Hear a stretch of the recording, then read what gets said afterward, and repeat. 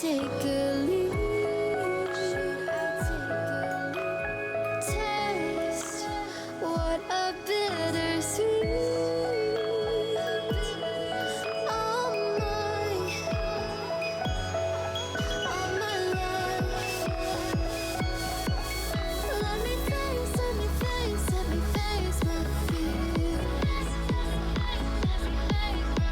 Oh, let me face my fears.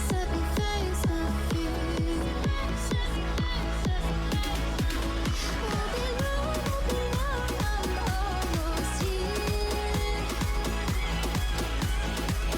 Watch me cry all my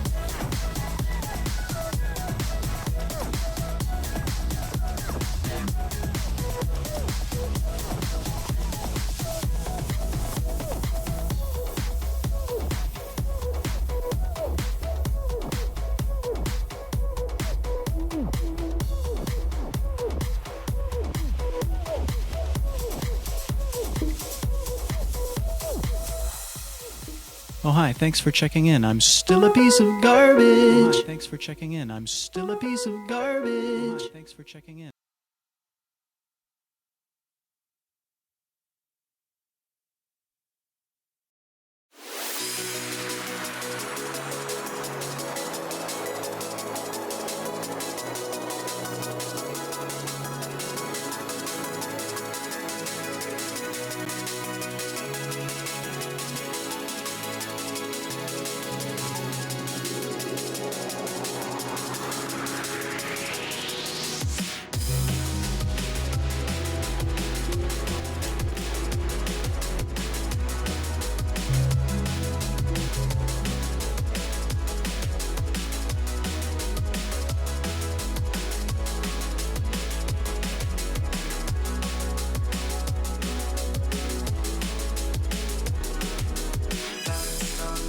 Hello.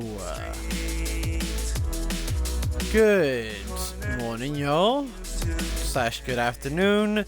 / good everything. Snappo. Gid. Scott, Silas, Abram. Jira. Nash. We got some first time chatters as well. Hello.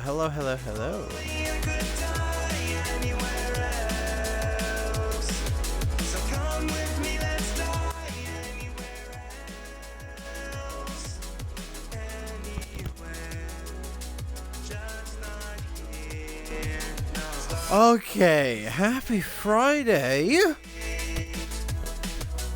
It's a Friday, y'all. So we vibing. It's not a 24-hour. My roommate does still have COVID. So we're not doing that. We're not able to do that today.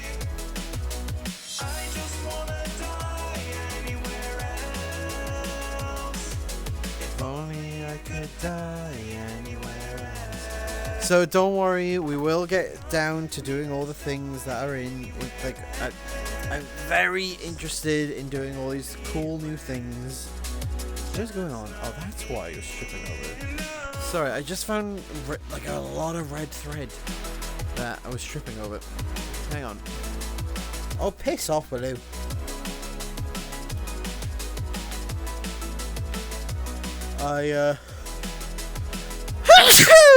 Woo! Let's go! Oh. Oh. Oh, they know I walk alone. Oh, hi. Thanks for checking in. I'm still a piece of garbage. Southern Sammy, Dracha. Hello. Dracha, thank you very much for the host. Much appreciated. Bless you. Thank you. I just wanna die anywhere else. There we go. Finally. Sorry, this thread has been annoying me all day. And it just got worse and worse and worse. No matter what I did. So now I finally dealt with it. Anywhere. Alright. Well, welcome back to another stream, y'all. I hope that you are comfy, I hope that you are cozy, and you are ready for some bullshit. Ready for some bullshit. Anywhere. Do you know what the deal is? I'll see you in a minute. Hi, I'm Vardic. I'm not currently streaming, but this is the kind of thing you can expect from me when I am. I'm in the closet again. I'm 16 and I'm scared of boys. Can you shut the fuck up? No. I may have just hit myself in the balls. Are you writing an anime girl? Do I need to set up an OnlyFans for free or something? Fuck, I will hit you! Ghost not camping, ghost vibing! No, it's not! Oh, my teeth are blue! No, I'm sweating and I hate this. Jason Derulo. Oh my god. Dick. Eat a dick! I'm gonna suck your dick. I'm gonna shove a dick in my... People love my meat. We're blending. Bardic and the beans. Wake up, Daddy. Daddy! No! YOLO. Yeah! I'm a trash man. Last night in bed, I actually had a bit of a cry because of how nice you guys are.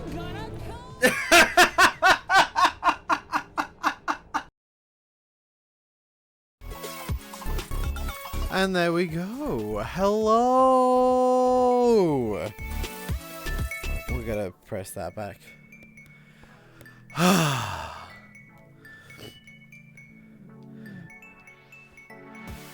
Alright.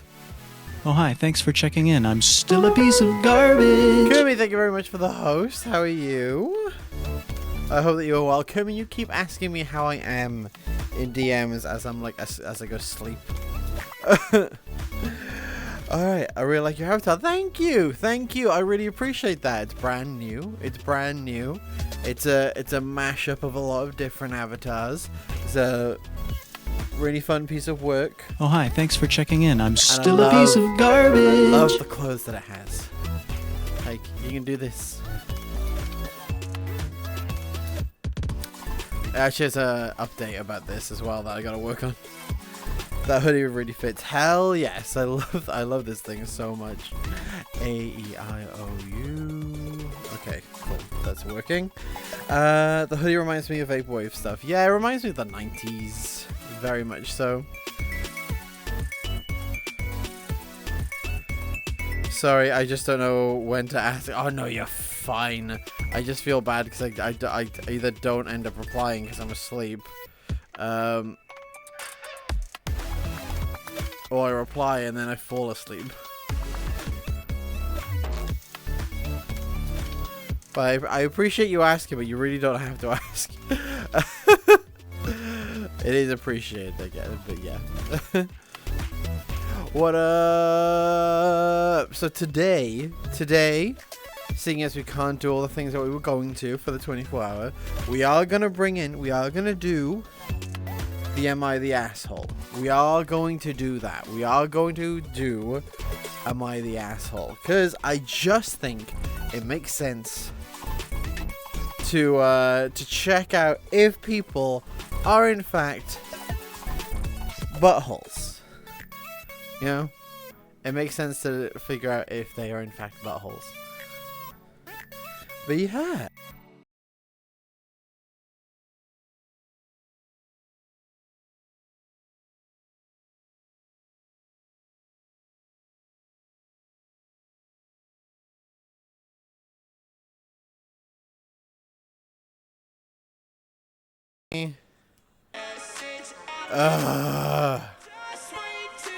Vardic.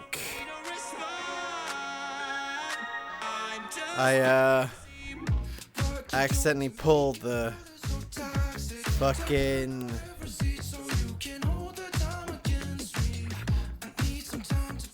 I didn't crash. I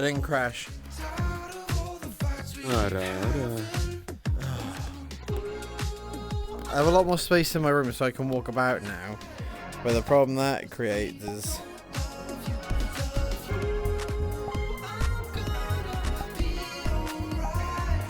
don't have to worry. Okay, there we go. I'm not. Yeah, I just accidentally pulled on the wire. Which is annoying, because if I was actually right next to where it was. I pulled it in the stupidest way. So no, you laugh, you lose, or yeah, we're not doing you laugh, you lose today. We're doing the Am I the Asshole. We're gonna save all that stuff for the 24-hour, which we'll probably have to do next Friday. Alas. Oh, for God's sake. Are you kidding me? I gotta reload that shit now. Ooh.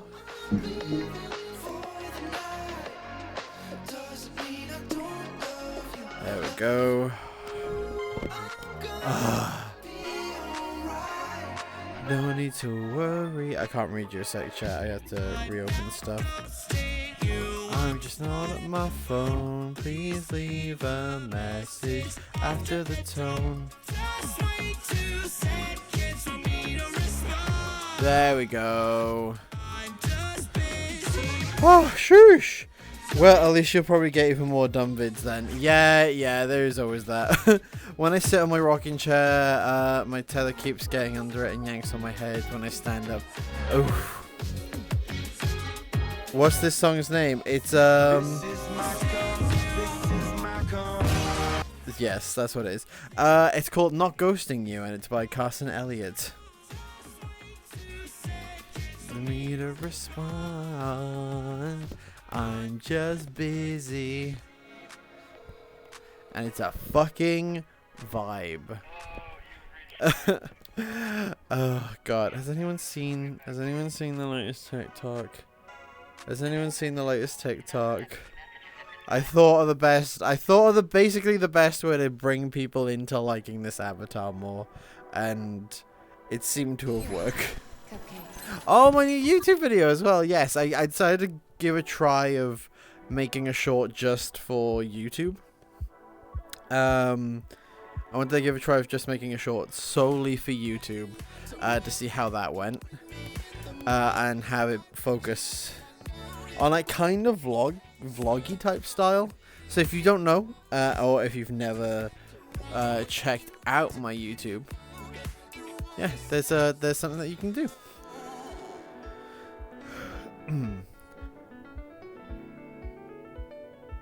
But yeah, something you can go do. Alright, Merp. Yeah, I love the hair, very cute. Thank you very much. Thank you. Alright.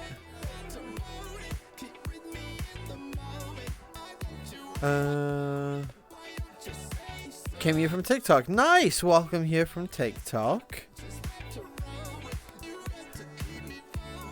But yeah, we'll spaghetti wise. It's not even a spaghetti wire. It's not even a spaghetti wire. It's just, yeah. Say so. Actually, I should probably check how my YouTube video is doing right now. KW. Alright. But yeah, exclamation mark YouTube if you're not already subscribed to me over on YouTube. Exclamation mark YouTube. Hey, yo, it's actually doing pretty solid for something I uploaded. Hello, small cat with a hat. I'm happy that you're here. I don't know, 12 hours ago? Why don't you say so? But yeah, welcome on an anime fan. Hello, welcome on into the Bard's Party. How you doing? Hey, 2D! 2D, you want to come rate buttholes with me today? You want to come rate buttholes on stream?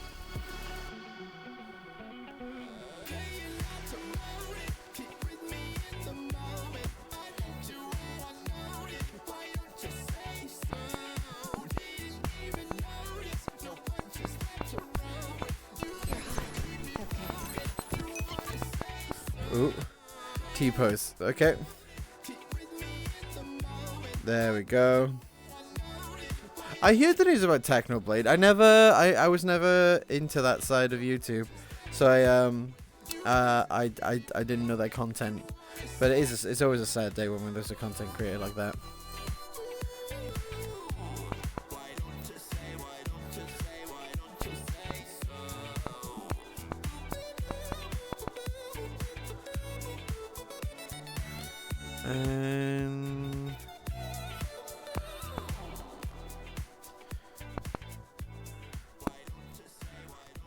You know what I'm gonna do?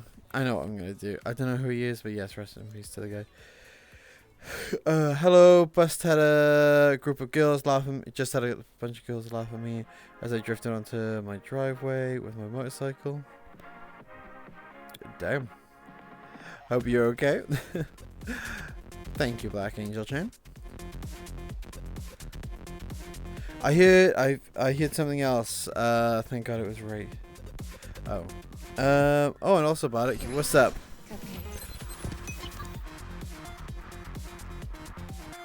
Oh, do I look good in this? Let me take a picture first. Oh, I got a VIP mind tag apparently. Damn, that's a look. Like, bruh. Hold on. Dudes. Sorry. Hold the fucking phone. Hold the phone and pass it to me. Hello? Yes? What the fuck? 150,000 points. You are one of the biggest lurkers then. Holy shit. Like, you've been following since November and you've only ever written 6 things in my chat.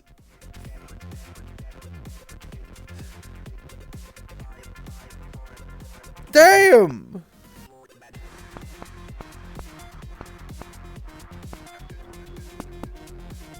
There we are. Well, you're a VIP now, baby. Enjoy the mac and cheese.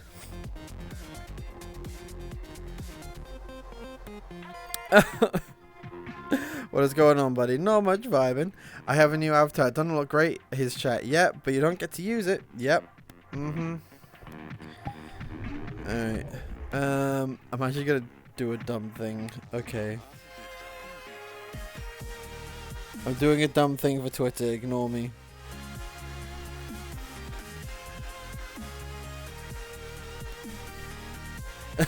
Okay. Listen, chat, shut up. Shut up, chat. I know what I'm doing.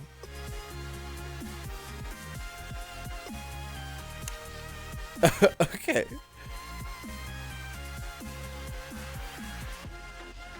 Listen. I gotta tell Twitter I'm live somehow. Show us your fun bags. Well,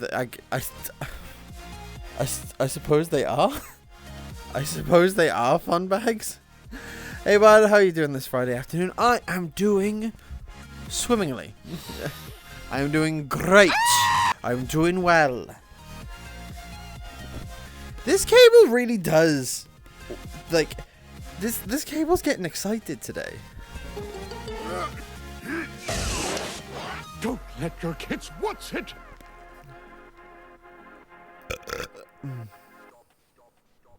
There we go. All right. But yeah, can we get an exclamation mark YouTube in chat, please? Because I know a bunch of you do be YouTube, but like people, because you don't shut up about people I collaborate with over on there. So yeah, least you could do if you're gonna nag and tell me about the content creators I collab with is you go follow me over there. Least you could do. Yes, I've been in Omegle videos with Monty. Yes, I've been in Omegle videos with Bubbles. Shut the fuck up. I know. Go follow mine.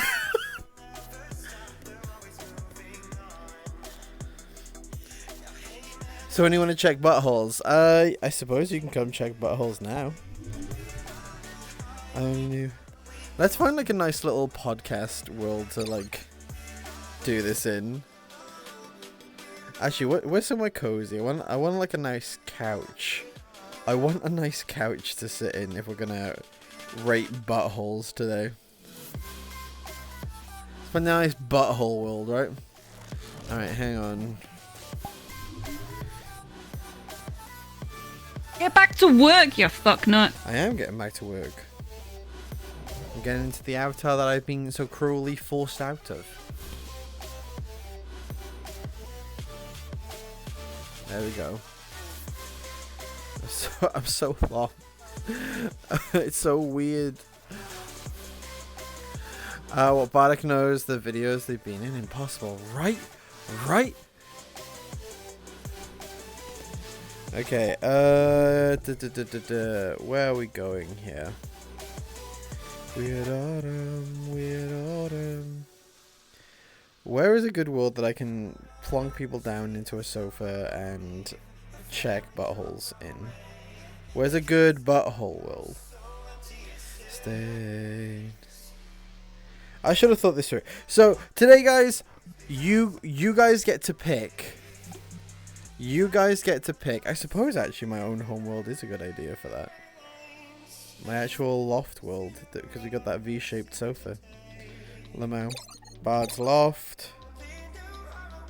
Invite only, go. So yeah.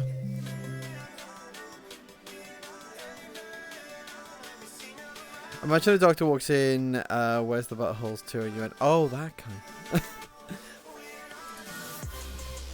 Alright. Let's grab you.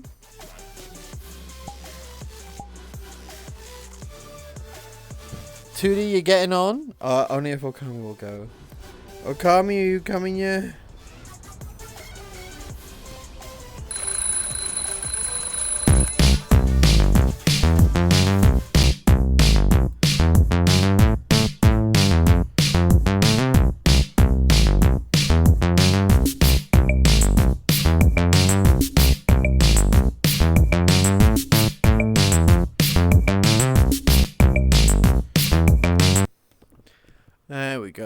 There we go.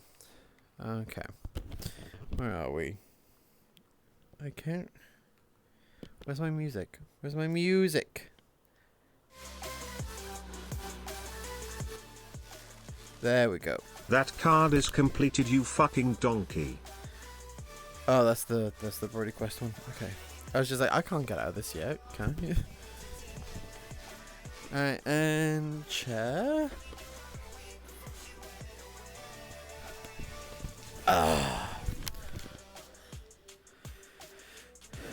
Alright. I feel this avatar's so tall. This avatar's so tall. Yeah, we got a lot of work to do with the streamloot cards. Alright, baby, let's go. Ayo, those hips though. No, that's fine. Like, yeah, I mean it is one long avatar. Hello. How are you? Oh, there we go. High five. Yeah, let's go. They're not vibrating my controllers, if that's what they're meant to do. No. Unless it's just because the right one is bust. No, it's not. All right. Oh, okay. I know, you see, somehow the world will change for me and be so wonderful. Live life, breathe air. I know somehow we're gonna get there and be so wonderful. Would you like to sit down? It's all for real. I'm telling you just how I feel. So wake up, the members of my nation. It's your time to be. There's no chance unless you take one. And the time to see the brighter side of every situation. Some things are meant to be, so give it your best and leave the rest to me. Leave it all to me. Leave it all to me, just leave it all to me.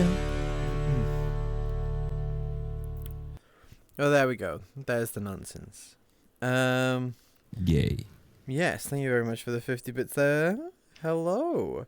Alright, well then I have to look again. My work break is over. Okay, look after yourself. Thank you very much for being here. I appreciate it. Welcome on in. I hope that you have, I hope that you have a good rest of your day. I hope that you enjoy yourself. And I hope to see you again soon. I'm just gonna do a tweet about my butthole. Yeah, just gotta tell the internet that it's butthole day. Butthole day, butthole day, butthole day. Did that picture take, by the way? The picture didn't take. Oh wait, hang on. Is it in an? Yes, there it is.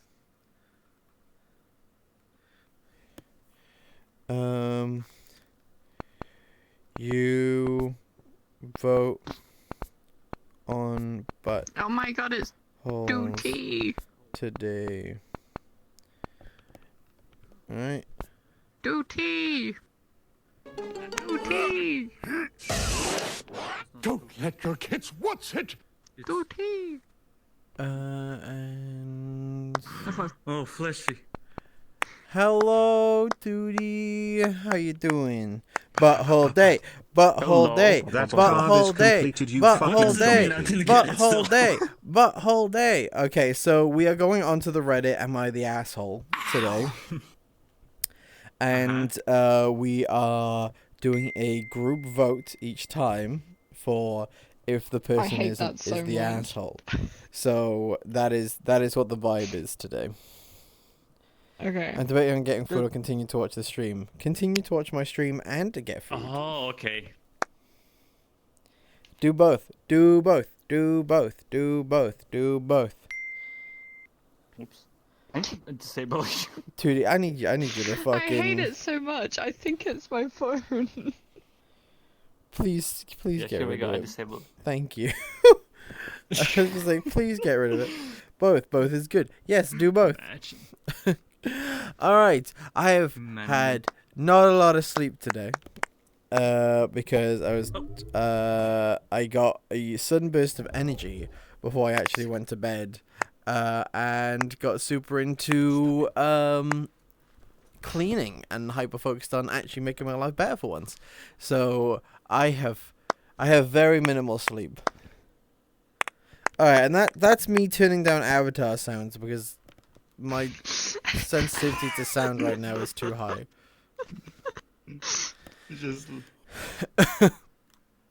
Just fighting. Fighting noises. Alright, energy drinks will do that to you, Bardic. I mean, I don't think I had. Big PlayStation. I don't think I had an energy drink yesterday. But yeah, I got a sudden burst of energy yesterday. Well, not this morning to be like, it's time to deal with all the crap the pandemic left inside your house. It's time to clean. It's time to have a better life. So that's I'm so tired. I'm so self-awaredly tired. But nonetheless, we are here to rate buttholes. So one thing I need to do right now is to bring up the poll. I think for Twitter where you type in 1 or 2 because we're going to be doing this a lot. Oh my god, So- Judy, I actually got a text message.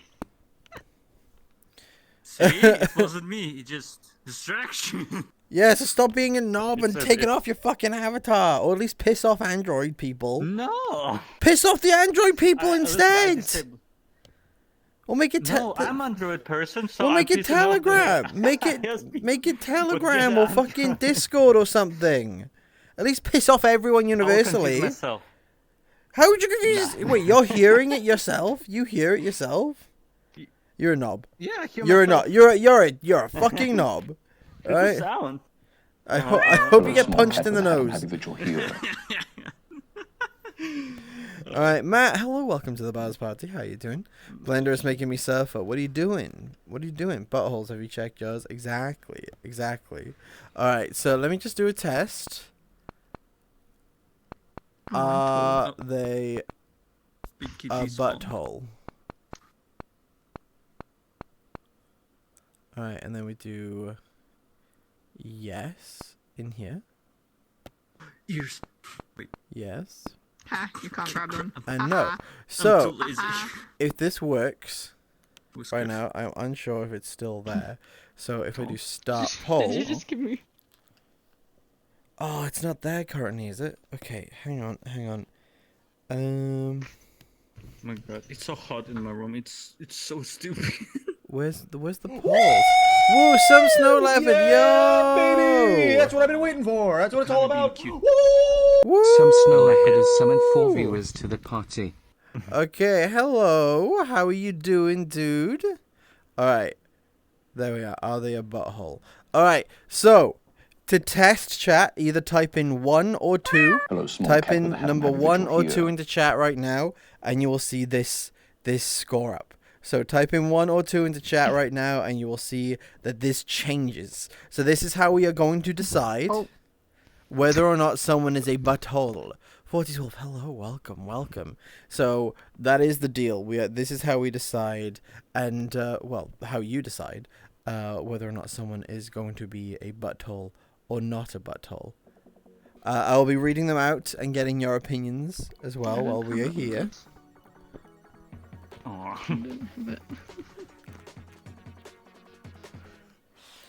Alright, hello first time chatters by the way. Haven't had a chance to say hello to people like you. What up? What up? But instead of Alright. time to somebody boop me, so I'm like, away.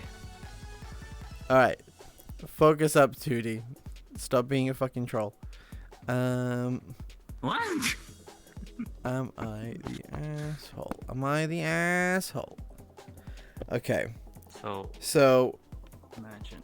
as you can see, this is how we are going to rank it. Oh, can I make it look prettier? I can make it look prettier, right? I think that's a thing I can do from just here.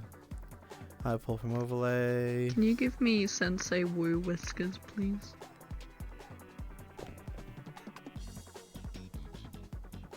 God damn. It's like Chris. Alright. Which one do I want it to look like? Thank you. I want it to be pink. I want that pink one. Alright.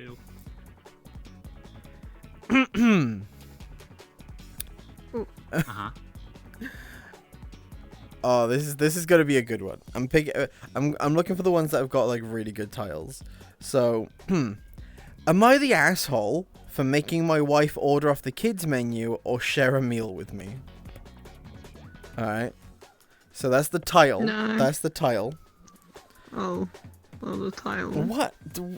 I mean, if it just alone on the tile, yes. Yes, just alone on the tile, I'd yes. say no.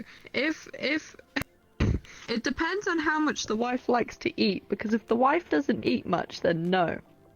Because I still order off the kids menu because I don't eat a lot. Okay, yeah, but being Yeah, I was, forced, like, about to they're like say. making my wife order off the kids menu or share a meal with me. That's. But we'll find out now. Based on the title, okay. yes. We'll find out But now. now we're gonna find out. Okay, so He just not saying it, so we don't know. my wife It's has like never. maybe wife action or- My wife has never been a big eater. That's fine, and I don't have a problem with it. What I do have a problem with is that my wife is somehow also a greedy eater.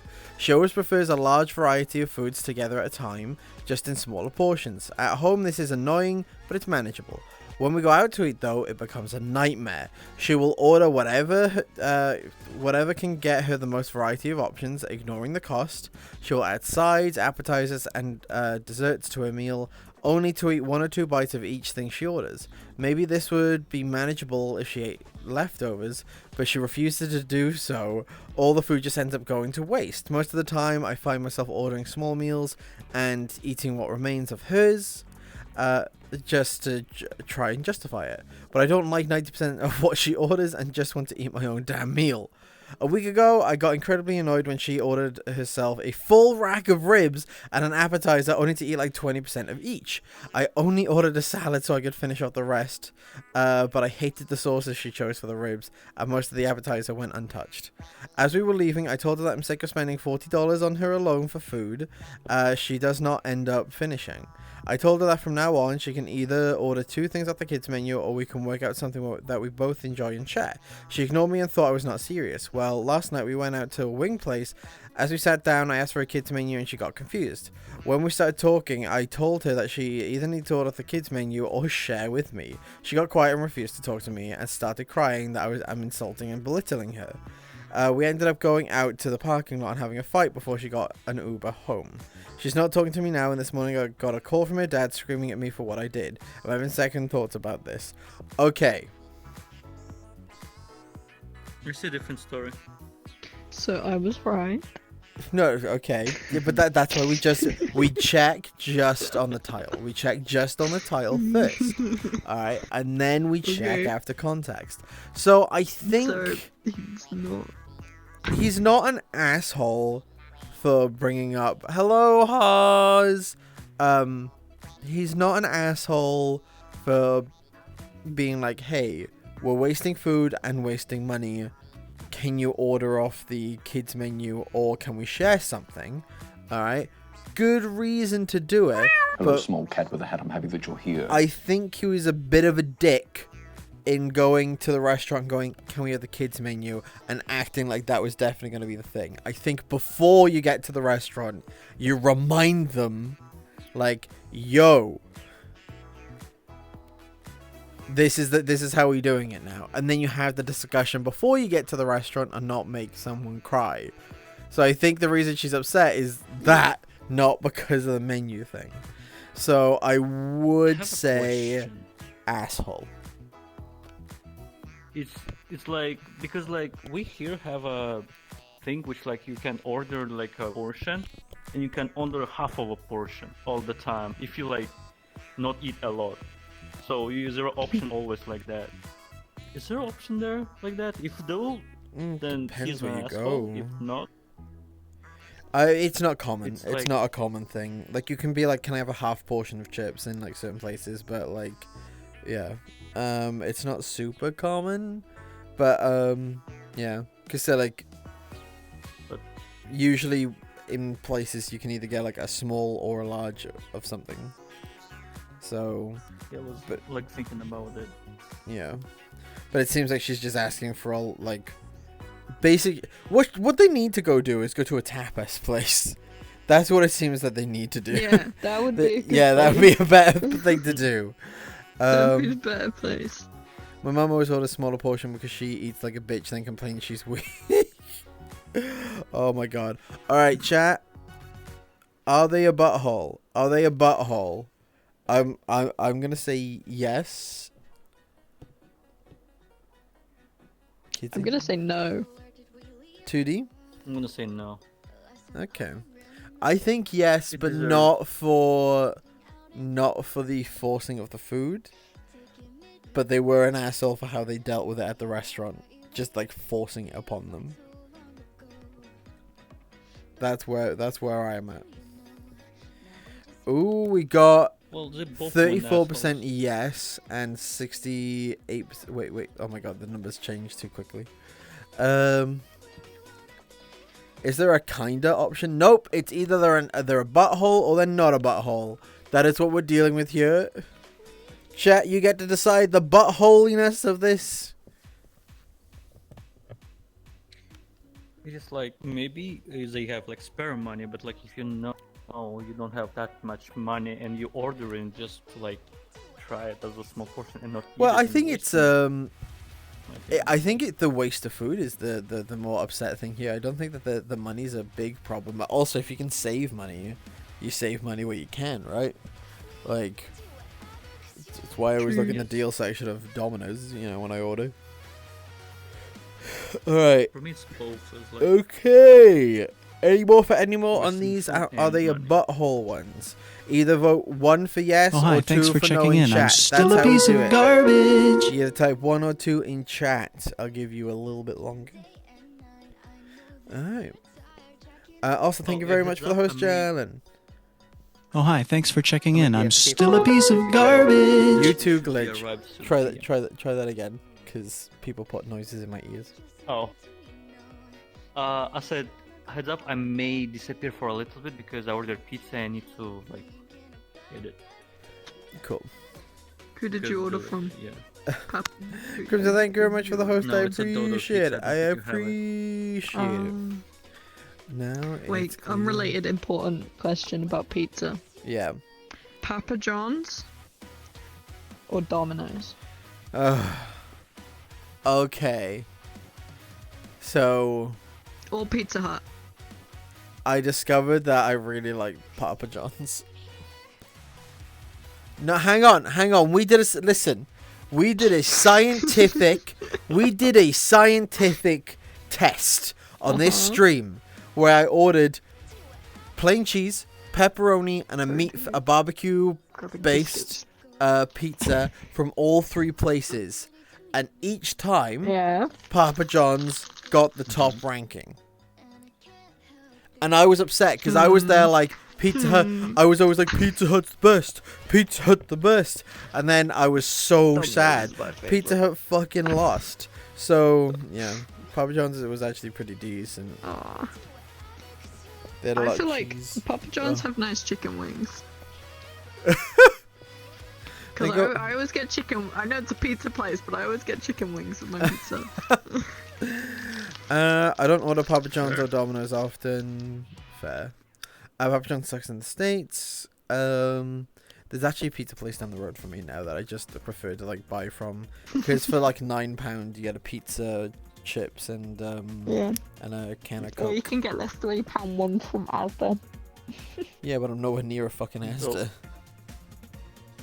And why? Like I'd home pizza and like pizza oven pizza's different, bruh. Like I don't like. Yeah, but it's cheaper.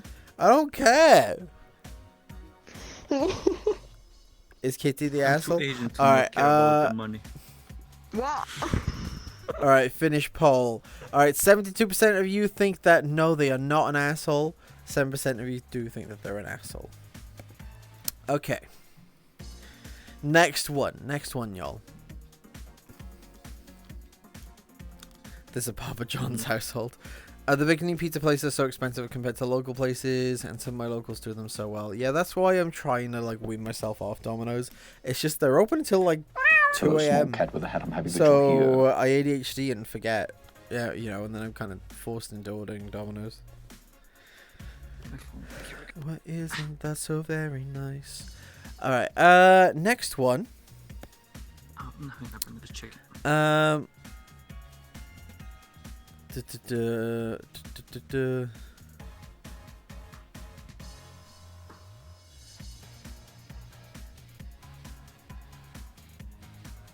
Ooh, okay.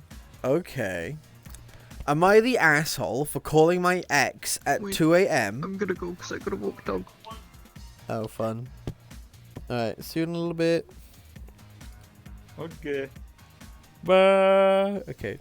Am I the asshole for calling my ex at 2 a.m. and asking him to come comfort our daughter and asking him to cancel his vacation? Alright. Judging by the title. Yes. No. Why yes? Why? To comfort daughter. Yeah, he like because it's his daughter. He took the daughter. Wait, for calling my ex at 2 a.m. and asking him to come over to comfort our daughter and ask him to cancel his vacation. Well, in 2 a.m. comfort daughter, cancel his vacation, but they done. But it's both their babies. I think answer was yes, he should be fathering the child, but if he has a vacation booked, don't make him cancel it. Okay, we're gonna find out. Our daughter got sick while on vacation with her dad a few months ago, and now whenever she's upset, she wants a specific parent to comfort her, and it's impossible to get her to calm down if you're not the parent she wants. A few nights ago, she woke up at 2 a.m. after having a nightmare and wanted her dad. We're separated and don't live together, so I did try to calm her down myself first, but she was getting more and more distressed. Eventually, I caved and called my ex to ask him if he could come over to comfort her. He came over and managed to get her back to sleep, but because she was sleeping on him, he didn't want to move in case it woke her up again. He asked me to wake him up at 8 a.m. as he was supposed to be leaving for a vacation with his girlfriend in a few hours. I asked him not to go because I was worried our daughter would want him while he was away. After discussing it, he agreed not to. After a few hours, he left. The girlfriend called me as she was upset. I had asked him to come over at 2 a.m. and because he cancelled their vacation at last minute because of me. She told me I was acting like a jealous ex-wife and accused me of using our daughter to control my ex, which isn't true. Oof. Oof. Huh, that's that's hard. Confederate. Okay. I think they are the asshole on this one because, I mean, ring, ring, ring, ring, hello, it's for you. Like, you can call. Like, surely, like, hey, video call. Do a video call. And then, Nash, don't say that. They shouldn't have separated that. Don't, people separate because they're not compatible anymore. Okay, people change. But they have a baby. Don't have... It's how long it should take. I mean, they're not a baby. No, they have a baby. Like, they already have a baby. Like, you already decided. It's like a whole marriage, and you decided to separate now. Yeah, because... While they still have a kid. Yeah, because just let grow up. No, sorry. No, that's bullshit. That's fucking bullshit. Responsibility. Do you know how fucking disrespectful that is, 2D? Because it's better for a child to grow up with two parents who, like, actually have respect for each other and not hateful people than two parents who are constantly at each other. The worst that I ever... Like, my parents are together and I'm glad that they are, right? But I remember a specific time, like, during the financial crisis, where they were not a good couple towards each other. They were shitty towards each other. And I will never forget the toxicity of them at that point. And I was like, to a point, I wanted them to get a divorce. Right? And I know people who have had, like, divorces, their parents divorce, and they grew up okay. Because they ended up also having, like, step parents as well that care about them. It's better to grow up into two functioning homes than one broken home. Well, it depends how its child will act afterwards. Because here is not how it's worked. Kids are not marriage fixers, exactly. Do not stay together just for a child, exactly. Do not. It is... Ugh. They have a daughter, they should have considered about her first. They probably did, chat. People don't just fucking get divorces on a fucking whim. Jesus!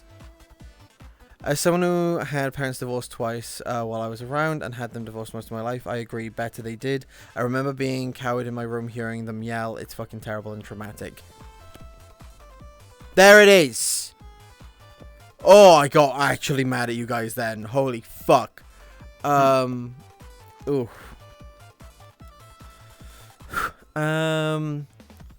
Okay, so let's vote on whether or not they're the asshole. Alright. So this is, am I the asshole for calling my ex-girlfriend... Am I the asshole for calling my ex at 2 a.m. and asking him to come comfort our daughter and asking him to cancel his vacation? He came over at 2 a.m. and canceled his vacation, showing how much of a priority the daughter is for him. He's a fantastic dad, and that's a very difficult situation. This is an issue that they need to work on with the child. It's really hard to answer that one. So yes, I agree. They are the asshole. Yeah, I guess so. I should say because yes. they like they can Yes do a than video no. call as well. Like, honestly, in that situation, I'd be like, video call me, put the phone next to them, all right, and we can just fall asleep that way, all right, on a video call. People video like. When I've had like really bad anxiety, when I've had like really bad times, I just get into a Discord call and I fall asleep in them. Alright, just around other people. Like, it's quite comforting. So, never deny the power of like just a fucking call. But yeah. But still, again, the physical presence and just using the voice call, the video call is a little bit different. I still like the Especially secret for option of the new church. girlfriend is about because it is the choices of the father and mother. because maybe the video call will not gonna work. Well, yeah, but like You nonetheless, can like talk to them, like, still the asshole for like trying to get them to cancel their vacation, like just because the child will be Oh, upset yes. while they're away. You know what? That's a great opportunity for managing that shit. With the wedding, he had a choice here. He agreed to cancel the vacation. He didn't have to. She just asked. But still, that's like, just asking doesn't mean that you're not being an asshole, because that's still pressuring someone. All right. Hey, our daughter's gonna have, like, you're basically saying by you need to cancel your vacation because our daughter's gonna have a hard time without you here. It's basically pressuring someone into choosing that. Like, parents are like, the people are allowed to go on vacations, yeah, kind of a thing. And he chose to stay, yeah, but that doesn't necessarily negate the pressure out of it either, you know. And also, he's going on vacation with his new girlfriend, trying to have a relationship moving forward. I think the vacation could have been handled better, but I don't think she's in the wrong. I do think that I do think that she was an asshole for asking. Like, no matter what, I don't think that you ask someone to cancel their vacation for something like that. That is, you should be aware that this is a problem that needs a different solution. You're just patching up the boat, in my opinion, on that one. So I think that she's an asshole for that. And just like, oh yeah, like, oh, he's already going out of his way to like really help the situation. Oh, the setup here looks like you're hosting a talk show, Bard. Oh, thank you.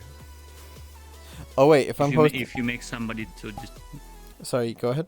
if you make someone to, like, if you tell something and make other person to have a decision, yeah, that's for my like, it's not right, especially like that. A little bit manipulative. Oh wait, do I need to look official? Give me a second. Hello, everyone. Where is it? Here we go. Oh. Here we go. High five. Hey. Oh, God damn. I almost fell down because I didn't saw it under me. All right. Oh, wait, Love the suits. Okay, so yeah, it looks like 16 votes to 3. They are in fact the butthole. They are in fact the butthole, everyone. Let's go. We got them. We got a butthole. Check your butthole. Have you checked your butthole? All right.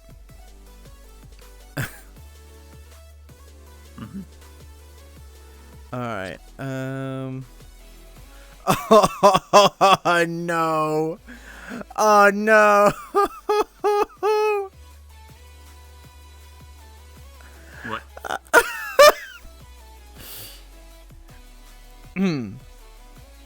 You're a The result is butthole. different? Alright, no, just, am I the asshole for using a squirt bottle for cats on my nephew?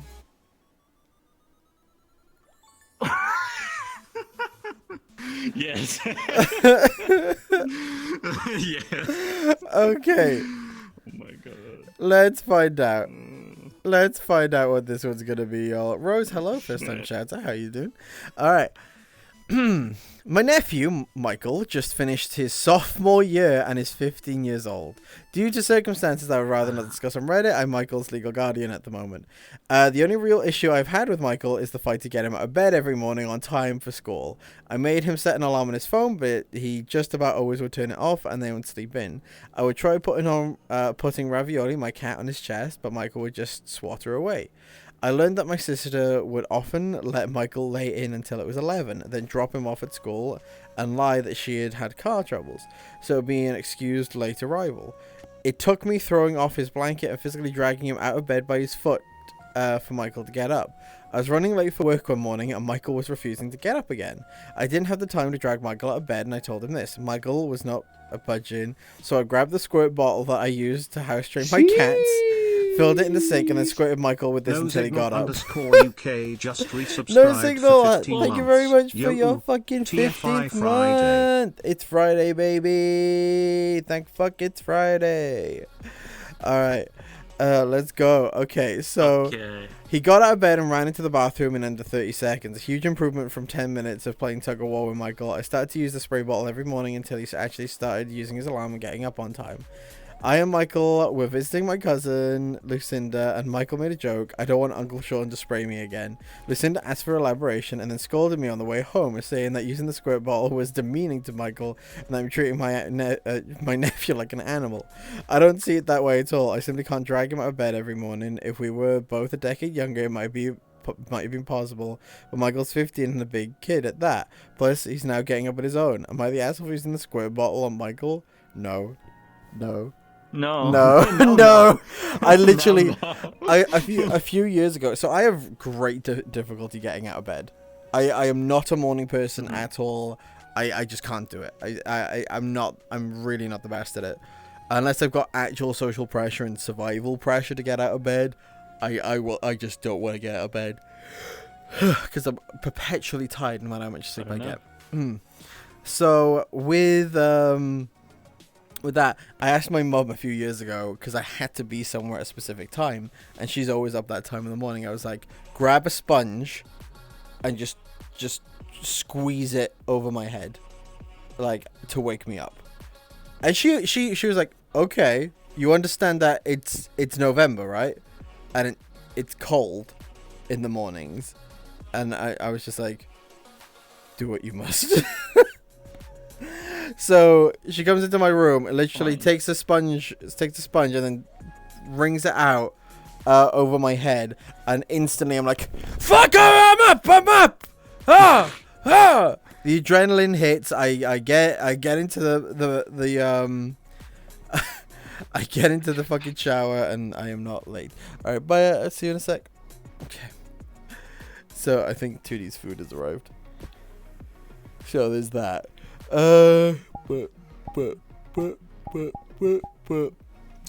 Some people have been missing the Green Day shirt lately, so we're gonna put the Green Day shirt on. Alright. That's hacking commitment. Yes, it is. So yeah, I don't think that they're the asshole. I think that they're just working to what their nephew kind of reacts to, and I don't hate that. Alright. Are they the asshole? Are they the asshole? Michael Tire Place says buy one get one free on Steam bundle orders. Do I want 12 pork buns? Oz, yes. I want them. I want them. In the ashes. That's what happens. Alright. We got 2 people for that they are the asshole.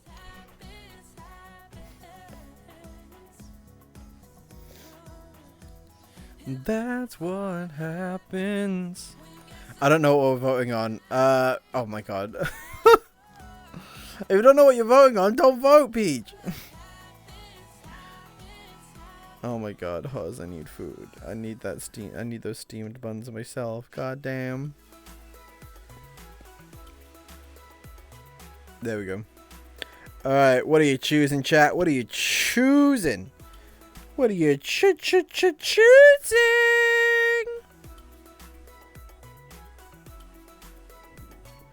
That's what.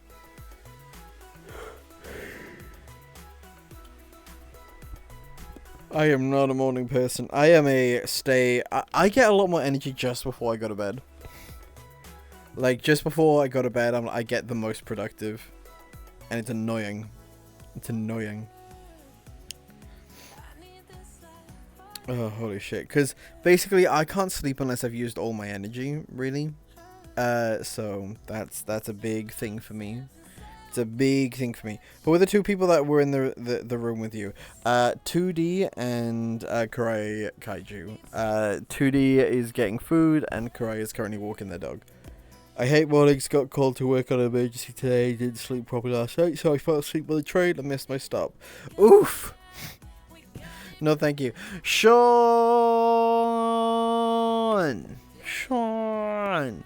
Okay, so are they the asshole? Have you done voting?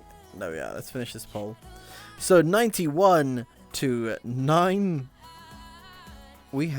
they are in They are not a butthole. They are not, in fact, a butthole. Alright. Let's find another one, shall we, chat?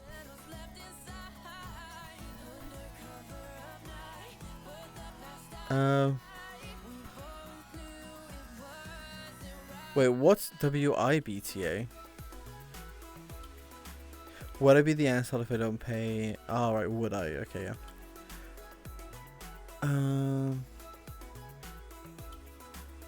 Oh,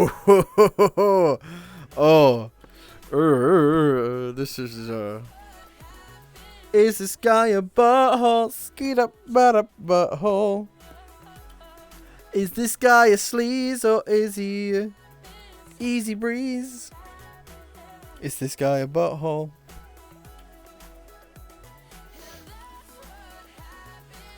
My mom will put shampoo on my hair if I don't take a shower. Usually I would be playing a game on my PC, so my mom would get a jump on me. Ah, oof. Oof. That's clever, though. That's clever. Just like, now you gotta go shower. It's like, god damn it. Alright.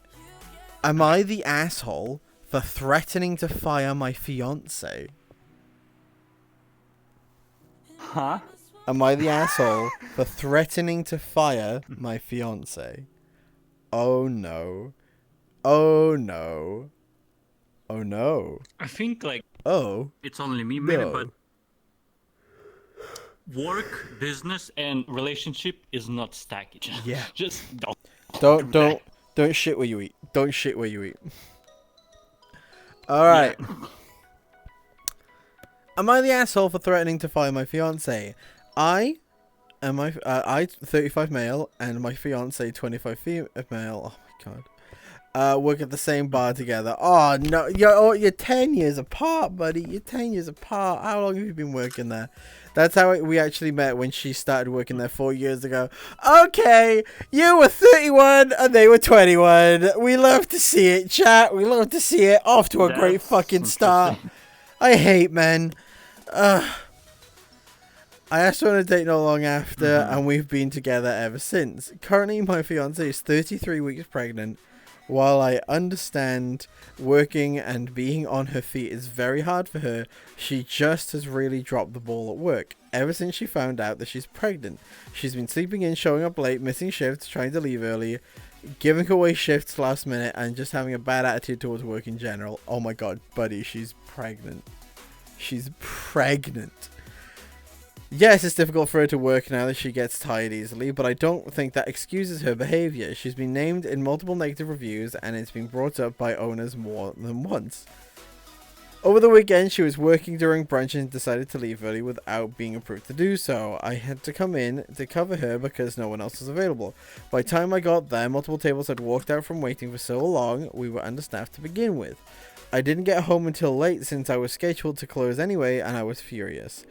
I slept on the couch, and when she tried to get me to come to bed, I sat her down and told her how she couldn't pull something like that again or she would be fired.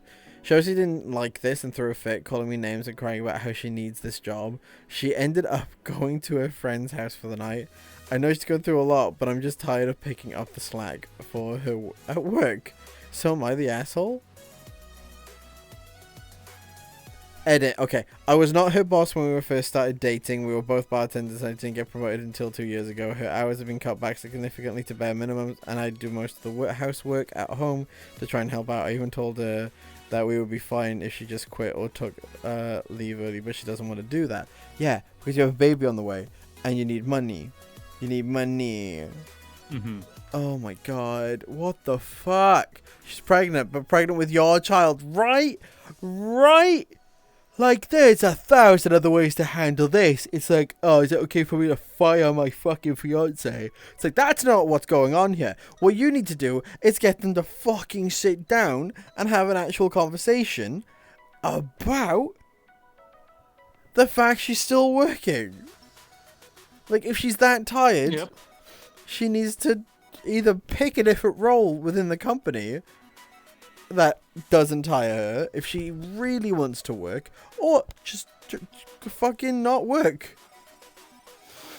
They brought them they brought up them being understaffed. That's not her problem. She's literally pregnant. Oh my god. It's like 100% like asshole. Oh my god, FBI might get interested in this.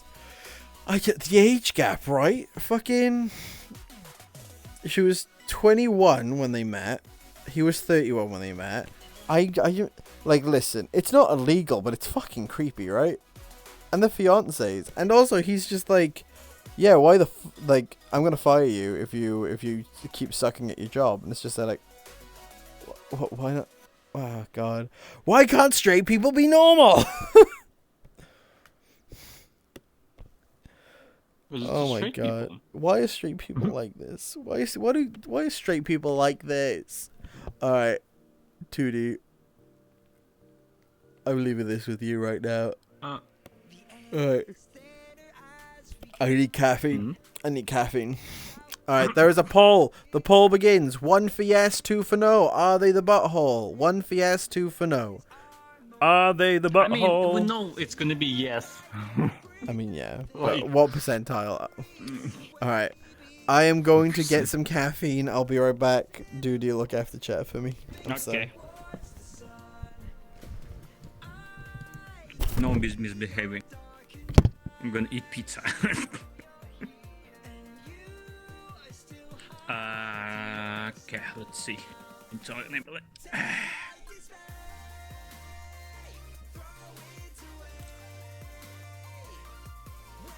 Oh, yep, like it's 100% yes.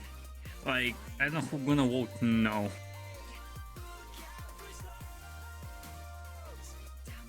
Can we be bad? No, no bad. If you bad, I ban you. Nah, no, I'm timing out. No banning. It's bad.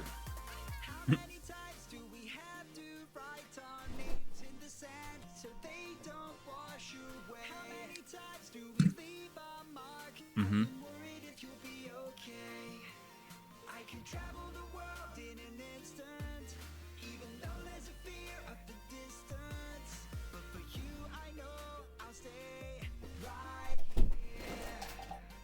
Hello, small cat with a hat. I'm happy that you're here. Coffee noise.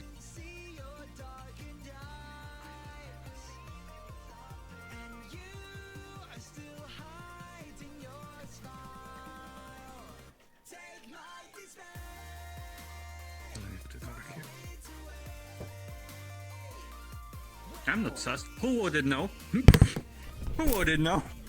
What do you mean no? What do you mean no? What did 2D do? Oh my god, look at these cuties.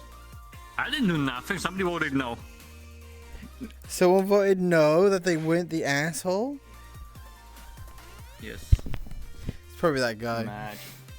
It's probably the guy, like... I mean sus to the... Yes. No, Yeah, nice angle, perfect angle.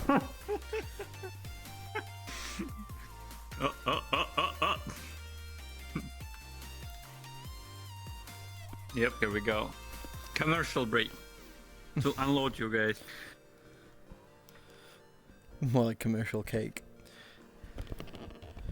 Commercial cake. There we go. Oh my god. I'm looking forward to sleeping tonight. Holy shit. Alright, Hello, small cat with a hat. I'm happy that you're here. Apache, okay. Hello, welcome on in. I ordered double pepperoni pizza and it's amazing. Grape caffeine, yes. Don't change angle, shush.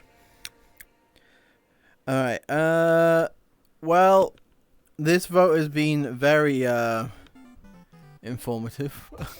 It's clearly a lot of debate on this one. Yeah,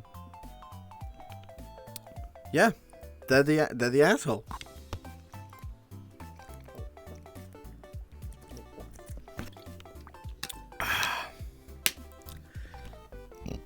What happened to straight people? They got too comfy. They got too comfy. I don't think it's a straight people, it's just people in general. And probably from old and past stuff, because like, if you think about it, in old times there was a lot of stupid stuff. Like, a king lion or like queen lion when they just marry each other. When they inbred. I'd rather go fishing than look after my wife. Oh my god. Huh. Next one. Ooh.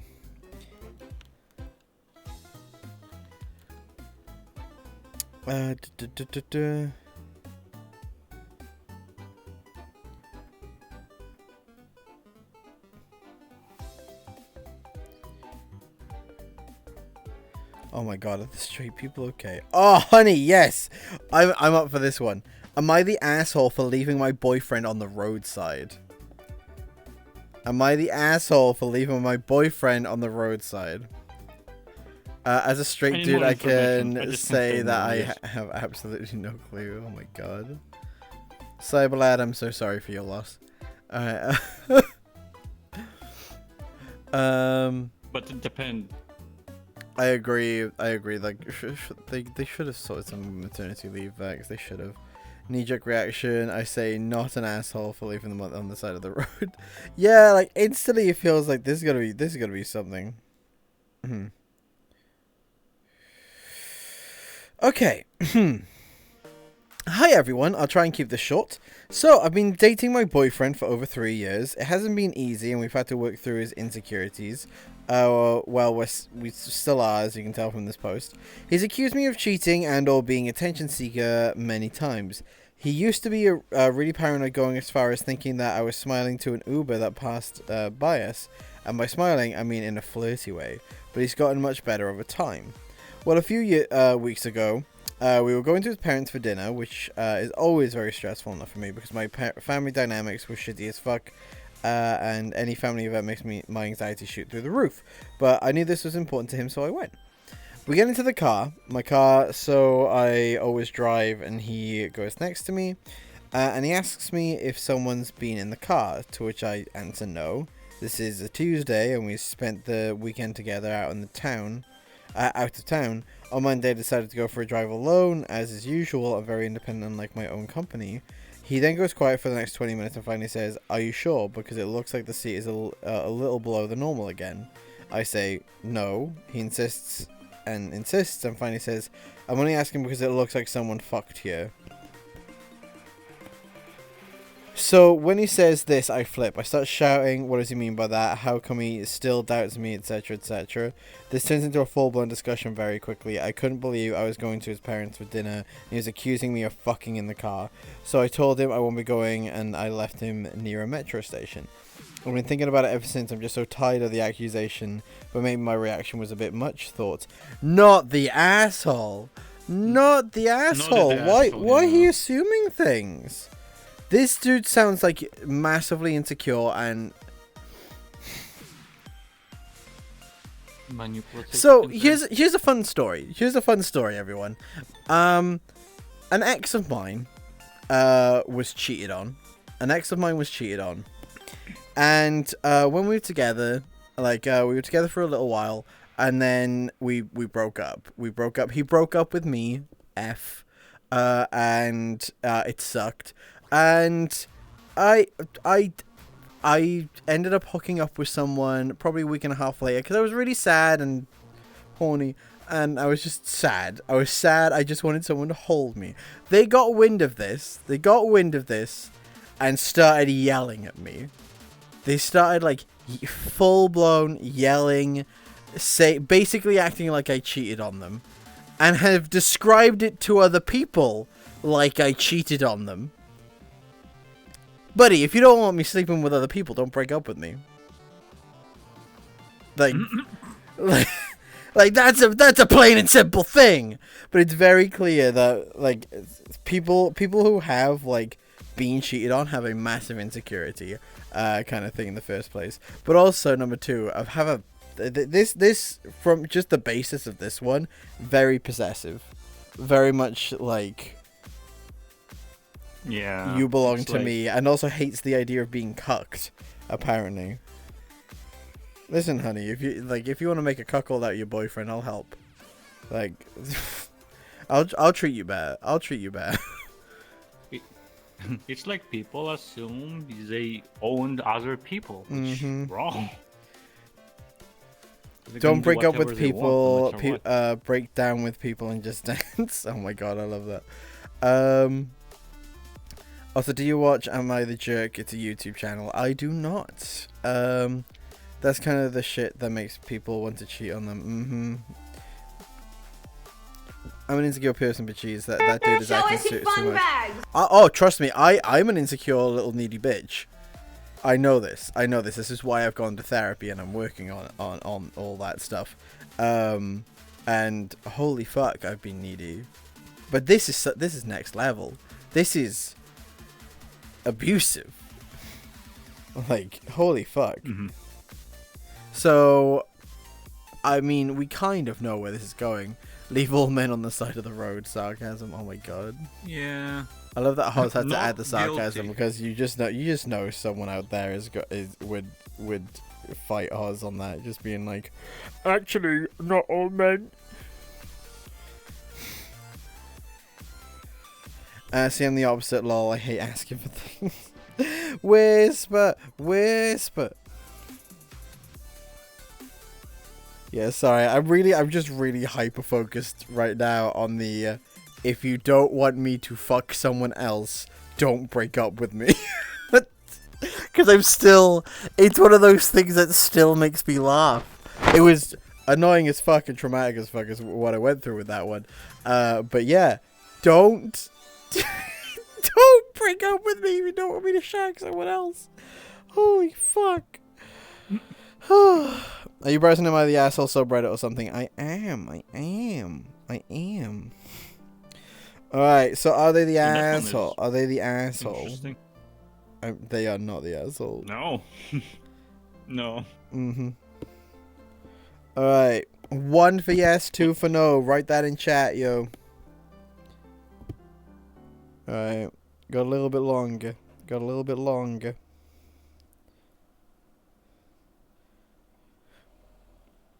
Alright. It's like, if you're gonna tell me that, I will probably gonna do opposite. Because it sounds like challenging. Viridal? You wanna explain? You wanna explain yourself? Hello, small cat with a hat. You wanna explain yourself? We're gonna cancel you on Twitter now.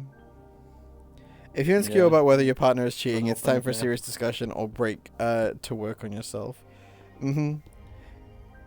Like, okay, so cognitive behavioral therapy teaches you this.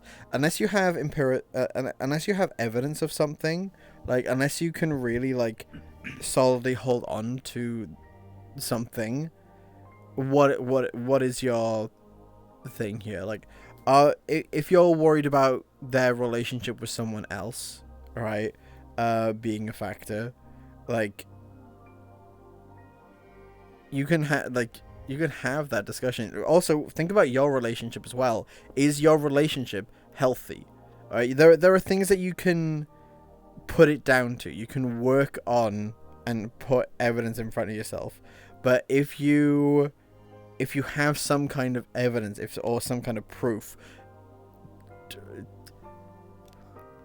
yeah, you gotta talk about it. But also, there are people. It's a weird one. Maybe I'm not. I haven't been in that situation much to talk about it.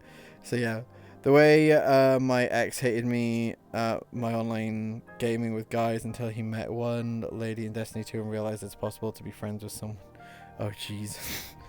Am I the butthole for falling down? Because some people not against it. Like the couple which like have a different relationships, like not just. Oh, that's open relationships though. Oh, the monogamy. Here we go. That's an open relationship, and those are fine. But yeah, just but even you can cheat in open relationships too, because open relationships you have to discuss, like what you're doing and who you're doing. Yep. Every time with everyone. There we go. I mean, I've been involved in other people's open relationships, and it's all good. But I would never have one myself personally. Like, I've been involved in open relationships, but never been in one, if you know what I'm saying. Like, I've never dated someone and be like, yeah, we're Gucci. Because I'm very monogamous. Which, yeah, I mean, I've been living my whole life, as I've discussed many times this year, which has been absolutely fantastic, and I'm having a great time. But you know what I realized the other day? I saw a picture on Twitter of a couple cuddling, and I was like, why am I emotional? Why do I really want this right now? And I was like, oh no, oh no, oh no, oh no. Is my hoe phase coming to an end? Is my hoe phase coming to an end? Before Eurofirds? Before MFF? I don't know. I just there is that part of me that's kind of like, I want to wake up in the morning next to someone and be like, yo, do you wanna watch Community on Netflix right now? Or just like, hi, and then just burp in their face on my morning breath and then get annoyed at me, but also find it kind of cute. What is wrong with me? What is wrong with me right now? Why? But are you gonna get in a relationship soon, TM? No, because that means I'm searching and I'm not. Or I have opportunities, and it's not that I don't. Try to imagine him. He knows the emotional Think time. about it. Oh no, he's hot. To that point. I don't know. Just want to make out with someone and hold a hand and go on dates and you know what's bad? I'm going to Amsterdam in like 3 weeks, and my what the heck? Oh, sorry. That was my business partner texting. Hello, small cat with a hat. I'm happy that you're here.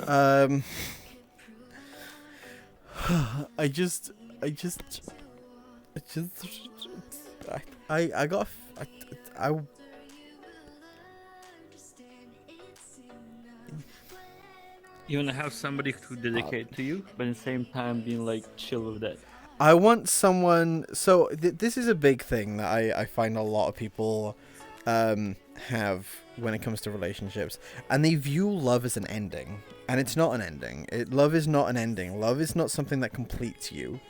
It shouldn't complete you. It's just a part of who you are. It's a part of your life. It's a part of your story. All right, and it can be fucking great. All right, and also you can have so many people focus on one love, for instance, and that's not me talking about like open relationships, blah blah blah. That's not what I mean. But you can have many. All right, because this also comes down to like different relationships that fall apart. Me and my ex-boyfriend, we broke up because it didn't make sense anymore. They're in fact the one that I recently made a TikTok about.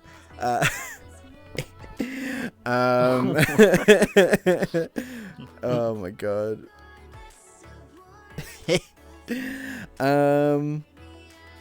So think of it like this.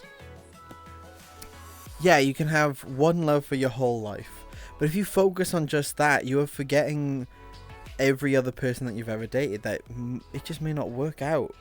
You may want different things. It may not work as right. That doesn't mean that you didn't have a great love. Yes. That doesn't mean that you didn't have a great relationship. It just means that you didn't work out. And you're being disingenuous to your past self. Because you were in love with that person, right? You were in love with them at a point in your life. And you shared this bond together. And I think that it's unfair to your past self, unfair to yourself, to just throw it away because they weren't the one you ended up with, kind of a thing. And it doesn't matter if you have one love or many. Love is a part of you, if you if you want that, all right. But it doesn't complete you. It doesn't define you. And so many people are addicted to this idea. I need someone. I need someone in my life. I need this. I need someone to complete me. You know, and I feel that as live wrong. Alone. You know, like you can find other people around. Yeah, like think about your friendships, think about you as a person. Like, why do you need someone else? How do you need why do you need someone else right now? Is this because you define yourself as like incomplete, or do you define yourself as someone who is only okay or only together with when you're with someone? And I think a lot of people do have that issue of like, if I'm not dating someone, I'm not progressing in life. Bogus. And it's bullshit. It's bullshit. That's bogus. Yeah, that's bullshit. Yeah. Like it's like all things. I've had long enough relationships in my 20s, and that's why I'm kind of having my hoe phase now, to kind of recognize, yeah, I'm great by myself. I'm great. I don't give a fuck what anyone thinks about my opinion on that. I'm great. I'm funny. I'm witty. I'm compassionate. I will fight to a flaw as well. So I know my worth. I know my value. And that's me. That's me. I can either be with someone or without someone. All right. And it's very key to think about that. We really completely shifted gears on this one, didn't we?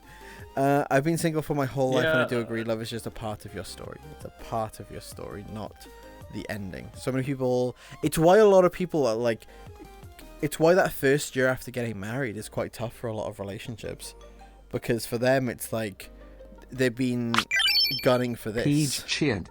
X1, you are an amazing bean, and I think we all tune in to hope that we can learn how to be as awesome as you. Ew, don't be gross, Peach. I don't like marriages. The thing about it, just too much hassle.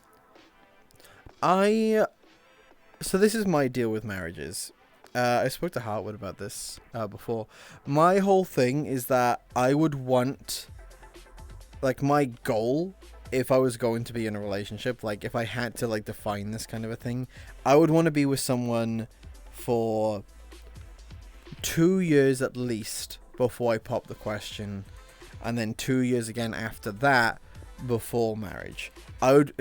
So my basis right now, regardless of when I proposed, I would want to be with them for whatever length of time that I was with them, that it took for me to propose, and then do it again to get married.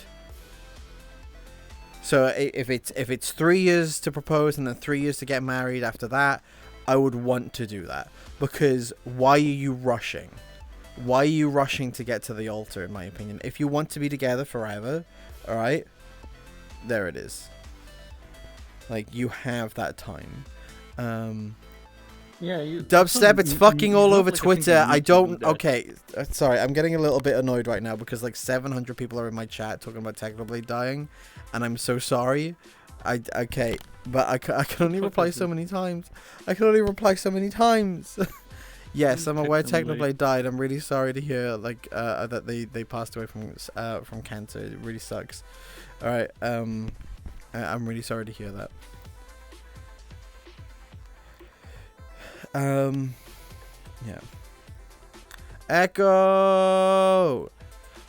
How you doing, sweetheart? Oh my god, is the DJ Echo fault? It's that the oh DJ my god, Echo. Big fan. Big fan.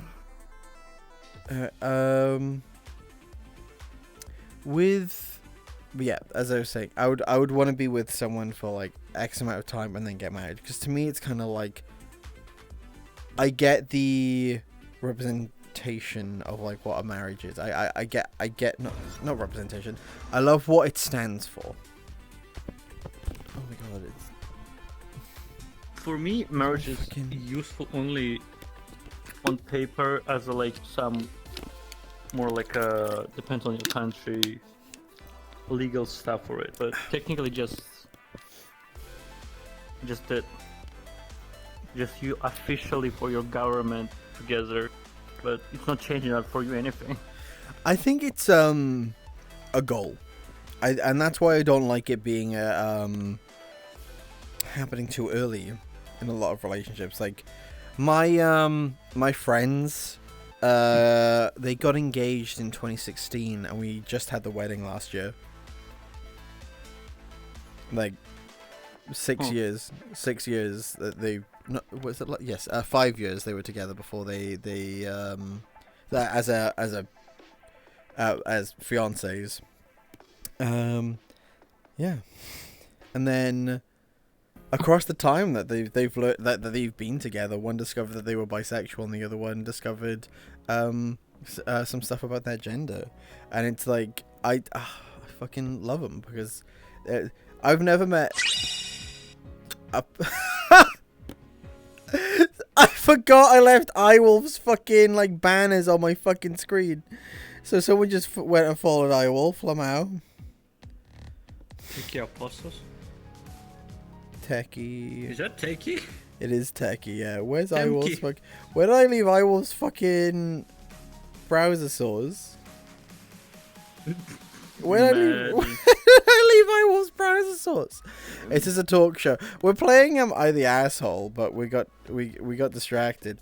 But yeah, I would also fuck you, by the way, Echo, you fucking cutie. Oh my god, is that the critically acclaimed streamer Bardic? And then, oh my god, is that the gorgeous 2D? Oh my god, that's so cute. Was the Bard's laugh so cute, like loses? Echo. Was the Bard what? Oh, was a Bard isn't laugh, like Bard you're lose supposed to do already? Bard No. forever lose? So we're not doing that today because it's not. I want to do it as a part of the 24-hour stream, and I can't do it today because my roommate still has COVID, and I can't. Like they're currently in the room below me, and I can't be loud for 24 hours essentially. Jalen, you're a You should fucking change the nerd. description for your Bard you lose. Because people are also gonna look there and gonna say 28th, which. Yes, don't worry.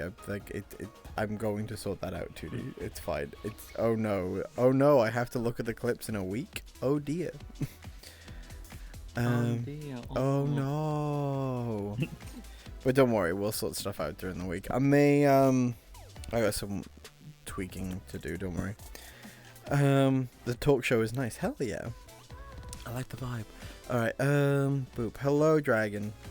All right. Dragon D's nuts. But yeah, Echo, how are you? Are you still here, Echo?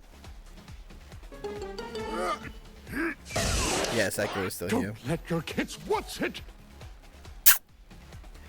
2D, you I'm a really like half to body, spin, of course don't I'm you? gonna spin. Yes, big old spinner. I'm a half body. Of course I'm gonna spin. So with in regards to all that relationship stuff, yeah, I would love to find someone to spend the rest of my life with, and I want that monogamy between that. He's paralyzed from the waist down. Oh my god.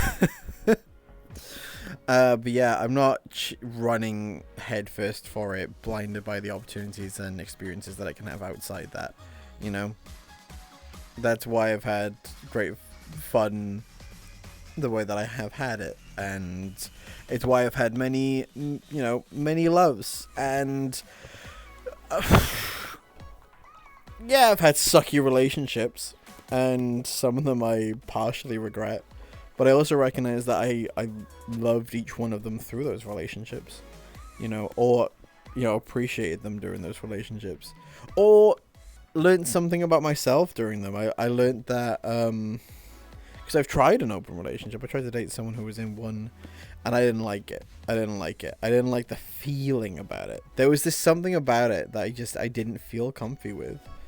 And I remember, whilst I was in that open relationship, I was I remember them leaving to go spend time with their other partner at the time, and there was this feeling in my stomach that I was just like, I just didn't feel okay about that. And I was like, that doesn't mean that open relationships are bad, it's just that they're not for me. There was just something inside of me that I was like, no.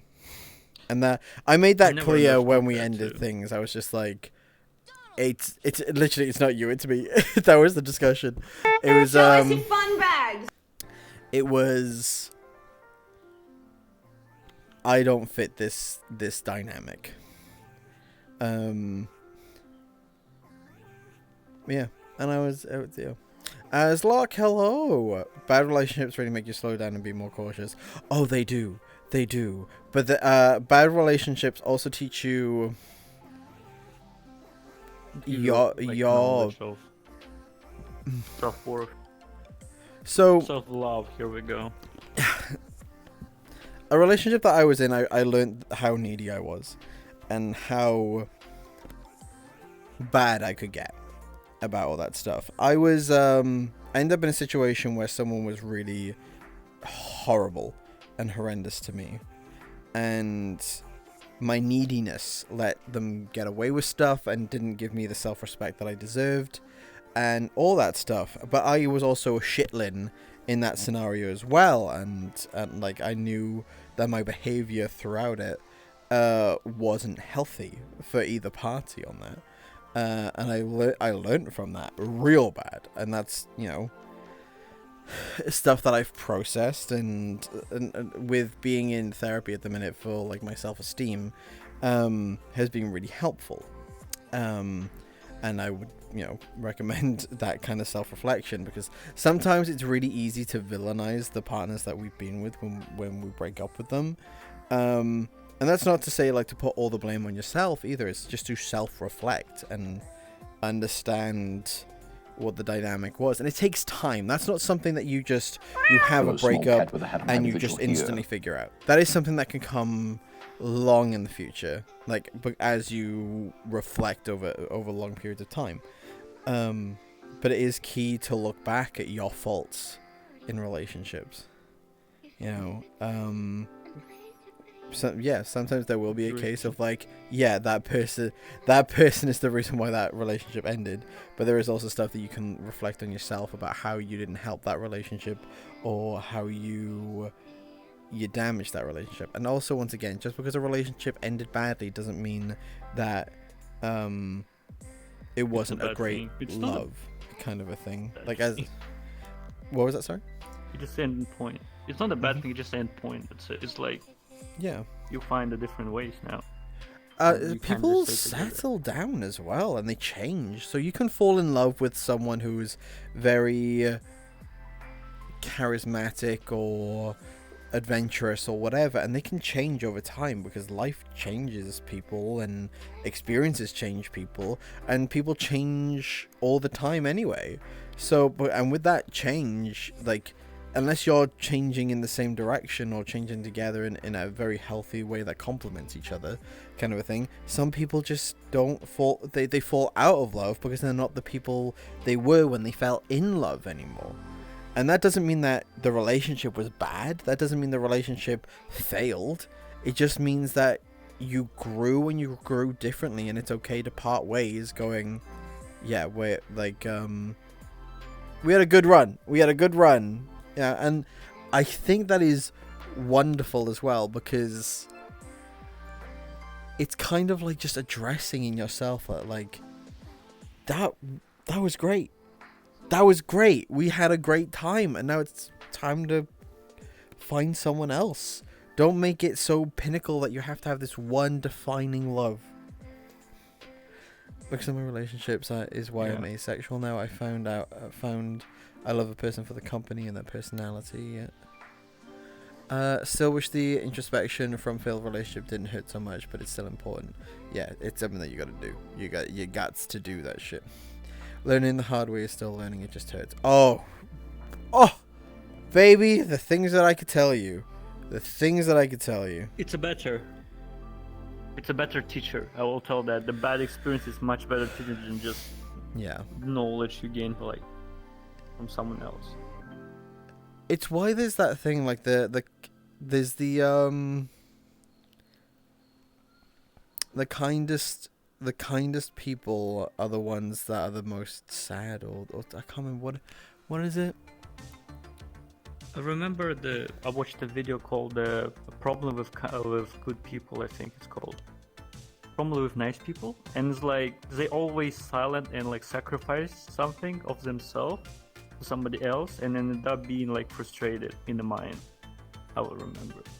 like why they do that to me, why I spend like a lot of regrets, and yada yada. Yeah. It's I take a lot of there are three people in my life that I look to when it comes to doing the right thing, all right, or helping others when it comes to this. My nan, she was basically a politician, and she was an advocate for children and for workers' rights, and very compassionate and worked very hard to do all these things, right? Obviously, my mother, raised by her, got a lot of that. And my dad was also very similar in personality as well. Very much a going to like fight people in order to get what's right, or teach someone what they're doing is wrong. And have you noticed, chat, that I don't take shit? I wonder where that comes from. And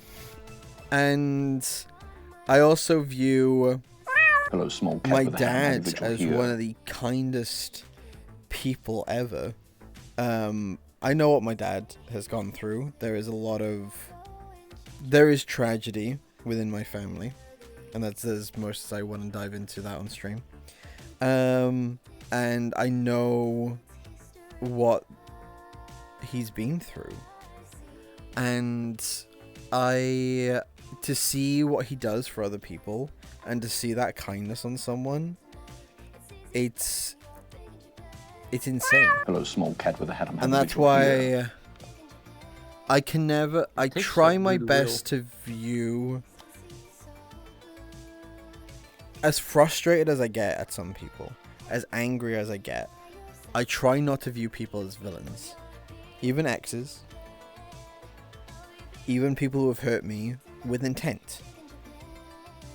I think people are just fucked up messes.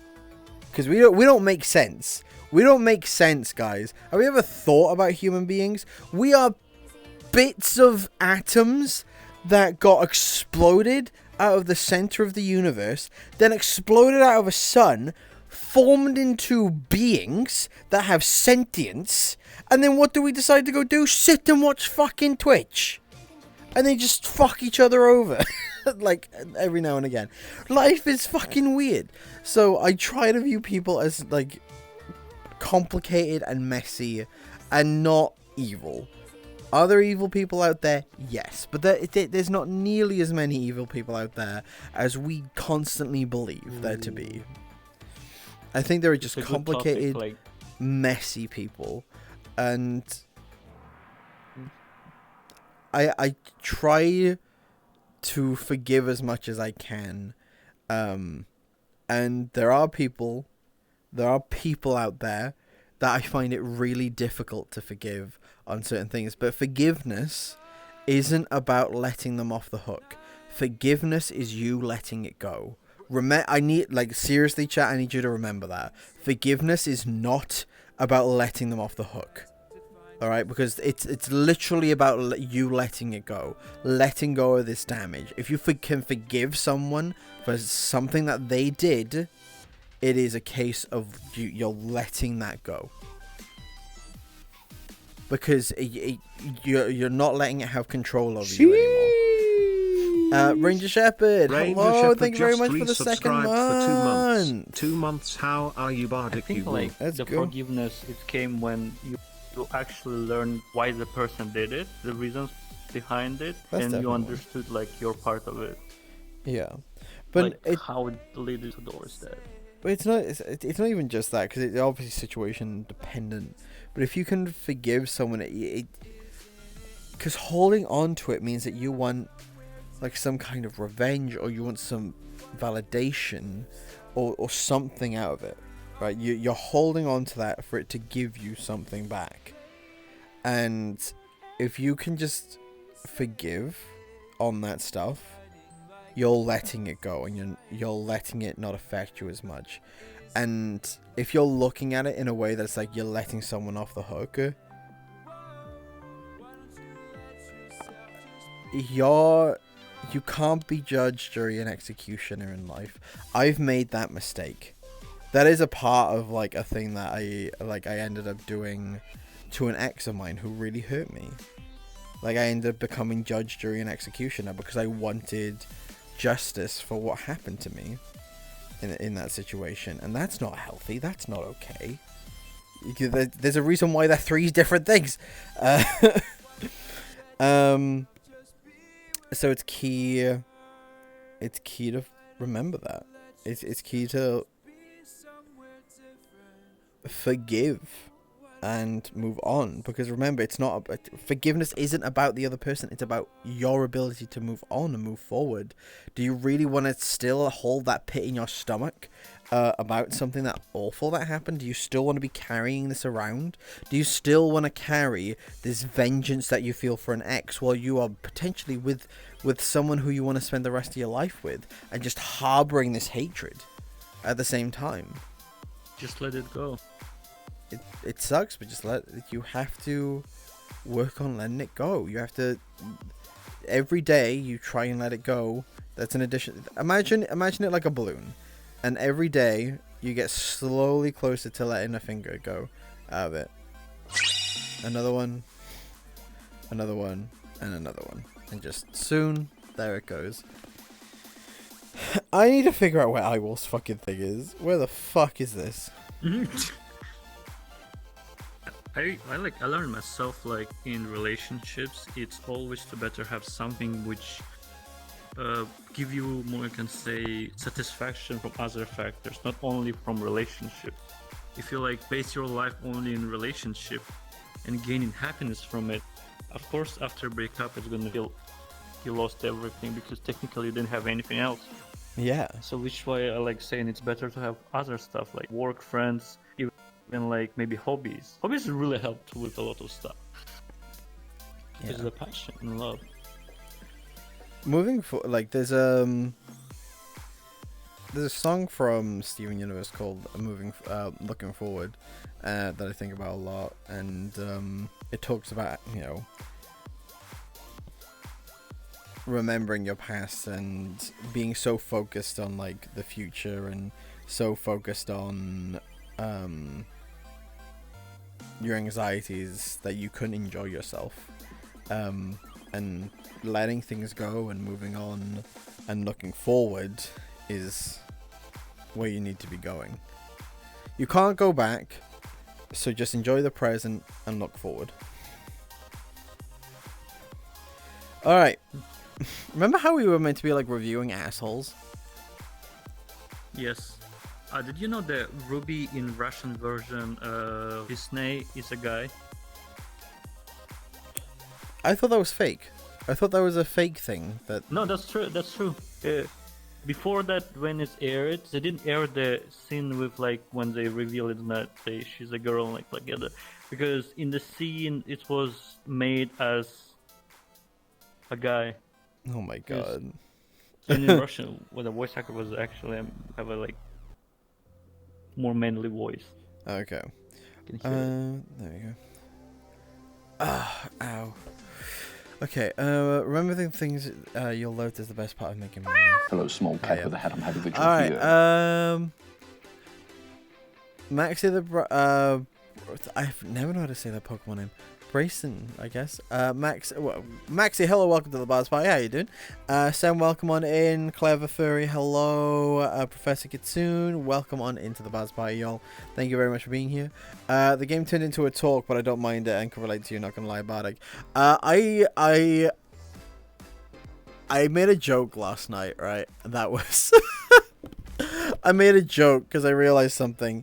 With TikTok and YouTube and stuff like that, I bring people in with the sarcasm, the jokes, and sometimes the sus behavior, and then you stay for my for my rants about, you know, life and existence and responsibility and morality. You know. Be or not to be. What do we owe each other? What do we owe each other? You know? Nothing. Nobody owe you anything, and you not own anyone to just to know. But does that mean that you don't provide kindness? Why is being if life is constantly realizing, like we constantly do this, right? The whole discussion of survival of the fittest, right? Which survival of the fittest is actually group herd mentality. It's not a one person thing, but we constantly believe, and technically there's truth to it. Ranger Shepherd cheered. X10, you woo. Technically, there is the ability to... Thank you very much for the 10 bits. For one person to screw over a lot of people, right? Alright, there is the ability to do that, and you get a lot of gain from that. But why... If that is possible, and if that is true, why does good usually triumph? Why does being good end up the better way to move forward? Why is it the better way to survive than fucking other people over? Like, it's just one of those interesting Why things. you asking why being good is better to fucking other people up and being selfish?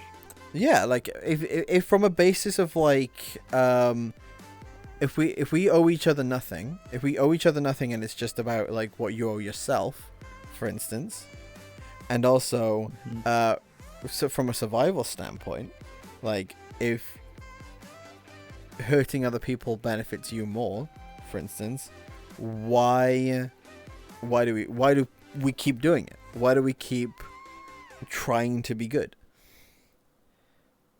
Because we're more social people, and I will say the being kind is more, it's like long-term investment, you can say, because in ended up somebody still will like have a say and will help you too. Because either like everything is connected in this world, so you can't screw up, like keep screwing people. You're gonna find the end, and it's gonna just block half a way of your future. You can say that. That's how, at least how I made it, like in businesses and stuff. All right, let's keep moving forward, baby. Yeah, we'll start talking about this shit. Let's like, go. Yay, less enemies means greater chance of survival within a society. Community wins over cult, and that's why I love our community here, Lamau. Go to ! Discord if you want to join the Discord. ! Discord if you want to join the community.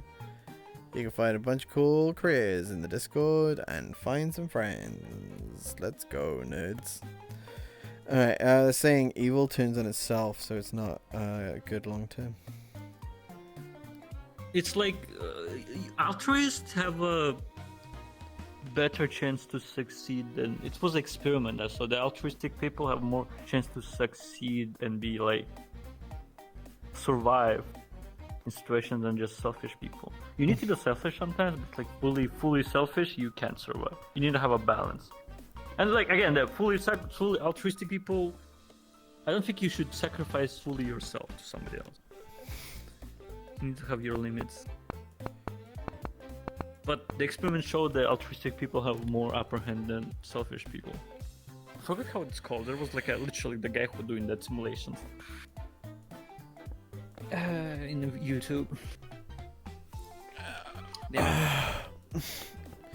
Alright,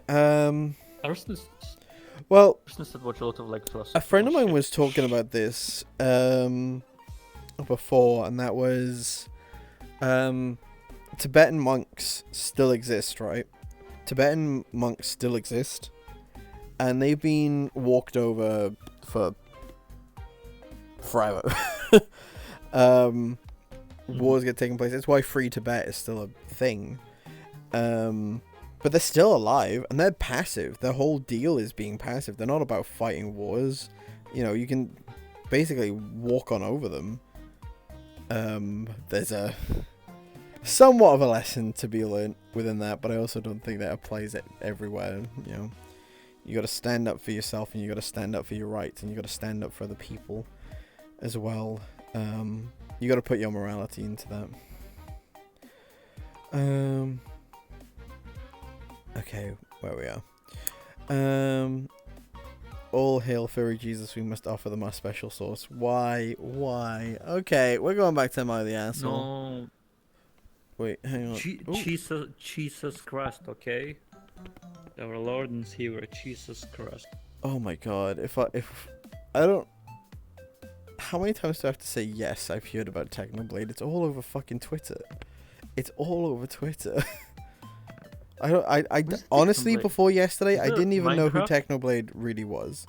They're a Minecraft content creator. They were, they passed away yesterday to cancer, and I'm just like, yeah, I'm so sorry. It's all over like Twitter, and yeah, I never watched them. I'm so sorry. I'm so sorry to hear. When we play Minecraft, when we're gonna play Minecraft. We don't have a server. We don't have a server. Yes, we need a server. We need a Minecraft. Oh my god, look at that cutie. Imagine. How you doing, Drac? I'm not gonna block Technoblade as a term. That would be that's really toxic. That would be really toxic. Holy shit. Yeah, that would be. Yeah, right. Cancel worthy. Yeah, that'd be like cancel Bardic because they don't want to talk about Technoblade. Like I'm just like because you banned Technoblade. It's the thing is I've had a few people like coming in and say, have you heard about Technoblade? And I'm like, I've talked about it 3 times already, and then I ignore them, and then they ask me again, have you heard about Technoblade? And they won't stop asking until I reply, and I'm like, for the 700th time, yes, I have heard about Technoblade. I'm so sorry. Am I the only one that doesn't know who the guy is? I didn't really know who they were until yesterday. Yeah, right. 11. Like, they're gonna have a whole Twitter like on me if I fucking, said, if I did that. I can host a shitty server with Vivecraft support. Oh my god, I loved Vivecraft. I loved it. I went 1v1 some old friends a long time ago. Oh, Titan, don't do that. See, one thing I want to figure out is say, like, what do I, like, because I can just buy fucking server space, like, pretty cheaply on a server. I just need to know how to set it up. Like, I have an Ubuntu server that I don't have, like, it isn't mine. I can just sort that stuff out. So, like, what do I have to do? Do I have to do it via Ubuntu? Like, can I do that via Ubuntu? Like, how do I set that shit up? Depending on the server requirements, like I understand that I need 512 megabytes of dedicated RAM, but I think it's not that hard to set up a Minecraft server. I think it's called Minecraft server. .exe, it's its own thing, and it's startup and everything in it. So.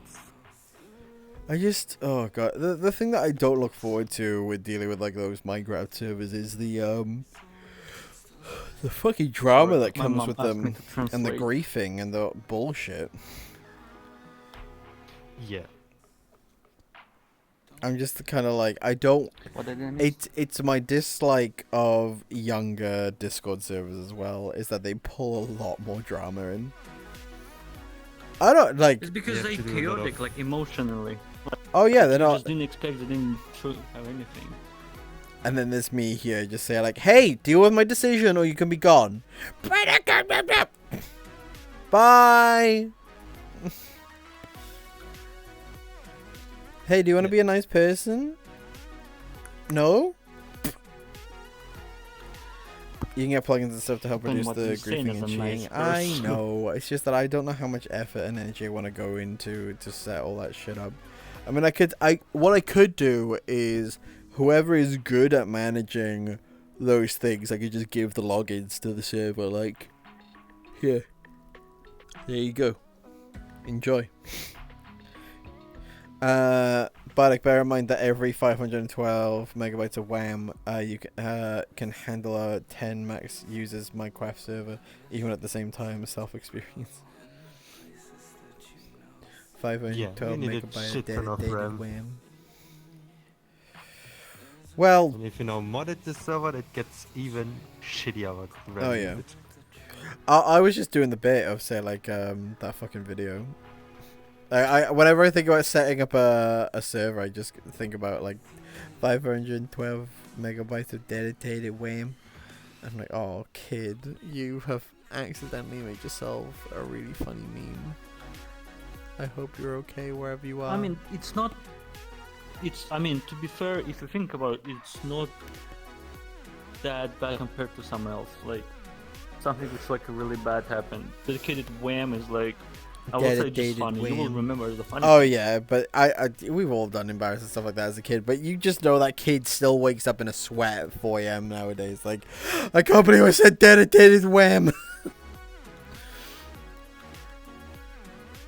Yeah, let's say if you did stupid shit as a kid, it's only you that will remember. Maybe 1 or 2 more persons, but if you do it on the internet, a lot of people know that. Yeah. I would argue it's depend on Remember that time I said Bardic and the beans? Like, that's it. Some of them can be just a funny thing to remember, and it's like. CryptoFox, you're fine. If I was gonna get a server, I'd do it via some friends. Like that German kid who's like a break his keyboard, remember? The old one. This Oh my god. My god. This guy literally dedicated drugs, wham. That's hardcore. My got George into Michael jail, fan. and is now a fucking monster. This fight is really pumped up. This guy got to chill, but literally after this video, even that it was a joke, his entire life was destroyed. Well, yeah, because He like got it was bullets negative. It's like negative. Effect. Almost to death in school. It was not funny. That's why you should not do stuff like this. It's backfiring so hard. Yeah, Tyne, like if we were to do that Minecraft hey. server, I would make it a role in the Discord. So in that way people have to we know who they are on Discord. They have to be in the Discord for some time as well, in my opinion. And then we can let them in as a whitelist thing. Like probably like they need to have been at least in the Discord for like a week. Yes, I can build a communism. So there's got to be like places online, right? There's got to be like good servers to get online to like just have a pre-made Minecraft servers. Yeah, the managed Minecraft servers, they're easy to set up. There are. How much are they? I remember was somebody. Somebody was like. You could even already servers that have mod packs and stuff. Damn! I can get a Ryzen 7 5800X, DDR4 memory, unmetered enterprise grade NVMe SSDs, 480 gigabit per second DDoS protection. How much is that one? How much is that? That's 37 a month. That's not awful. How much is the next down option? Because I don't need a massive. That's 11. That's £11 a month. For what site you checking in? This is called Pebble Host. All right. Perfect for large service mod packs and public servers who need the power. Hello, small cat with a hat. I'm happy that you're here. I kind of want to see what it's good for, like the amount of users, kind of a deal. That's what I would want to see on this one. I know what I would do though. I think if we were gonna do an upgrade, I'd kind of want to do a Thanos snap. Like it's like, okay, cool. Do we all wanna do we wanna get the new upgrade? Okay, cool. It's gonna get Thanos snapped on Friday. You can all like vibe until then, and then just we'll make it like a big event. You could go somewhere with like Apex hosting, or you could get someone like Hetson server and run Ubuntu on it. Because I could handle all this myself. God of Breakfast, what a great name! I'm really hungry now. Thank you for that. I can start a build and never finish again. See, that is the thing. Like, I could either work with someone and us do it manually, because I could get a server for cheap in general anyway. Like. I've forgotten what I do through DigitalOcean. I have... Let me find out what I have on DigitalOcean right now. Like, what do I need exactly? Like, to... Can someone give me, like, a tech spec. All right, a sec. Can someone find me a tech spec that I need for a good, for let's say at most 30 people at a time. Let's face it, I know what this community's like. All right, at most 30 people at a time. 8 I cores, propose Bard's 4 Kingdom. gigahertz or more, and 16 to 32 gigabytes of RAM. Okay, let's find out what I can find from these Maybe price listings. 50 gigs of hard drive space left. Okay, so Let's face it, so much isn't coming up.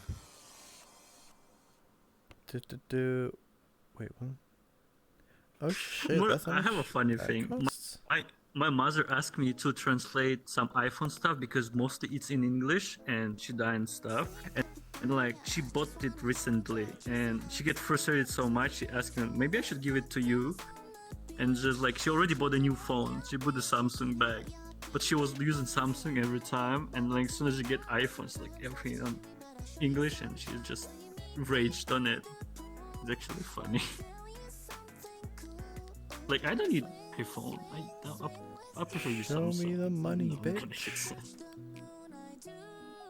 Videos? What? Ooh. Yeah, Sorry, I I'm know. finding some stuff out about like what DigitalOcean is starting to offer.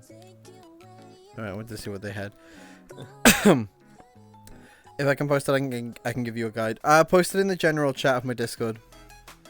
I can't wait until school is back so I can collect money for subscription. I did. Yo, time to watch 7 ads. It's not 7 ads. Stop over exaggerating. It's 2. It's fucking 2. I know that because you get 2 30-second ads an hour. Eat my ass. Imagine getting ads. Imagine. It's banned in my country. Any primers in chat? That's toxic. I ain't doing that shit. I've memed about it enough since starting stream, and now I'm like, I can't do that anymore because I've made it as a streamer, and then the second you actually start doing that, it's like, it's weird. Oh no, there is a primer in chat. I made a mistake. just became a mini Bagley. Bill Sire, thank you very much for the some Prime people Gaming getting sub. I made a dumb joke. Yeah. Imagine getting ads. You know what I'm getting? I'm getting a Kami's ass. Hype train. Oh, all right. Okay, we're close to one. Sorry, I didn't like my chat is fucking huge, so I didn't see where that was. Kermie, god dang, we got a hype train, baby. Thank you very much for helping me keep the lights on. It's really helpful. Thank you for helping keep the lights on. Things got a little bit expensive recently whilst I was doing some upgrades, and oh, my bank was not happy with me today, I'll tell you that. Fucking hell. So I'm in the middle of like doing some big stream upgrades, and I always try to like, I don't do what you see a lot of on Twitch, and that is like, hey chat, hey, can you give me money so I can improve my setup to give you content? It's like, no, I provide that as best I can. Baron Von Dirk, thank you very much for the Prime Gaming sub. just resubscribed for 3 months. These boys out here. These boys out here hunting for primes. Hunting for primes. Thank you, I appreciate it. We finished level 1. The guide is from DigitalOcean. Okay, cool. I'll take a look into that and then compare it to the cost of what I'm seeing here. I would want it to be a European-based server. So, fuck everyone else's ping. Dunnerin! What the fuck? Dunnerin just gifted Thank a you for sub gifting to a sub to Surplus. Surplus, to Fluffy Vecna, to Wraith, to Nash Harris, to Seventh Sin. Dunnerin just gifted Thank you very a much sub for to gifting subs, you dingus. You dingus. Content works because of how it's made, not what with. Exactly. So but you can improve if you know, Dunner, thank you very much for this gifted sub. You can improve by putting investments in it and understanding that if you get better with worse technology, you can get even better when you get better technology. You shouldn't give someone who wants to get into photography a shitty camera and get them to learn the basics with it, because when they get a better camera and learn how to use that camera, they can get even better. They can get even better with that shit. So my whole thing is to say, like, I'm maxing out on like the stuff that I have right now, and there's some massive improvements that I really want to make, and I'm very excited for. So yeah, that's that's what I'm currently in the middle of doing. So yeah, when I don't say it because I feel like it guilts people into giving money and all that stuff, but and I don't have like dono bars to reach said goals. But whenever I get stuff, I do put it back into the Bardic, stream. if you want, you can use my Minecraft server, cause I'm not using it. Lol, if you want, also level 5 hype train. RJ, donate money. Well, now imagine. Yes. Fuck off. Fuck you. Fuck you. Fuck you. Fuck you. Fuck you. I appreciate it, but I'd rather just start only one. For $5.99. Yes, subscribe so we can see Bardic in future in 8K. Yes, On Twitch. 8K Bardic. Minecraft server Jesus plugins. Christ. Oh my god. And I hate extra this. rolls. I hate this. It's I better hate than this. Patreons with $500, okay? It's better than Patreons with Imagine. $500. Wait, I just saw Panasonic G7. Imagine. Totally did that photography path for my cousin. He does autumn photos with his older camera. Give him my Panasonic G7. I've got a G7. I fucking love my G7.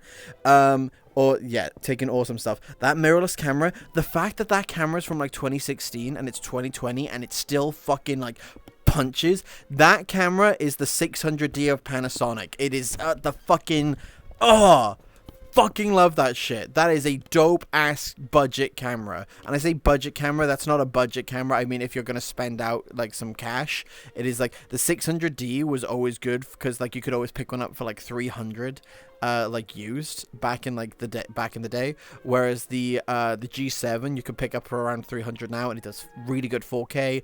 If you put into cine style, you can color correct the crap out of it. It is fucking pog, and the lenses that you can get on it, it's not a full sensor, but it's still really good. So Should hell I say yeah. that I just buffed an Alpha 7 Mark II? Because I'm also into the shit. Wait, what now? What? Wait, what are you saying? What are you nerding out on? I got just an Alpha 7 Mark II. For me. I'm also upgraded my camera now. A what Mark II? But what about Sony Alpha. Sony Alpha. See, 7. I've never touched the Sonys. I've never touched the Sony camera. I think I picked one up in a store once, looked at its UI, and went, no. I think I got upset by its UI. I get annoyed by Panasonic's as well, but Canon's UI is my favorite overall. It's really simple and fluid to get through. Nikon's is a bit tricky, but to me, Nikon is photography first, not video. Like, they don't focus enough on video, so I kind of leave them like out of my view. Panasonic's really good on there is a look to a Panasonic camera that I just get really excited about, and apparently my leg's really excited right now too. You can see the difference in me when I get like really hyper focused on something. I'm like, hi. Oh no, I just realized I wag my leg like a dog wags its tail when I get excited.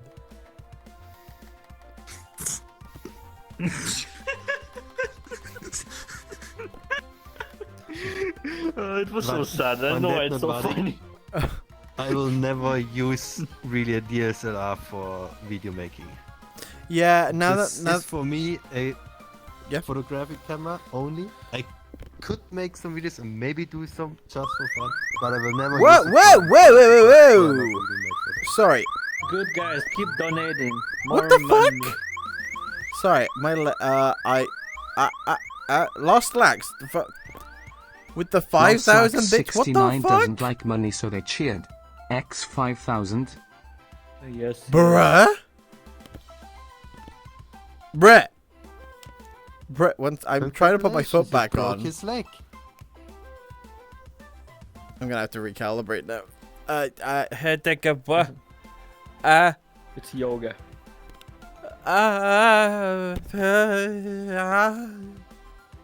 Thank you very much for the 5,000 bits. What the fuck? You know what you should do with You do it like a G6, like a G6. Anyway, I'm gonna try and refocus. Thank you so much, Lost Axe. Why would you do that? How dare you? Keep that hype train. Let's go. No, shut up. More. So, Yes. I agree with you. Like, mirrorless cameras didn't exist back when. Well, they did. They were just becoming to be a thing. They were really expensive though. Back when I was in university. So DSLRs were like where it's at. The pièce de résistance at the time was of like just a casual like prosumer kind of situation was the Canon 7D, to the point where like it's still respectable now. Like if you have a Canon 7D, you're like, yeah, that's based. It's a based camera to still go for. Hello, small cat with a hat. I'm happy that you're here. Whereas if you're doing video work now, typically a mirrorless camera is kind of where you want to go for. I love the focus. I know it's mainly like lens dependent, but there is I've used the same lens. X1 Bardic wants that Canon D. I used the same lens with an adapter on my 600D and the G7, and there is just something. Oh my god, there's just something about a mirrorless camera when working with video that I just it just looks so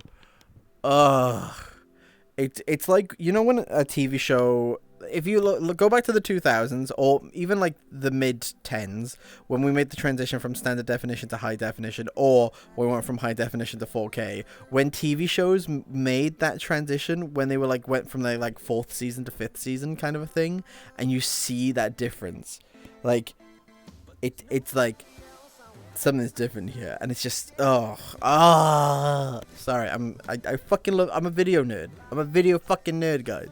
Deal with it. Deal with it. We can tell. Yeah, and then one day you have your camera, your DSLR, and shoot video, and then one day you're getting a fucking Arri Alexa in your hand. Can you stop You got what? Then your entire world shatters completely, because this thing is amazing. Oh my god, you got have to see the new one. That the pictures the new Arri Alexa makes is holy fucking hell. What was one that I saw recently? See, I've been really wanting to use. Oh hi, thanks for checking in. I'm still a piece of garbage. Not an upgrade, because I do love my G7. I actually have two G7s. One is busted. One is partially busted. Like I can't use. I have to place a manual. I have to stick an adapter on it and use a different type of lens on it, because I accidentally broke the auto function, and the Panasonics don't boot up well unless there's like an auto function enabled. So I have to be very particular with the way that I set it up, and I try and use that one more as a stream camera, but it's also slightly delayed because it's USB 2.0. So like if I run it through that way, or if I run it through the HDMI, there is still a slight delay on it, because that's how it be. So I can't properly use it as a stream camera, though it looks fucking beautiful. I'm gonna see because I know that they update their software. I'm gonna try, because I haven't looked since 2020. You can do that in OBS. You can do a delay in OBS to keep up. Yeah, for the microphone, but then that's like juggling, because I've got VR, I've got like desktop, and I also have I don't know how many things I really want to juggle on there, when I can just use like my webcam or my iPhone. Like my iPhone does offer a really good picture, and for stream, it's not like I'm IRL streaming that often, so it's a pointless investment, really. I would much rather. Go ahead. That go too high in quality with camera for streaming. You don't need it. A 720p signal is more than enough, to be honest. Yeah, especially for like most of the time. Clean. It's around this much of the screen, which is for this amount, by the way, this amount of the screen when they're just like streaming in the corner, it's like 480p for you. This is like 480p. They could get like a really fucking banging 480p camera, and it would be fine. If it had a high bit rate, it would look just as fine as a 4K camera with a shitty bit rate. Yeah, proper lens to it, which give a nice bokeh effect in your background and everything. It's much better. The most people I know who go cameras, they use the simple Sony A6400. A simple camera. gives a clean HDMI output, and they put on a proper lens that works just perfect. The lens is the thing that makes the most difference in this game. Damn, people spending on VIP me today. You can see it. VIP at Kermy. Guys, thank you very much for the hype train. I very much appreciate it. Oh fuck, I've got to un-VIP people. Who's a VIP that I can get rid of right now? Who hasn't been around for a while that I can un-VIP? There you are. Found one. Well, you technically can un-VIP me. Because you're not technically a VIP okay, anymore. good, yeah. You got un-VIP'd when you got modded. Okay, yeah, good. Because like I thought you can have both and just like not showing. So. Okay, good. Okay, I understand. There we are. Matt. Wait, Peach, aren't you already a fucking VIP? Why the hell are you doing that? Speech wants double VIP. I don't double. No, if you're using that, you're gonna get losing the VIP. That's how it's worked. There we are. Kumi's now a VIP. That's the deal. We have to knock someone off every single time we do VIPs now. Cause oh god, there's just certain achievements that you have to get on Twitch to get more VIPs. And I don't chase them. I don't chase them because they're financial based stuff, and I don't like doing that. Which, going back to finances, one of the next big investment that I kind of want to make is a 4th monitor. Which, by the way, I don't have 3 monitors right now, but I'll explain what I mean in a sec. So, monitors. Okay, so if you do video work or any kind of color work or graphic work or whatever, a color accurate monitor is really key, so you know what your content looks like. You won't know what it looks like on every device in general, but if you decide exactly what it looks like as color accurate as possible, you know what it looks like at base. You know what it is at base.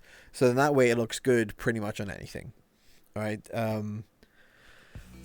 So I have a gaming monitor on a VA panel, and it's okay. It's not the worst. It's not fantastic when it comes to color accuracy and all that stuff. I also currently use a TV as a 3rd monitor and a Dell Ultra Sharp as a 2nd monitor, but I have the Dell Ultra Sharp vertically. All right. Listen, it's nice because it's a 1080p. It's a 1080p on a 50 inch display. It is not great. I wasn't focusing last night whilst I was in Discord whilst I was doing some color editing work, and I color corrected it, and then I was like, fuck, I'm using the wrong thing, and I dragged it over to my better display. Like I check it on all 3 displays, so I can check it on a TV, I can check it on the Dell Ultra Sharp, and I can check it on the Samsung curved 1440p screen. And I was looking at all of them, and I was like, no, I did a decent job. I think I tweaked the contrast a little bit more when I got it onto my better display, and I was like, you know what? If I can color correct decently on a shitty display, I'm happy. But I want to get a professional graphic display so I can have that up above, have my gaming display below, and then have 2 Dell Ultra Sharps on each side. So where's that 2nd Dell Ultra Sharp coming from? I've had a Dell Ultra Sharp spare just under my bed for 2 years. It's partially broken. The backlight does not fire up, because that version of that monitor has a regular fault on it about it. So if you hold up your like a phone torch up to the screen, you can see everything. It's really annoying. So the power supply unit, the traces on the board separate out. So it's like, yes, this powers everything. This powers the backlight. And the way that the power supply is built to do that is kind of fucked. So I bought a revision of the power supply unit that's 2 versions newer for all you fucking tech nerds. And I checked it through. Yes, it's compatible. So I've busted it open. I've ordered a new power supply on AliExpress, so that'll arrive sometime in the next, or won't. And and I'm fixing that up for like £20, and then that way I'll have 2 vertical monitors probably, and then if I can afford this graphic monitor, it would be above. I want to get an Asus Pro Art. I love the look of the Asus Pro Art. Like I've heard nothing but like compliments on it. And here's what's gonna upset chat. Here's what he's gonna upset all the gamers in chat. They're like really expensive monitors, and I think the most that they ever get to. If you get like the 1080p, it'll go up to 75 hertz. If you get the 4K, it's 60 hertz. I want to see the gamers cry about that. I want to see the gamers cry about it. But it's so. Yeah, but it's not made for it. They so can't make them fucking... also cry. What is it? I'm using an ultra-wide monitor that can run 100 Hz, but I run it at 60 Hz. It's just more energy efficient, and also like better for consistent frames. Like, I don't play first-person shooters anymore, so I don't need high FPS. I just don't particularly care anymore. And by the way that my monitor's being a bit janky, sometimes I just get like complete like glitches on my screen by running it too high. All the gamers that can. According to size, 24 to 27 inch, mostly depends on your preference. What size do you want, Bardic? What size what do I... What size what do I want, Peach? Oh, what? I'm annoyed. So there was this 27 inch Asus Pro Art on Amazon a while ago, and it was refurbished. Alright, and it was a 4K model, and that's what I wanted. I wanted the 4K model because it was beautiful. It was fucking gorgeous. And it was refurbed. It was 320. And normally they're 500. They're normally 520, somewhere around that. And I was like, oh fuck, I'm just gonna go for it. I just went for it, and I was like, I'll just put it on the credit card and just cry about it later. And then I woke up the next day, Amazon had cancelled the order because it was fulfilled by a different company, and it looks like they must have just gone, oh shit, we priced this wrong, or oh shit, we don't have this in stock anymore because it's done. It wasn't shipped by Amazon themselves. So I was like, fuck no! I was so upset. I was so excited to get my hands on this really color accurate monitor because it's most monitors are 8-bit monitors, so they produce millions of colors, etc., etc. But a 10-bit monitor does billions of colors. Billions of colors. Oh my god. And I have never owned a 4K monitor. Noah, thank you very much for your fucking 15th month. I appreciate it. So I really wanted that 10-bit monitor because it's just gonna, oh my god, it becomes billions of colors, and I've never owned a 4K monitor before. So I was just like, oh my god, I actually get to see what the footage I film looks like actually. Not just like downscale to like 1080p or 1440p kind of thing after shooting it. Which, don't get me wrong, still looks good because what you get is a higher bit rate, and then looking at it at a lower resolution does make it look nicer. To a point, there is things that you can argue on that one, but I just I got a 10-bit Dell right here. You could have, but it's not 4K, and it's got burn. Oof. Yeah, but is it 10-bit 444 or 10-bit 422? I think 22. Hang on, let me find it again. I mean, it's still better than 8-bit, but it's 422 more subs. Let me just check.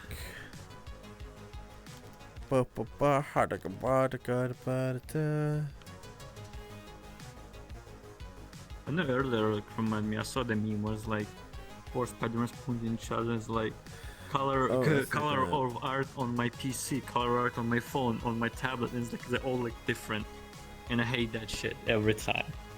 Probably one of the thing is, you have to watch also the chroma subs, and because it can also make a huge difference. Because it's 10-bit sounds nice, but 10-bit means a whole ton of bit rate that goes to your cable. And some monitors don't support the newest HDMI or DisplayPort standard, so they have to somehow get rid of bits, and they do it with chroma subsampling, and with that you're losing details again. And the best one is 444, means everything is highly definition, and For to-do means you're already sampling certain pixels colors together. Oh shit! I accidentally pressed off that. It's easier to look into on Google Pictures on Chroma subsampling. You can see a nice graphics how this is done. Why Instead can't of I explaining find it? But bitch. But yeah, that's the thing. That's why they never write it really on the package. They just say 10 bits color. Yeah, I was And starting to somewhere think. little Yeah, steps it's gonna you be have what to do. 2-2. I mean, yeah, I can't see anything about it. I'm literally scrolling through the text specification on it, and I'm not finding anything. You're hiding it from me, you bitch. Yes. You're hiding it from me, you bitch.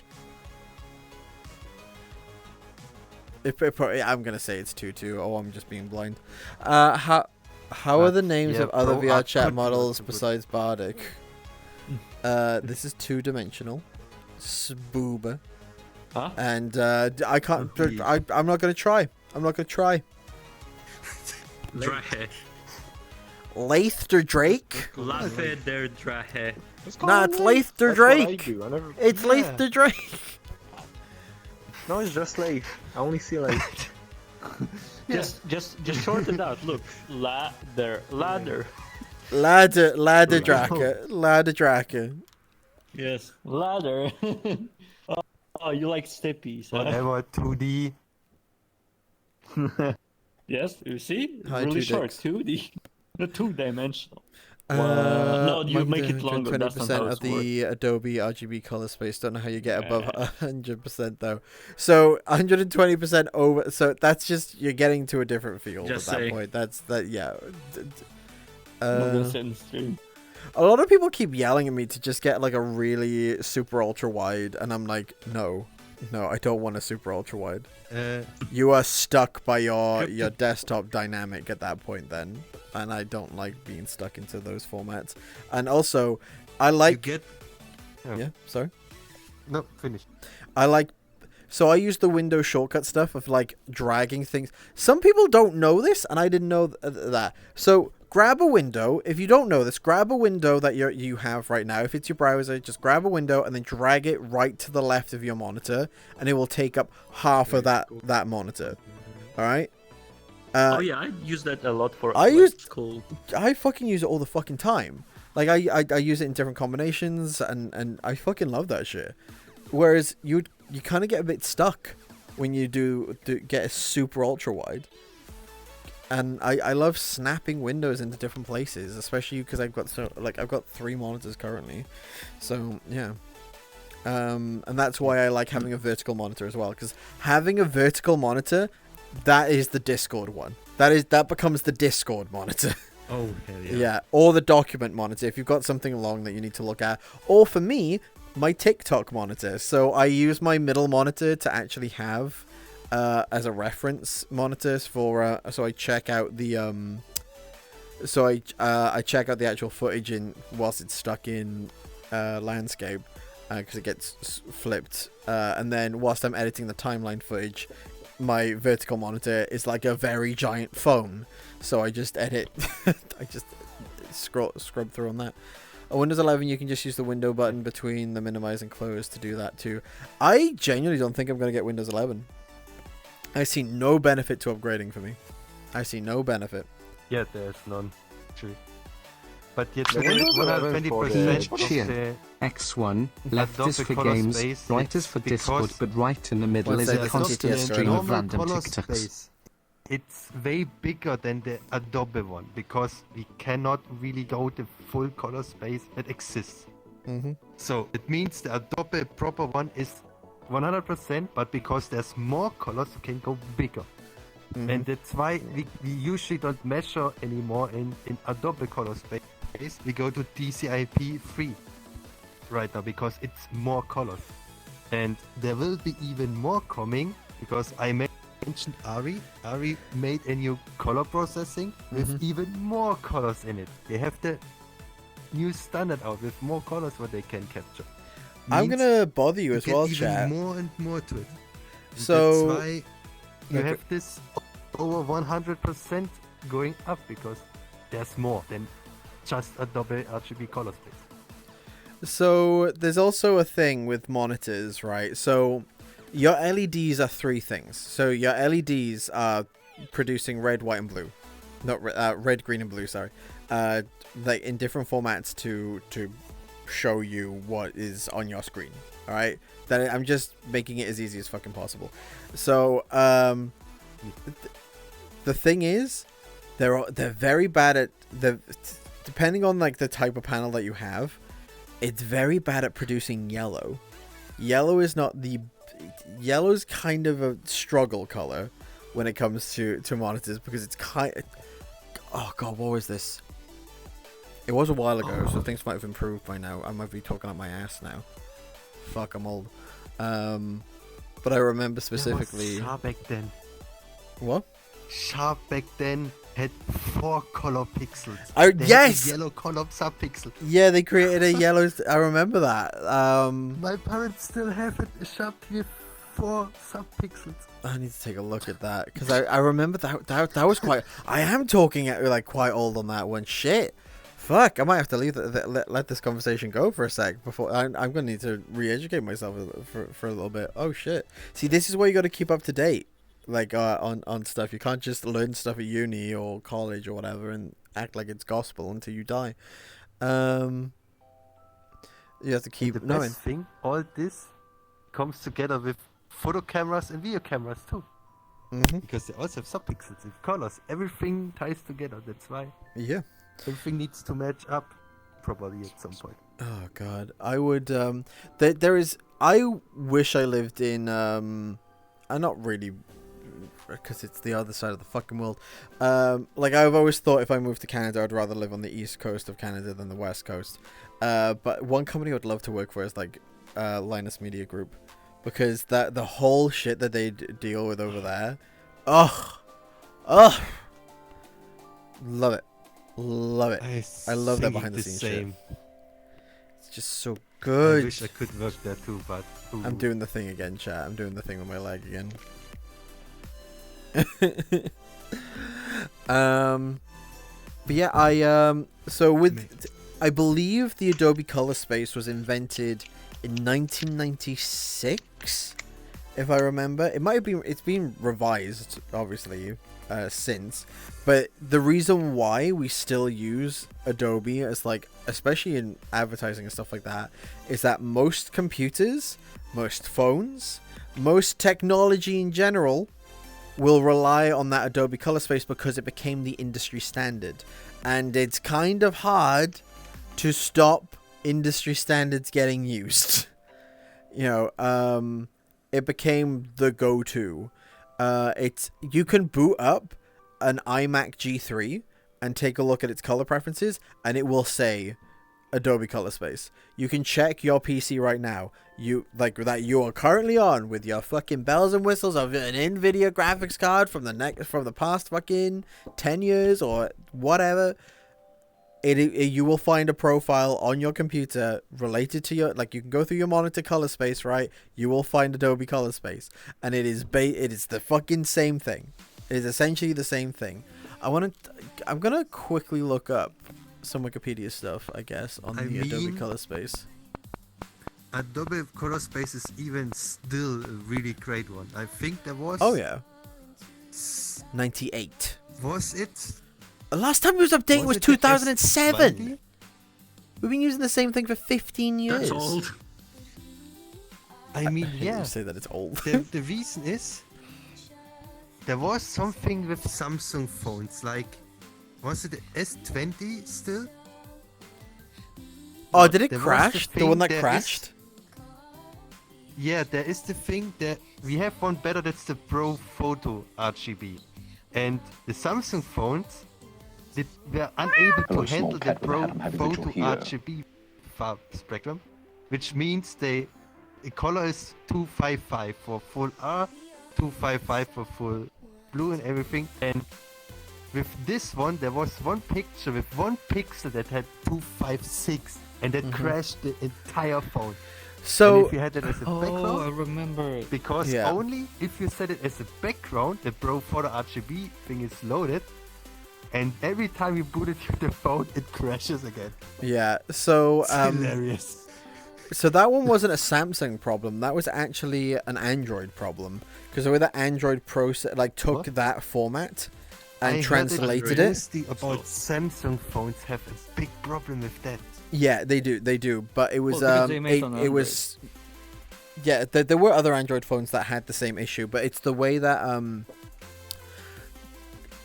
what would end up happening is that they couldn't translate it properly mathematically, so they rounded up on numbers, which brought it outside of that space, which is why it would crash. But I believe that other phones already had that fix in place, or something like. I'm gonna need to research that a bit more. But it was more than just the Samsung phones. It's just that Samsungs were the most popular. They never loaded it in the Pro Photo RGB. They just skipped it and just said go back to Adobe RGB and just kill some colors in it. Yeah, which just don't care about. The translation of the but numbers never... still brought it above 2.5. Yeah, brought it to 256. I think I found you the screen. Should be £411 new. Ugh, I can't. No, I can't right now. I with the flight to TwitchCon. With Euroference coming up, with me wanting to go to MFF, with me trying to do investments into streaming stuff outside of like monitors and stuff, I can't be doing that right now. One thing I need to do, and I just invested in Ethernet cables. I invested in Cat fucking 8. Is it Cat 8 cables? They're the newer ones, right? I think I just bought a bunch of Cat 8, which are ridiculous. Cat 7. Okay. I bought. I think most stuff is still run Cat 6e, and now it is called Cat 7. Yeah. So I just bought these decent. They were decently priced, and I was just like, they're braided and they're fine for what I needed, and I was like, I'd rather like get something decent anyway, and it runs to my NAS no matter what. Let's go. Cat 8, are you a data center backbone? No, I guess it was Cat 7 then. Yeah.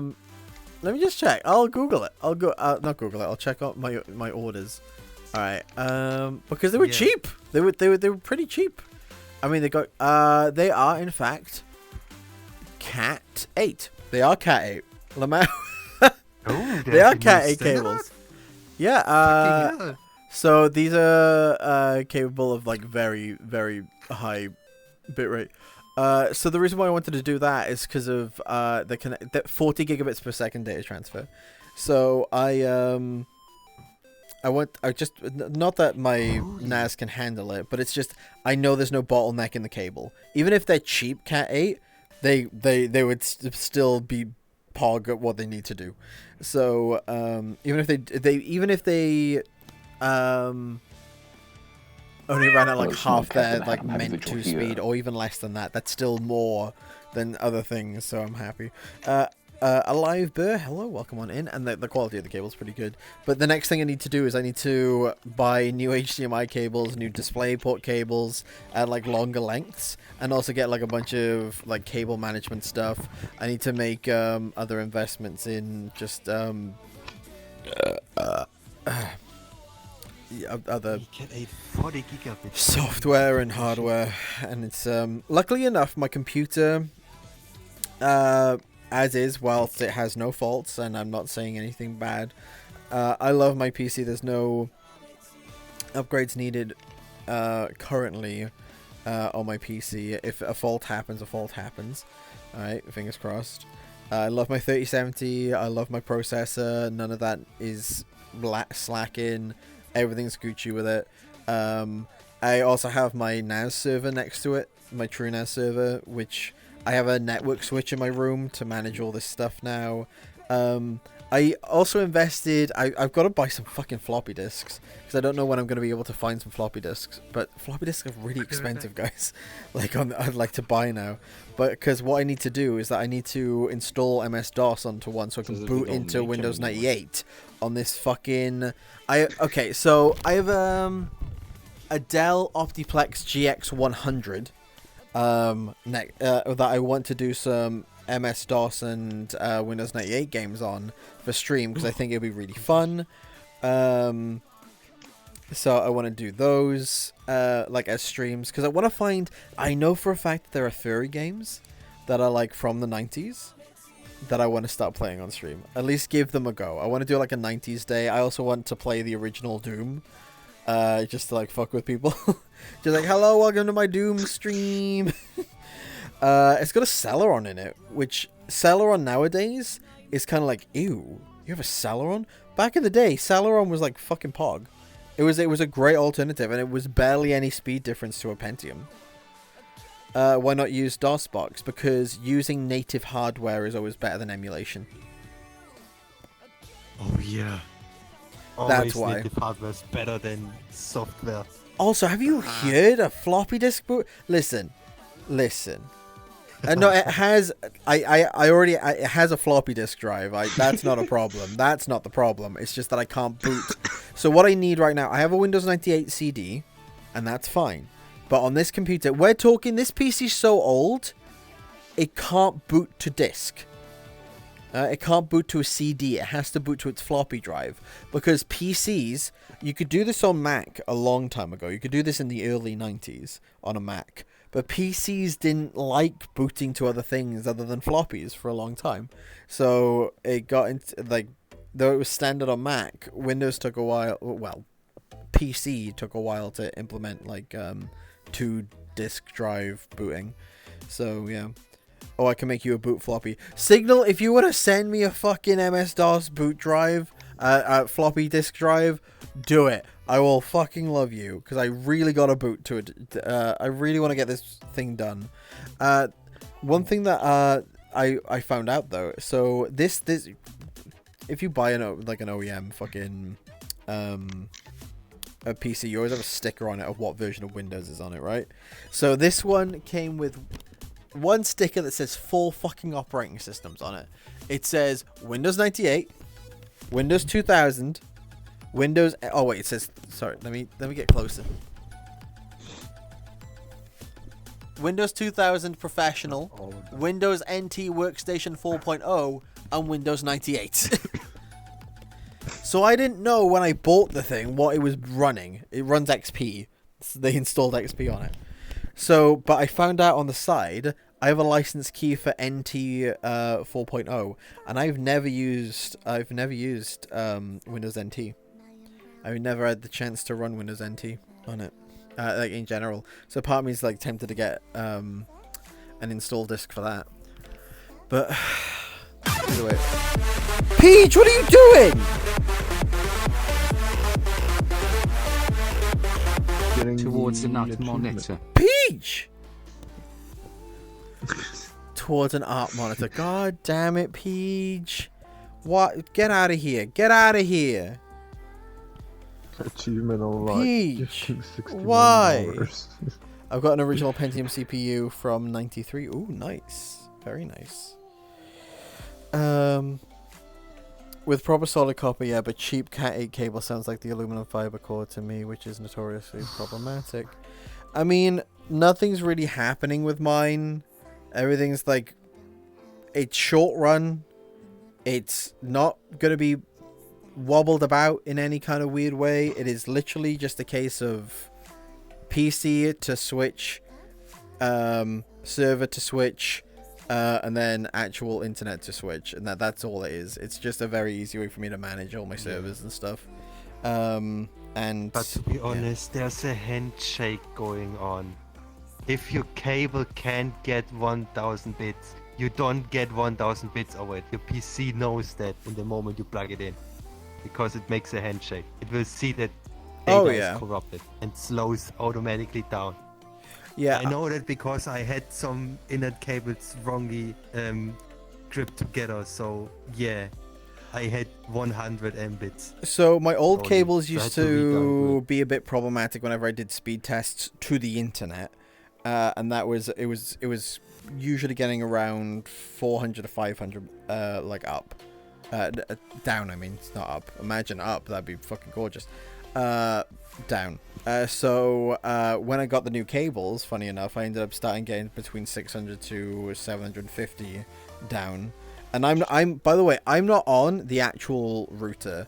I'm on a BT disc. So BT's the company that I have my internet with. They have essentially these Wi-Fi discs that run through the power line as well as give off Wi-Fi. And we have like 3 of those across the house. The internet is technically below me in the room downstairs, which is why it's going to become my office. Like when my roommates move out. At least I think. I don't really know. I'm trying to decide what I prefer to do. Anyway. So with that being the internet there, I'm technically running slower anyway off of this disk, which we have gigabit down. So I've only lost 200 down on this other Wi-Fi disk, which already has loss anyway. So I'm like, cool, that's fine. Direct to my server is like fucking nothing. I can edit direct off my server and it's fine. And I like my beefy videos, y'all. I like my beefy bit rate, okay? I find out when something's not running at the bitrate that I want, I get upset and I re-export. I'm like, no! I'm mad! And Adobe's been fucking changing my presets a lot more recently and it's pissing me off. Those repeaters are garbage. I actually, I have no problem with my repeater. I have no problem with it. It's been pretty fucking pog. I've had no problem with it. It's not as... Actually, I've had less problems with these than I did with my original power lines. Like, just wall-to-wall. They didn't even offer Wi-Fi. They were pretty good. They were really excellently reviewed, but I have more problems with them than I have with these BT ones. So, yeah. The best performance is PCIe-based networking, but it works best for short distance only. I am thinking of getting a... I believe I have gigabit. I need to check my actual port. I need to check my port on my motherboard for my PC. You have currently. a gigabit. It's gonna, yeah. I could, yeah. That's bare minimum nowadays. You're mostly getting a second one with 2.5 or 5, and some devices can be lucky and get a 10 gig. Yeah, I am more than likely to know. Actually, I'm gonna check. I did spend a decent amount on this board, but I don't think I spent that amount on this board. Since the last 10 years, I have never seen a main board with less than 1 gig. Oh yeah, like I knew that it was at least 1 gig. That's what I was getting the point of. Like it would be how at fast least is your download speed? How many Mbit? What do you mean exactly? From my ISP? Like we pay for 1 gig. Yeah, download speed. But that's not guaranteed. So how obviously. much did you get it? To my PC Direct, 750. Yeah, that's you have maxed. 1 gig. Well, yeah, It's yeah, 10, but like 100 or 1000. Yeah, but you don't get any. Well, I'm not gonna get higher than that, am I? Off a repeater, like, and it's gonna be capped. Yeah. So that's gonna be one thing. What I need to find out is the max that I can get internally, like to my server. That'll be a better test of that. Yeah, you have 1 gig. Maybe you're lucky. You have 2.5 gig. No, 2.5 is pretty. But you're getting them also pretty cheap. Yeah, I'll check you right. They're not pretty common. Expensive. Yeah, that's what I was gonna say, because I would be tempted to get to I've got spare PCIe slots in my motherboard, so I would be tempted to just get a 2.5 card or 10 gig card depending on pricing. Yeah. I don't need it to be insane. SFP Plus is overrated. You don't need it because, to be honest, if you want to go to more than 10 gig, which you want to go with SFP Plus, this thing getting expensive really fast. Oh Jesus. So no, I don't recommend anybody to get it. That's holy shit. And also, either you buy the thick copper cables for SFP, but they need short cables, or you have to go fiber, which can also get expensive because the connectors are expensive. I actually don't know. I'm just gonna say it's gigabit. Like, I'm not gonna argue Rather that. go with a I'm fine with good that. 10 gig normal internet adapter card. It's more than enough. They are not expensive, and they work just fine. You plug in your cable, you plug it in your server. It's just also a 10 gig card, and everything is fine. Oh god Don't damn go it! to the SFP Plus thing. That's there's a reason why this is still server stuff. Yeah, like for most uses, like I mean, gigabit internet is going to be fine for a long time. The only reason why you want higher is like if you're connecting to mainly a local server, because like to your house internet, it's we average like even where I live, which is a capital city, gigabit is like starting to become like standard. So for most people, like it's not even going to be that high. So there's no point increasing. Like gigabit is going to be fine for a long time. The only reason why you want 2.5 or 10 gig is say like if you are in a networked scenario. So like offices may need that for say like depending on what they're transferring. Definitely video editing farms. For fuck's sake, yeah, you need that shit. What else? Anything with just high data stuff. Even accessing like.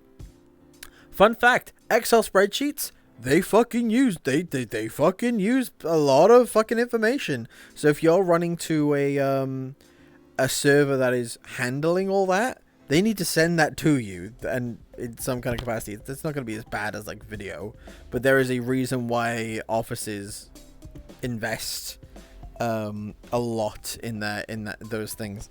I remember the spreadsheet that my colleague used to work it within marketing, and it was fucking. I've never seen it. I don't think I will ever see an Excel document this fucking huge ever again. It's ridiculous. Yeah. But like yeah. And yeah, you can run fiber in your home. I have 1 or 2 people that do it, but they don't run SFP plus fiber. They run normal 2 fiber cables, and they use a little box that's basically just transfer the fiber to a normal Cat45 connection. The only reason is why they do it, so they build it in the house, so it's future proof. That's all. Yeah. And one of my friends uses it from his house to his garage, where he has a little workshop.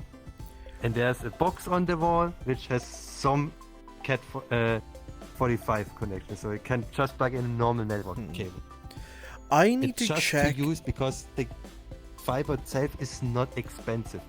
It can be even at longer runs cheaper than a good internet cable. So it was for him the easiest choice. Bardic, you have only one persona, and do you have a fursuit? I do not have a fursuit. I would like to get a partial at some point. I do have. If you ask me, do I have one persona? Yes. Do I have other avatars that I made that I suppose are sonas? Yes, but I don't use them. I don't find them in like any kind of. I don't play with them, kind of thing. They just exist, and that's it. So yeah, only one. That's why you always see me in this.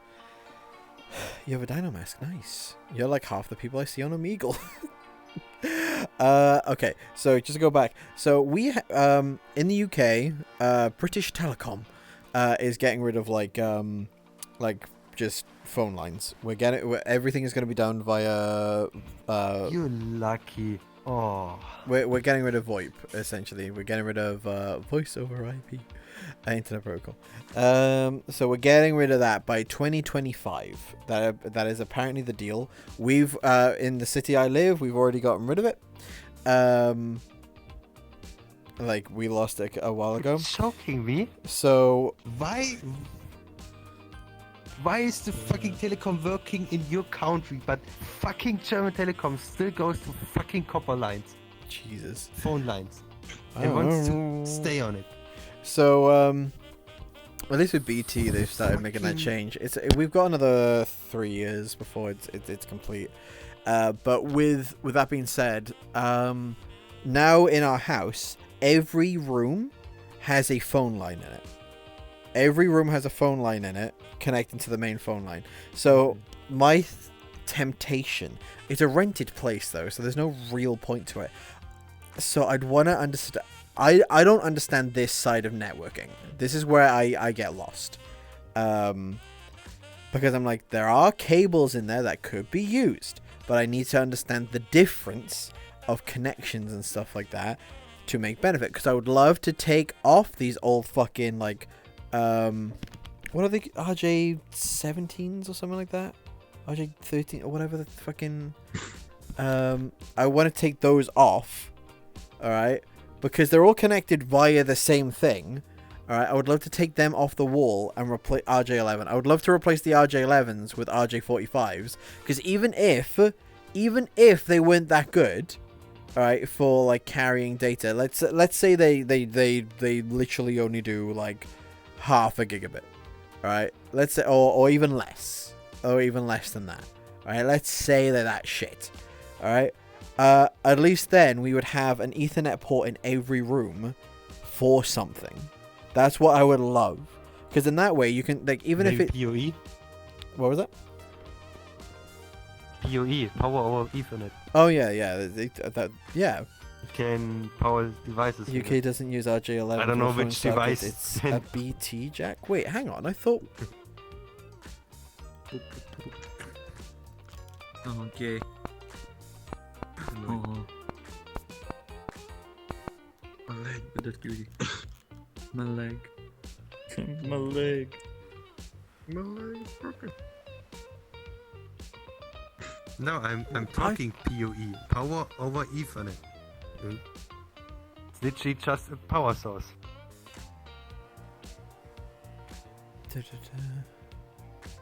Your phone lines probably do about 56 kilobits. Well, yeah, no, I'm not talking like direct out. I'm not talking out. I'm talking internally. We have cables running through the house to one spot, right? Okay, so this might be where it gets getting confusing. So there is a box in the house that BT operates and manages, right? We don't even use that box anymore, and that one would connect to this other box that would run the phone line through the whole house. So you can put a phone in every single room. That's how that worked. Both these boxes are now not operational. We have one out the front of our house that connects to that's the fiber box. We have a fiber box on the outside of our house now. So that being said, that all got done. That exists. So there's this hardware that's just not getting used and cables running through the whole house. So yes, an internal network for the house, because I would still be able to plug in the main router straight into the rest of the house for the rest of the house to network into to get the main line. So most people in the house will use Wi-Fi anyway, so even if the data rate of this whole internal network is shit, it would still like offer something and offer a more reliable connection regardless. I'm reliable in the sense of like it's not gonna dip or go whatever. Like Wi-Fi is finicky anyway. So what I would love, even if it did, like, let's say I could only get 5 megabit, like, across it, like, for each individual device that plugs into it, right? That's still good enough for Netflix, right? So you could plug that into your TV, into your PlayStation or whatever, and that would still be something in each individual room for a solid connection for something. So it's just, what I'm mad about is that there is a potential for internal networking in my house, that I would just love to utilize. I would love to pop these fucking sockets off, slap something else in, and go cool. Because my old rented house for university had Ethernet ports in every room for some reason. I don't know why they were there. We had the fucking switch just like above the fuse box. And I did my best. Whilst I was living there, I was trying to figure out which ones were to each one. And it looked like we had a rat problem in this house, and it looks like some rats chewed some cables because we had some issues on that. When you upgrade networking, you can also upgrade security features you have access to as well. What do you mean? I'm just talking about cables inside my house. I think he's still talking to the wall of text he posted earlier. Oh, okay.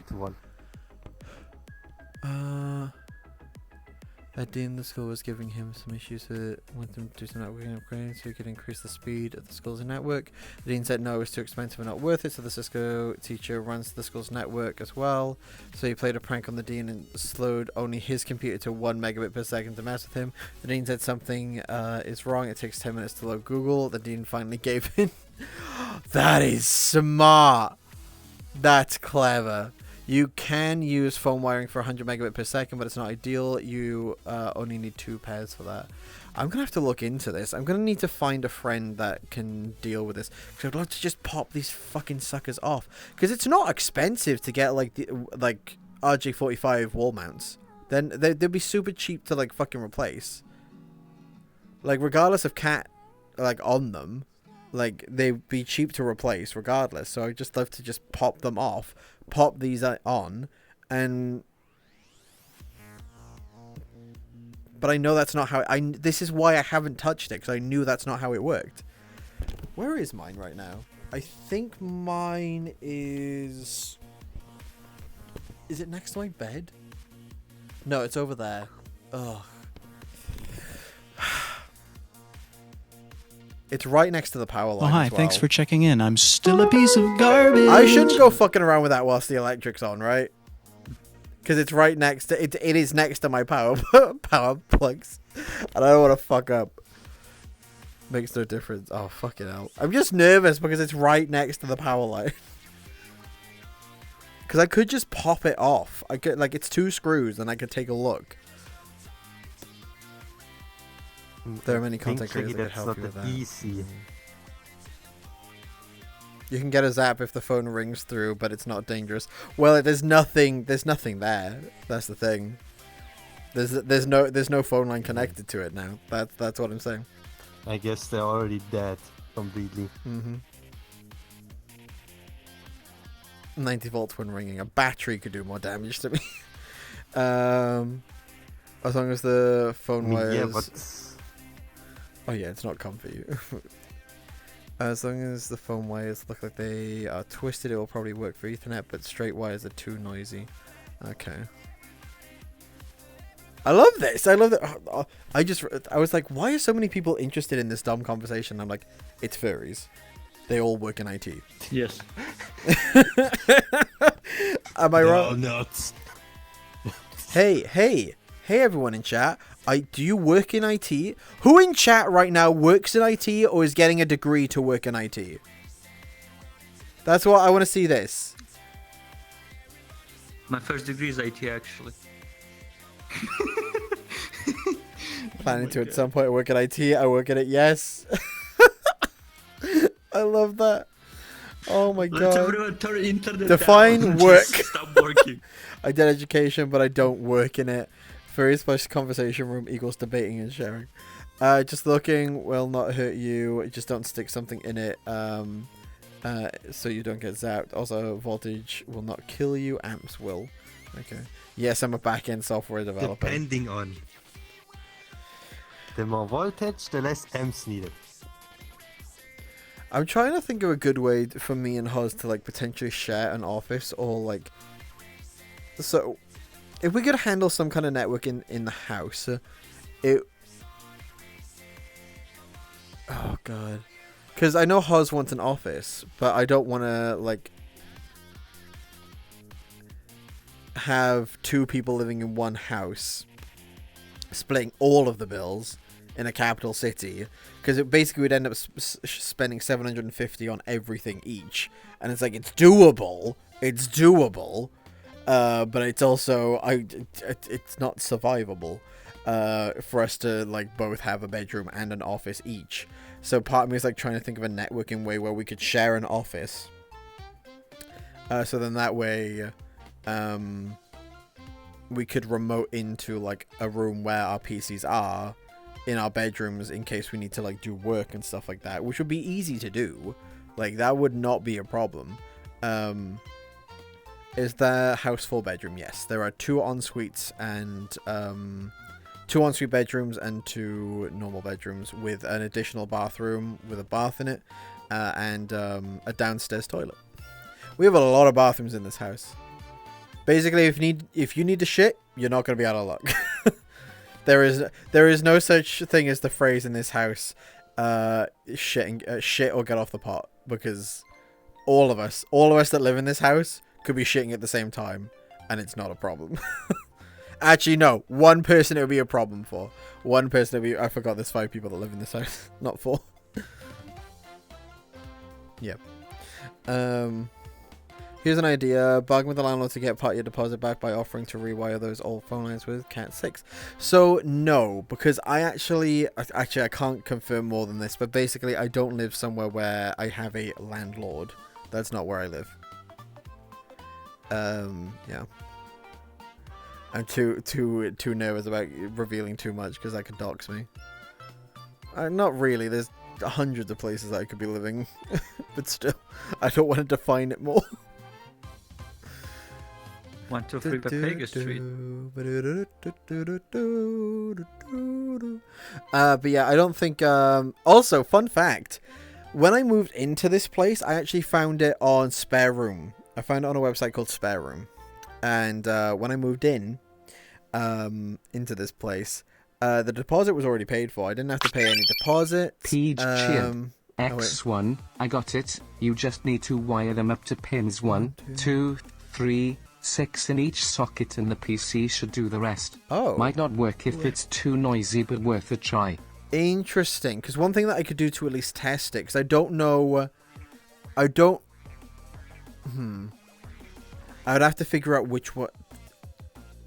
I could grab the really long Ethernet cable that I have spare and run it from the hub down in the living room into the main area, then test out the replacement. I could buy 2 Ethernet ports, replace the one in my room, replace the one downstairs, because I know that both of those work, and then manage those. Yeah, I think we got potential here. Most IoT devices have horrible non-existent cybersecurity. Oh Jesus, I'm not surprised. Oh yeah. Yeah. What was I talking about? There were bots written that basically hacked IoT devices and used it for bot network. Makes sense. Because there was no security for that. One thing that I was discovering recently is that it's actually maybe not on a PC. I think like older PCs, because they still run on Windows NT, and it's really that no matter what, Windows NT is Windows NT. But with browsing the internet on a like iMac G4, for instance, or a Power Mac G4, it's really hard to get a virus. It's also really hard to browse the internet. So there's it's just, if you really want to use a Power Mac G4 to browse the internet, you can. It's a bit slow. There are websites you could use, but surprisingly, unless you're actively searching for viruses, it's not going to be the worst thing like in the world to utilize, like putting those things on the internet. Windows XP, I imagine, definitely still is a problem. But I think the biggest problem is if someone could get access to your network through one of those devices, because that's where the problem lies. Really, having a Windows XP device on your network exposes those other devices, which is the danger. You're using Netscape 4.0, Jesus.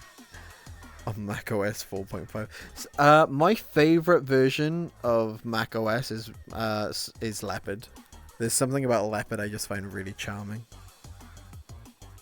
Especially that background, that purple background. Oof, beautiful. The best way to prevent viruses is to limit exposure and potential attack surfaces. Nah, when I use Windows XP, I just use a mask. I just put my face mask on and start browsing. Listen, I have a wireless keyboard. I can socially distance from my desktop. It's fine.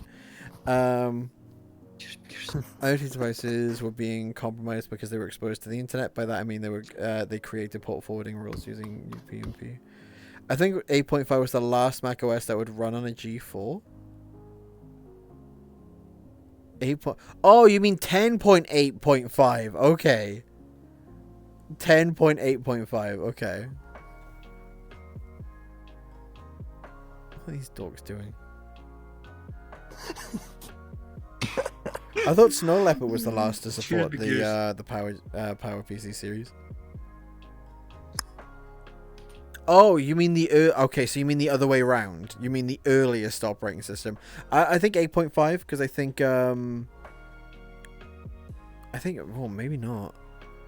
The G4 you'd maybe, but you'd have to force it some kind of way to run 8.5 because it would have like 9. I imagine like 9 is where it would be because macOS 8 existed to cancel out the clone program, if I remember correctly, and then 9 got done as just an incremental update and people loved it, and then 10 existed because that was the future roadmap, which is based on Next Step, which, by the way, if you go into like the shell of is it shell that I'm thinking of, or oh god,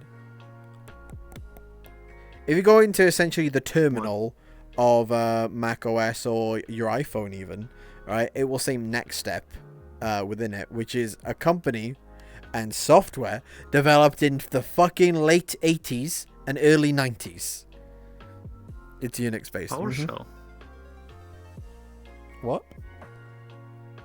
PowerShell? No, What do you mean as a shell? Not PowerShell. Oh, you mean like Windows, yeah. Mac. Yeah, I was gonna say PowerShell is. What is PowerShell? I've never touched it. It looks like a blue. To me, when I saw it on my PC, I was just like, that's just a blue version of command prompt. I know it's more than that, but it is. What was it? There was nerdier version of command prompt. They basically changed it and made it better in the command prompt. Basically an updated version of it. I had to utilize it to run some Python script that Monty helped me with for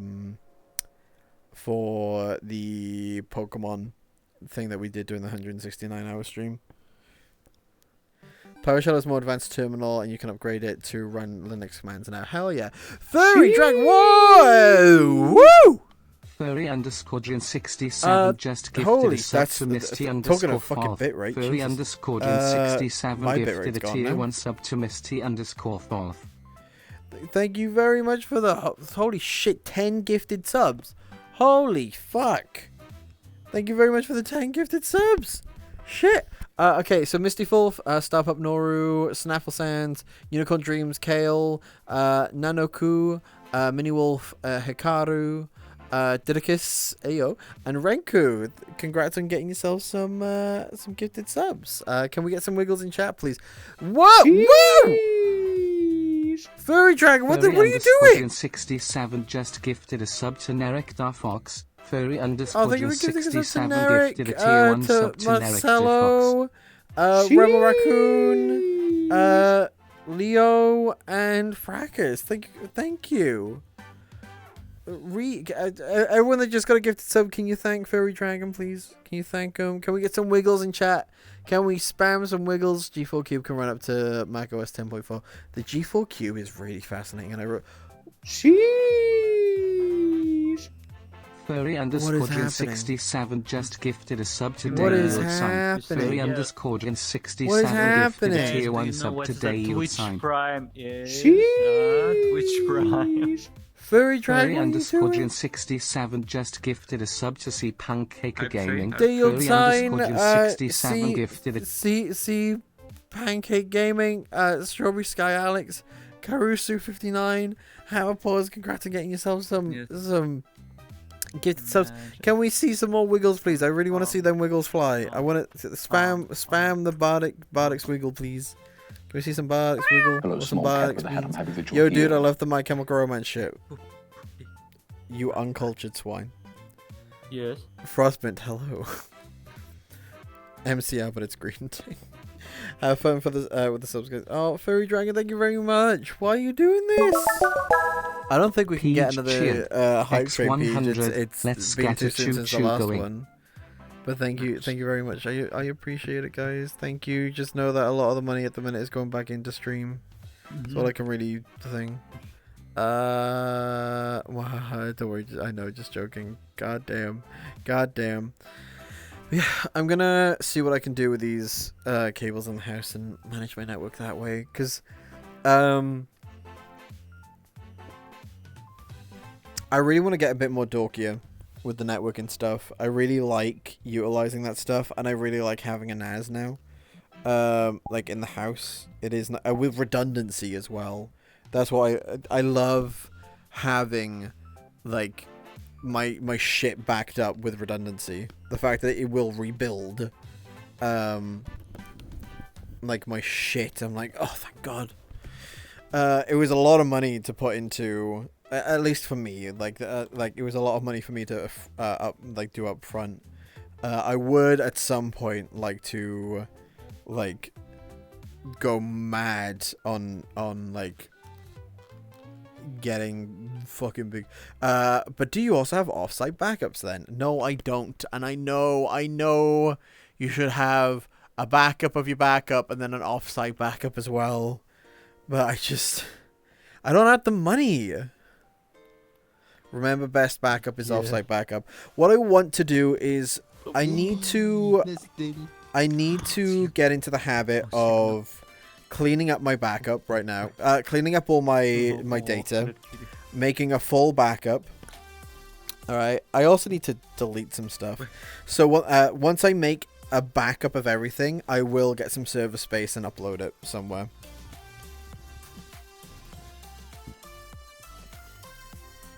Hello, No Signal. I thought I'd pop in since you're having a techie, nerdy conversation. Right up my alley. Yeah, I'm just in that kind of mood. Today's stream has got a bit weird. We did speak for 2 hours about assholes, and then we got into fucking Yeah, I was like about to say life. Is it like we're supposed to rate assholes? And then now we're talking about networking. So yeah, Amayode. That thing you were talking about with the that thing you were talking about with running the networking through your phone wires. Yeah, you can definitely do that. I've done it before. It does work as long as the runs aren't too long. Okay, cool. See what we can do then. Because one thing that I would like to do is change. If I can figure out where everything is, I would preferably want the main one. I'm not sure if it's... Okay, so this is where I get confused with networking and stuff like that. So if I'm going to have to relate this more like audio. So say like if I'm pumping music from like an MP3 player and I plug it into a speaker, that is the input is going direct to the output. All right. So yeah. And on this networking basis right now, I would prefer like my input of internet. Oh, one sec. Got a breakfast. Thank you very much for gifting a sub to Jake God Shep. _breakfast just Hey, gifted yo, a sub to Jake Shep 418. God _ Thank you very breakfast much. I gifted a appreciate tier it. 1 sub to Jake So, Shep 418. My input of internet, I prefer to be in the bedroom below me because that's where the actual modem is. That's where the hub is. So I would prefer it to be like that.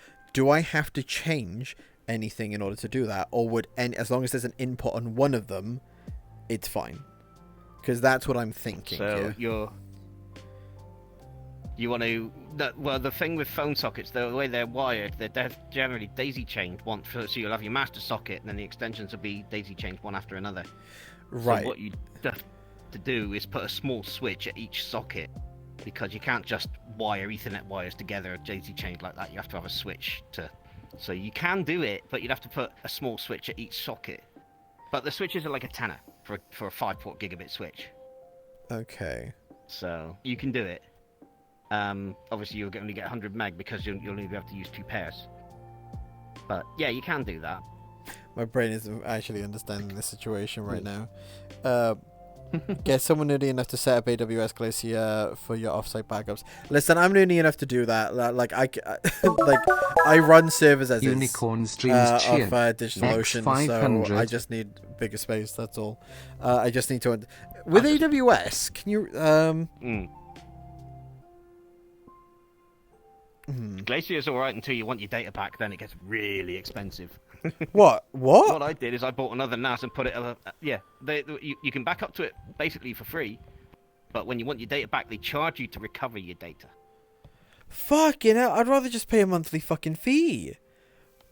Just buy another NAS, a cheap NAS, do a local backup from NAS to NAS, and then put that one at a friend's house or a parent's house or something like that. I think I might. Synchronize over the internet. I think my next present to my parents will be a NAS, and I'll make it a big one for them because my dad has so much fucking data that he wants to back up. I'm just gonna be like, here, this is it. But I just know what's gonna happen. He's gonna do something stupid and be like, the network doesn't work anymore, and I'm gonna be like, Dad, for fuck's sake. Which and then NAS did you get? So I built my own. I had an old A10 APU from like 2012, and I put in an SSD in it, and then 2 4TB hard drives.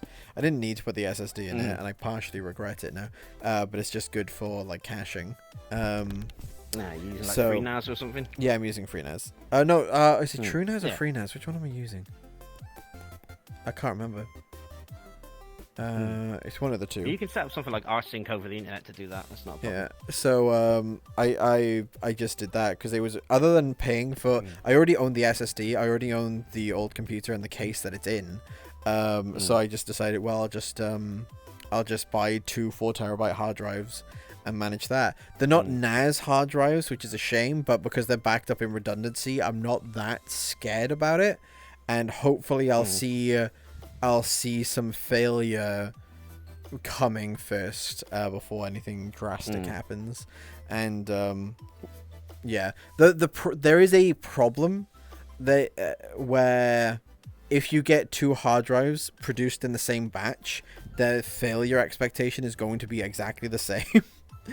Yeah, always buy from different batches. Yeah, but there's like, I couldn't really, but I was also nervous at the same time about like, oh yes, I bought a 4TB from WD and a 4TB from fucking Seagate. What's the compatibility going to be like? Is it going to be safe? Is it going to be reliable? Is it going to be all this? And I just decided I'm gonna go for the same for now.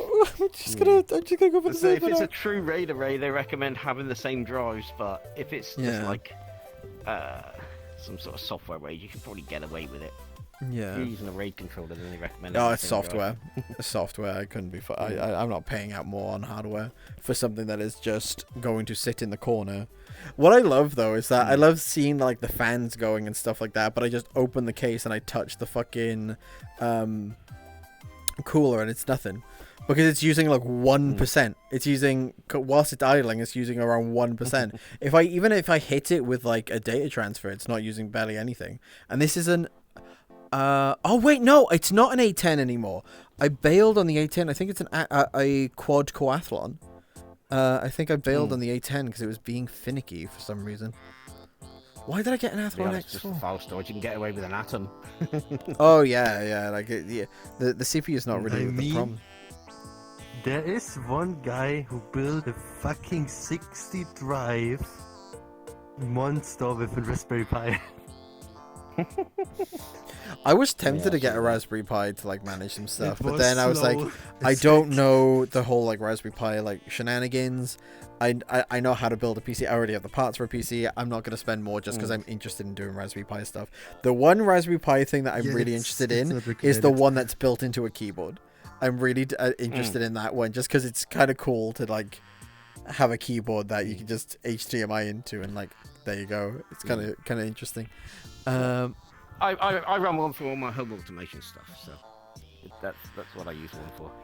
Hard drives dying in a RAID array is a pain in the ass, I know from experience. Oh god. For RAID arrays, you really want to buy enterprise HDDs, it does matter. I know it matters, but when the price difference between a 4TB drive is... Oh god, how much was... I think I spent 160 on 2 4TB drives. I think it's around that. Like for 2 of them. And then I would have to spend 380 instead for enterprise versions of the same thing. Not the same thing, but you know what I'm getting, for the same data amount. I was like, I don't want to do it. Like, they are not that expensive anymore. No, I was gonna say, if you get something like a couple of WD Red drives, which are the NAS rated drives, or the Seagate Iron Wolf those ones are NAS rated drives. They've I come was right down in tempted by the price. Iron Wolf. I was really tempted by the Iron Wolf, but I decided I just went with standard Seagate But because it's got Wolf in the name, hasn't it? no, well, no, I was to they create drives. I was gonna go for the WD Reds, but the problem is they had that whole advertising scenario, and their naming conventions fucked up now because they started doing the shingle based shit. Shingle SMR. Yeah. So I was like, I don't want to fuck around with that. Even if Seagate is, I understand their naming convention, and I understand what I'm getting into a bit more than what I'm getting into with WD. And I think that would be a lot more of a mess for me to like recover shit with, and I will try and manage. Than I've just been running going two Seagate Iron Wolves in my... Well, it's actually before they named them Iron Wolves, but it's the same drives in my Synology NAS since 2014, and they're still going strong. Okay, how much and is they've been on 24/7. How much is the Barracuda then? Barracuda 4 terabyte. Oh, what? They have come fucking down! Wait, hang on. Yeah. No, wait, hang on. I'm pissed. Barracuda's not it's a desktop drive though. The enterprise drives are like the Exos drives. Yeah. Well, I they're would for go more always performance with the Iron Wolf because they'll protect against vibrations. So you should go with that. If Because you get the the Iron NAS Wolf can Pros, get they offer free extremely- data recovery as well. Yeah. I looked into the Iron Wolves recently because I also want to build finally a NAS. And yeah, 100 bucks I think was it for 6 terabytes. So yeah, I want really to get come at down in least price. 3 or 4 and get a good RAID array running. Not gonna lie, this all nerd talk make me hungry. Oh, I can talk nerd all day. I'm gonna be It's hungry what all I day do. then. Sheesh. What I do. Oh no. That's what I'm looking all the time. I'm watching way too much. Never mind. I thought I bought Barracudas. I did buy. I bought Iron Wolves. I bought 2 Iron Wolves. All right. Oh. Yeah, we're all good. There you are. So you've got NAS drives then, so they're rated for. So what's the other one other than shingled? Is it CMR? That CMR and brain's gone burr. I need to code. Where's the? There we go. yeah, I bought 2 from Scan. I remember now, because I was gonna get them on thing, but let me just double check, because I was actually gonna buy them from 2 different stores, because one was like stupidly cheap on a different website. But yeah, 2. I got 2 of them, and then they have come down a little bit more now. But it ended up costing me 175 for 2 of these hard drives, which now it would actually cost you 160 to do the same thing. So they're coming down, which is great. I just realized, does anyone run Windows 11 on like a hard drive now? I feel like that would be... There's no point to a hard drive as a main... I haven't used a mechanical boot drive on any computer. It's pain. I think you can't. There was something Actually- why Windows 11 is out. There was something they want to get rid of the shit with hard drives. They're expecting an SSD as a boot drive on Windows 11. Remember the brief There was time of something. SSHDs? Like that fucking brief period where it's like, yes, your first 8 to 16 gigabytes are on an SSD, and then the rest is like on a main drive. But like, it was crap. Yeah. It barely improved. I bought one for boot my times. old laptop back in, I think it was 2010 or 2011. I bought one that had a 4 gigabyte flash section, and then even before that, Intel did this flash cache module that you could install in a machine that gave it like 1 gigabyte of flash, which kind of helped, but it was, as soon as you loaded a game or something, it just wiped it all away anyway, and everything just went back to as slow as it was. So yeah, it didn't really help that much. I do like that hard drives don't tend to fail all at once. They just have errors. I'm concerned by the tendency of SSDs to wink out like a light bulb. Oh, that's... You see, I was tempted to try and find an office like server kind of a thing, because like lots of people, not a server, but like server drives, because there are companies that completely wipe drives and like, cool, here's like a bunch of drives like really cheap, and I was thinking, it would be interesting to get. You want an old server? I can make that happen. Oh, I It's bought one noisy. I bought one a long time ago. I bought a Dell, I think a Power Age or something like that. That it was called. I Power turned Edge, it on, and holy fuck, that motherfucker was loud. It was like Sounds like a Windows jet 2003 era as well, and I just thought, it'd be interesting. It'd be a nice little project. And then, oh my god, one thing I need to do, not I've need just to decommissioned a do. load. I'm nervous to do it because I don't really want any exposures and to the internet, and I know that people might start trying to be a bastard to me. But I was tempted to make my internal server, like accessible whilst I'm away, because then that way, if I'm traveling and stuff like that, if I'm working on my iPad and stuff, I can do that. But I've started paying for iCloud, and we'll get into that in a sec. I started paying for iCloud, so then that way anything that I need whilst I'm away, I can just quickly chuck on iCloud, and then I have it wherever I need to go. And so like the iPad is like 256 gigs anyway, so it's not like I'm that desperate for shit. But I started paying for iCloud, which Adele, I stream her sometimes. Shut the fuck up. I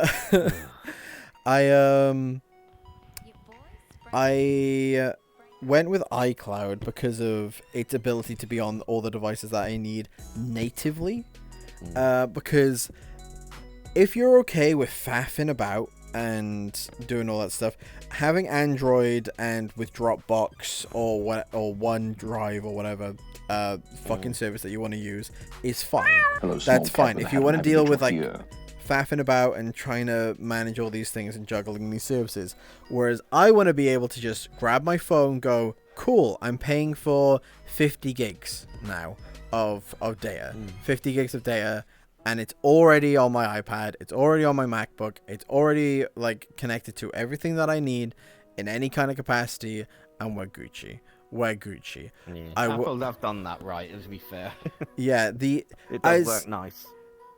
I get pissy when it comes to people who complain about Apple and their like closed ecosystem. I'm like, if you don't like a closed ecosystem, don't use it.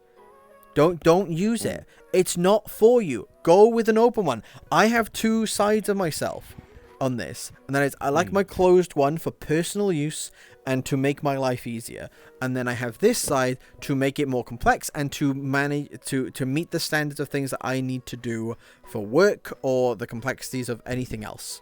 All right, because you can utilize that, and I think both are fine. But can people stop trying to make one the other? I don't see the fucking point. Run a mix of both.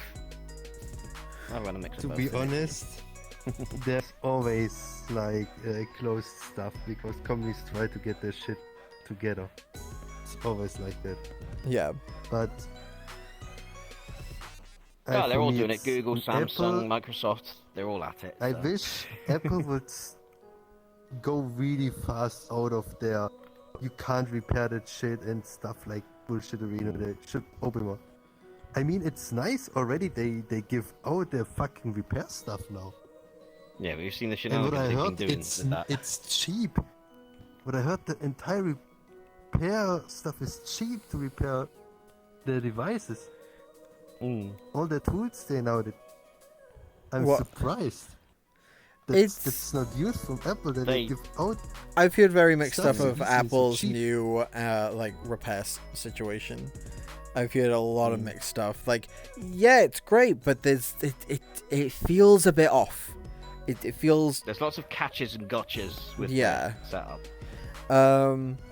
Hopefully that gets better with time, and I think they're just trying to appease a little bit, like to fight off as much as they can the right to repair movement. If they give a little bit here, hopefully they won't have to lose a lot a bit later. And I hope that they do get smacked a little bit.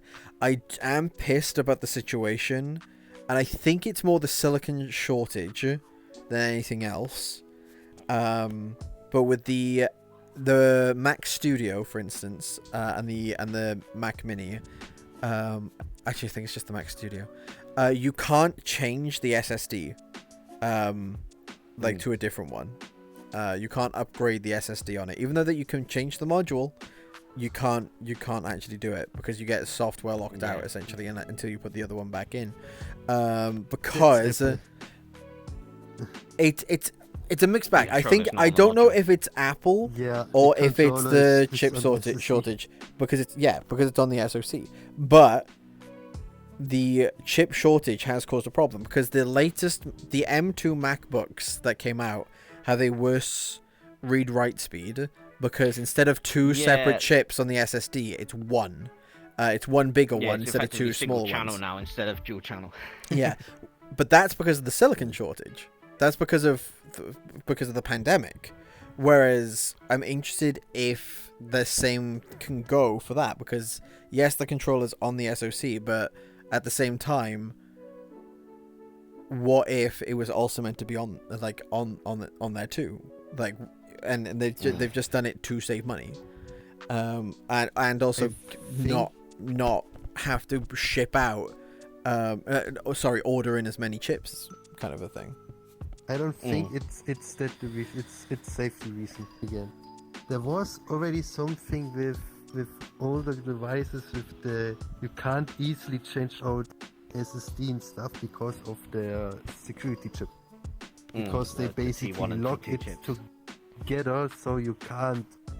Basically, nobody can steal your stuff and pull out the SSD and put it in another device and get all your data out.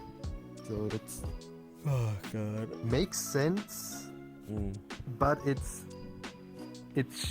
shitty that they not give you the option. Hey, I have a new SSD. Can I integrate it? Yes, I want to. Completely lost every data on it because it's empty. Please get it into the system. Yeah, that's the stupid stuff. The rest I can understand. Safety is a thing. Okay, but please give the option to. Other companies are at it as well. There is, but the thing is, when you give people the option to, you end up in more complex scenarios because if people are like, oh yeah, I want to be able to do what I want, kind of a thing, there's more situations that end up with a big ol' off. That was a fucking mistake. Like CryptoFox is talking here about how the latest phones, it's the Face ID. If you change the screen, which has your Face ID attached to it, right, and that's where the chip is and all that stuff, right, if you change that, the phone doesn't like it. It's not a fan of it. All right, you have to completely factory reset in order to get anywhere, and also it will still complain that it's not a genuine part, or like you need to get this serviced or whatever. The thing is, I'm as fucking annoying as it is. All right, I would rather, like, from a security standpoint and knowing what you sign up for when you get in. Hey, this thing that's really fucking secure. Right? Because let's face it, when it comes to privacy now, out of the default companies, I'm not talking like, fucking better grade like privacy companies or like that's their mission and that's their goal. Right? When it comes to like the Google, the Apple, and the Amazon and those types of companies, Apple have privacy at their fucking peak. They're the reason why Facebook's pissed off about how their data's handled on iOS now.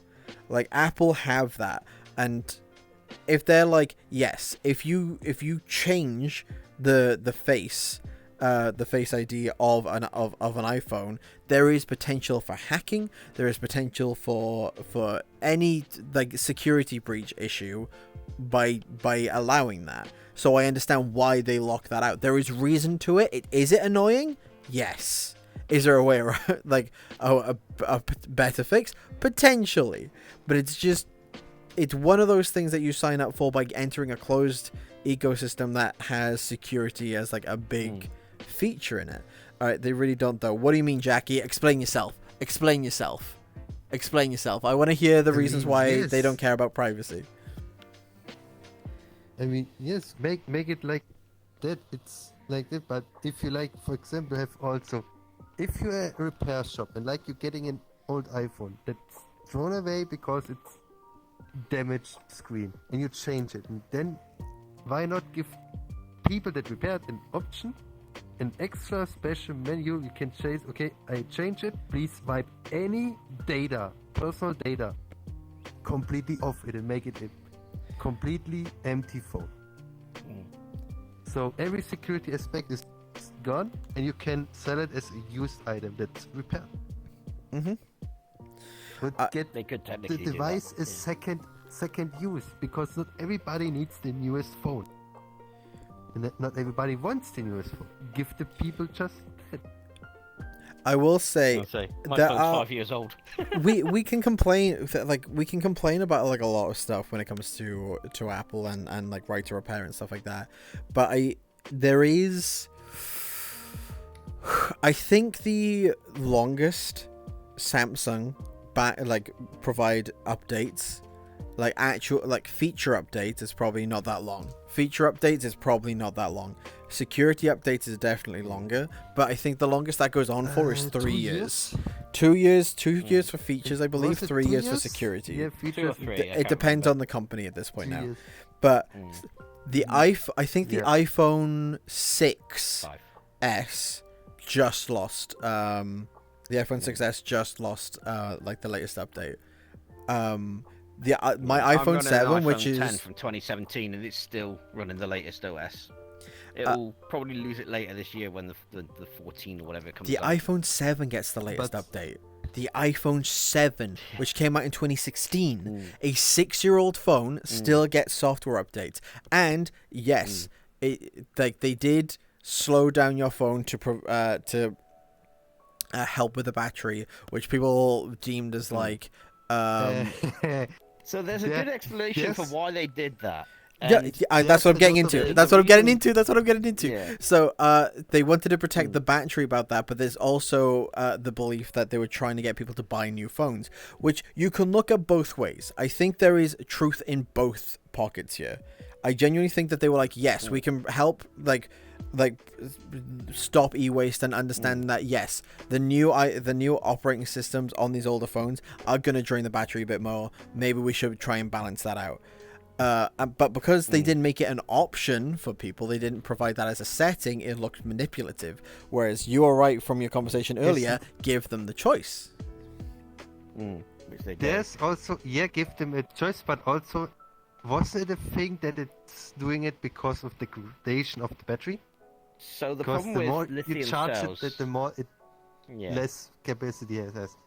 And so I lithium want cells also, lose their current providing capabilities over time. So the older the battery, as you draw more current, more amps from it, the voltage will drop. If the voltage drops when your phone's processor goes, oh shit, I need a load of current now, the voltage will drop below the minimum threshold. The phone will just go off and just shut down. And that's what was happening. Apple limited the peak current that the phone can draw by slowing down the processor to stop that from happening. The problem is they didn't really tell anybody about it. That's the problem. Tell the people about it. Be open to it. And also, I want to piss off some Android users. Guess what? Every fucking phone does it. Your fucking newest phone doesn't run at the speed your fucking SoC can do because it gets too hot. It slows down because of overheating. Yeah, I've had more Android phones overheat than my iPhone does. The only time my iPhone gets hot is when I start speed charging it. When I plug it into my like 45-watt speed charger, which charges it up to 80% within like fucking 25 minutes. Small cat with a But like at the same time, that's the only time it gets hot. Other than one time I was using Grindr for some reason. I left mine in the sun, then it got complained about overheating, but other than that, I've never. I like that though. There are plenty of devices that would just turn off and not tell you why. But like the iPhone like literally has a "I'm too hot" like warning when you're trying to turn it on. Like, I ain't turning it on. Cool me down, bitch. It's simple as this because of the children, phone companies know that kids will beg their parents for the newest thing. Phone companies make the most of their money from kids, not adults. That feels like a very generalistic view, and very one baked in the very early 2010s, in my opinion. On that opinion, I think. Also, adults want the newest stuff because numbers getting higher. The higher Kids numbers usually get the adults cast-offs now anyway, don't they? So. Yeah, and also not only that, there are cheaper options that people can provide, and like the iPhone SE. If a kid wants an iPhone, they'll just go for the iPhone SE or an iPhone 8 or 10 even. Like they can just get those cheaper. There is also like millennials grew up in that phase of like new device, and now we are the ones making money, so we are the ones spending said money. Yeah, so I mean, when I first started getting phones, I mean, the first phone I ever got, you could take the back off and stick 4 AA's in it if your battery ran out. Oh, jeez. It was that much of a brick, this thing. But phones, the progression of phones back in through the 2000s and the early 2010s was massive. It was an order of magnitude better every time there was a new generation of phone, and they were coming out every 6 months. The last 5 to 10, 5, 6, 7 years, that slowed right down, to the point where phones just aren't really that interesting when a new one comes out anymore. I haven't been excited about a new phone for a while, whereas I used to get a new phone every 6 months. Like, Yeah. new phone. And it wasn't like £1,000 or £1,500 like it is now. It was 400 quid for a new phone. They all look the They all look the same, and it's going to be interesting what the next thing is, and that's the next technological like revolution. Like, you can argue VR is that. We don't really know. We don't really know that yet. And the thing is, I think the reason why we're in a very stagnant space in VR is that they're like, something big is coming. And I think like they were demonstrating newer things with like with Facebook recently, with new headsets that they're working on, none ready to come to market. And I think that's why we're in this really stagnant space right now in VR, because those big innovations are on their way. But we also don't have any big technological marvel right now. I think one thing that we have to be interested in is that I agree with Linus Tech Tips, and I've been thinking this for a while. I don't think the way that the Lego building of PC is along for this world. I think that's slowly going to get pushed aside. I think we're going to end up in scenarios where NVIDIA will team up with different CPU people. AMD will start, like, they'll provide you with a little Mac Studio box, essentially, because there's stuff coming. Amazing. Intel was making a new standard, AMD's chiplet design. Yeah. Where they split up processing cores with the I/O chip. Intel is working on an open standard with now AMD in it, which means you can combine an AMD CPU with an NVIDIA GPU and an Intel I/O chip to get on one board, on an Intel CPU with an AMD GPU and something else. Put it all on the same substrate. Because the chiplets, they have a connection that's standardized now. And basically the next AMD CPU that comes after the 7000 series, we will know come out now, will have support for the standard. So they can start up and combine whatever they want to whatever SoC they want. Because of the standard, and that's maybe the future. At least what's coming for SoC stuff. One thing that I'm predicting at the minute is that yes, there's going to be big changes when it comes to CPUs, no matter what. And my opinion currently is, and I spoke about this a few months ago, and apparently Intel are working on this in secret. They are working on CPUs that have they are hybrid chips. So we are talking x86 instruction set, ARM instruction set, and RISC-V. I don't think RISC-V will make it. I don't think RISC-V will get into that batch. I think Who uses RISC-V? Come on. Yeah. I think we will see in the next couple of years a CPU where some cores are ARM based and some cores are x86 based. And the reason why I think that is that Windows is already Windows has an ARM version and an x86. x86 does need to die. It needs to die. There is code in that. It needs to fade away. It's janky as fuck, but you can technically boot MS-DOS on these motherfuckers. Alright, because there is instruction set within them that they need to be there because they are the pillars of the rest of the fucking CPU. So there is wasted shit within this, right?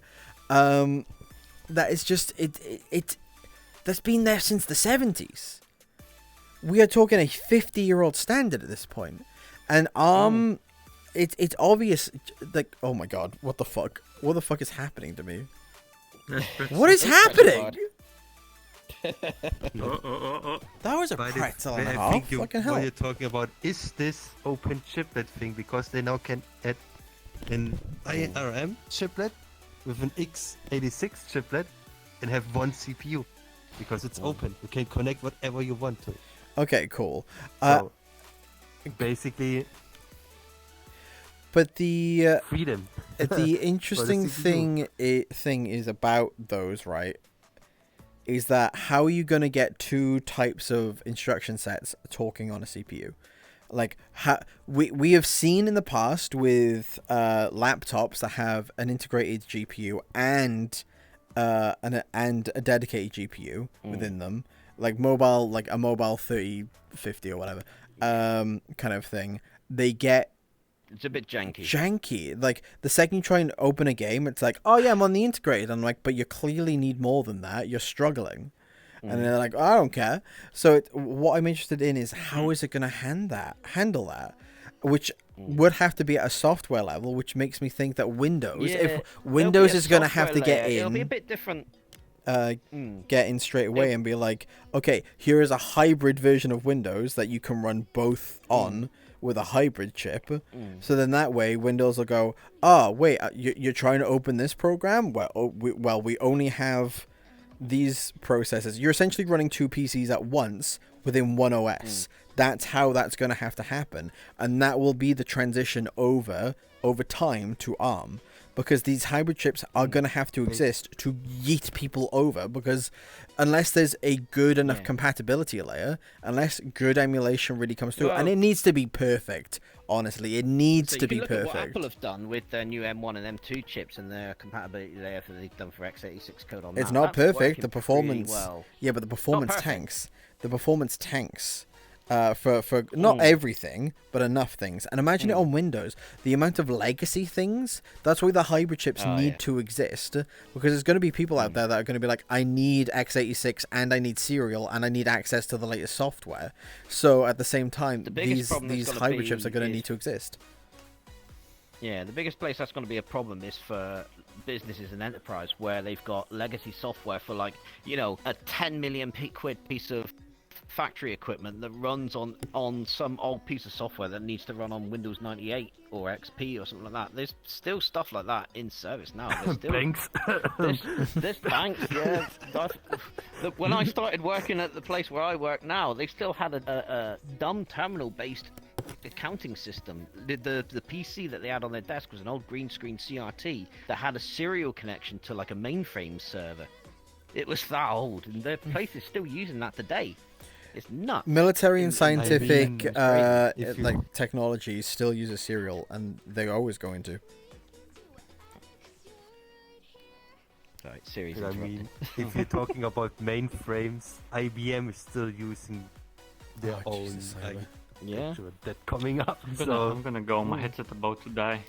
Love you. Get a critical like one down. Bye bye. Thanks for hanging. Thank you for. I really enjoyed our chat earlier. It was really nice. Hell So yeah. bye bye, cuties. It started cutting out. So. Bye. Love you, sweet bean. I will probably join VR chat maybe later. Depends. Oh wait, no, drinking night. Yeah, here we go. It is drinking night. Oh no, that means I know who I'm gonna target then at least. Wanna be Yeah. I'm really interested in technology, especially now AMD brings out the first chiplet GPU. Oh, I'm hyped. I'm hoping this is gonna somewhat resolve the issues we've got with the silicon shortage at the moment, because it's gonna really increase their yields. So we should see. I mean, things Intel coming is back building available. a new plant here in Germany, so they will also getting boosted up in the future. So interesting times, especially now. Intel and AMD are almost the same level at speed. It's right been now, more out of a necessity than anything, though, hasn't it? Really. Oh god, I get a headache thinking about like the thing. The crypto crash will help help the silicon shortage to a point. Yeah. Definitely. But is it temporary though? We don't know yet. Yeah. Look at the trend of crypto, by the way. Before the pandemic is probably a good way to look at this. Usually in summer, and even in 2020, I think, I believe, the summer, it crashed. Each summer, it crashes. And then around September, it starts going back up. I don't know if it's going to do it as well this time, because it did crash fucking hard, to the point where it's Really crashing hard. companies. So I think we're at a point now where I think the trend's over.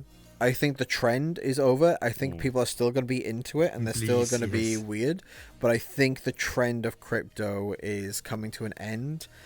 It's essentially the tech, cryptocurrency and NFTs. I don't see NFTs getting further than 2024, honestly, in talking. So NFTs and crypto are going to do two things. They are going to be remembered as the pogs of the 2010s and early 2020. That's because that's what they are. And anyone who tells me like, oh, crypto will survive or NFTs will do this, that, and the other, here's what NFTs are going to go do. The technology behind NFTs are going to go into stuff like Ticketmaster, all right, to have someone have their own ticket like assigned to them properly. There's going to be security around that. I genuinely think. I work as an admin in a crypto farm. I disagree with you. NFTs are not good. NFTs are only for laundering money. I agree. I don't like NFTs. When did I say that I like NFTs? I view crypto as a trend. I view crypto as it's been around since 2014. It's the longest trend that we've seen for a while, but I just don't see it getting any further now. I think it will be a hobbyist thing, very small hobbyist thing beyond 2024. I don't see it getting back to where it was. I think that everyone's had its thing now. The pandemic's coming to an end. I just don't think that thing. NFTs. I disagree with you that crypto is dying, not the NFTs. I think both of them are dying. Listen to me. Yeah. I'm saying that they're both dying. The technology behind NFTs and their security, because let's face it, as annoying as it is the software and the stuff behind NFTs is very secure for handing things over, right? So I think we're not going to end up at a point where hang on, before we get into fighting about this, I think it's going to get changed. I think it's going to get upgraded, and I think it's going to end up in a different use. NFTs are going nowhere, but the technology is viable. NFTs are gonna fuck off. NFTs are... What technology? What? The What technology in NFT? The handoff. Make a token. Know what I out mean? of it, Know what I and mean? You sell it. Know what I mean? So what the technology behind it, which honestly I think could end up getting used in banking and stuff like that as well. It's gonna be a whole different thing. I'm not talking about like, hey, this is a picture that I own. Like, yes, you can screenshot the picture, but I think it's going to get utilized in some kind of way. So let's say I buy a ticket on the Ticketmaster website, right? Instead of it just having a number and assigned to my name, and technically I can sell it to whoever I want, I think it's going to get like actually like there is no... It actually properly handed off to me in the most secure fashion. Because in that way, imagine utilizing NFTs like that, where it's going to be harder for scalpers to start like scalping shit. If they can utilize NFTs technology in a way to stop scalping for certain things, I think that's going to be more useful. All right, NFT itself of like, I made a picture, would you like to destroy the rainforest in order to have it? That's stupid. That's fucking dumb. I didn't really need to say anything. I was just trying to repeat the thing that got a rise out of Bardic. Oh, Carbon. What the fuck? One I thing tongue about jerk, then I got NFT mad. stuff is, when you buy an NFT, you only own the token, but not the picture attached to it. Mm-hmm. The picture is just used to make the token you buy, but you don't own any copyright on the picture. Mm-hmm. There was an artist that have sold the NFT and the picture separate. Mm-hmm. And nobody can do shit, because if you buy an NFT, you buy the non-fundable token, but not the picture, which is used to make it. You don't own any rights of any picture you buy an NFT from. So the owner who still owns the picture, the copyright, can do shit with it. And that's the joke. The people think they buy the token and own the picture we got used to make the token. But it's not like that. You don't own anything. As long as it doesn't say directly that you own with this token also the copyright of the picture. You don't own shit about it. And they will use it and they will laugh at you. Because they know exactly. The maker of NFT knows exactly, don't know shit about it. No, you own a token with a number. I agree. That's what I mean. That's why I'm saying technology behind it. The whole token thing. The whole, like, token side of things. Alright. Imagine this.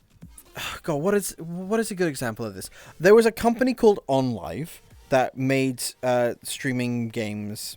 Like, for instance, oh wait, no, here's a better example. There was a company back in the 90s that was trying to compete with Intel and AMD at making x86 CPUs.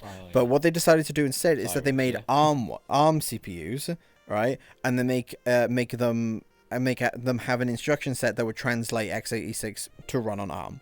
All right, it did it poorly. It was not very good. All right, but what ended up happening is that because they were still making CPUs, they just weren't selling them into the mainstream. They didn't become a third competitor. They got bought out by a company that made like set-top boxes for TV and anything that could be distributed more like that. So what I'm referring to here, the example that I'm getting at here is like, imagine, oh, I can see the potential in this technology. Let's rip it out at the root. Stop doing what you're trying to do with it, and then take the parts that we like, and repurpose it into something else. So that whole token handoff thing, yes, there are other ways that we can do it, but what I'm trying to get at here is if we can get a new version of NFTs in the sense of, like, for sorting out ticket, like as I said, like concert tickets, for sorting out what other utilizations would that actually be good in. Maybe even actual just shopping. Maybe actual like pre-orders online for shopping. So say like buying GPUs whenever there's a pre-order list kind of a thing. Yes, someone said something about wallets and stuff like that. Not really what I'm getting at here.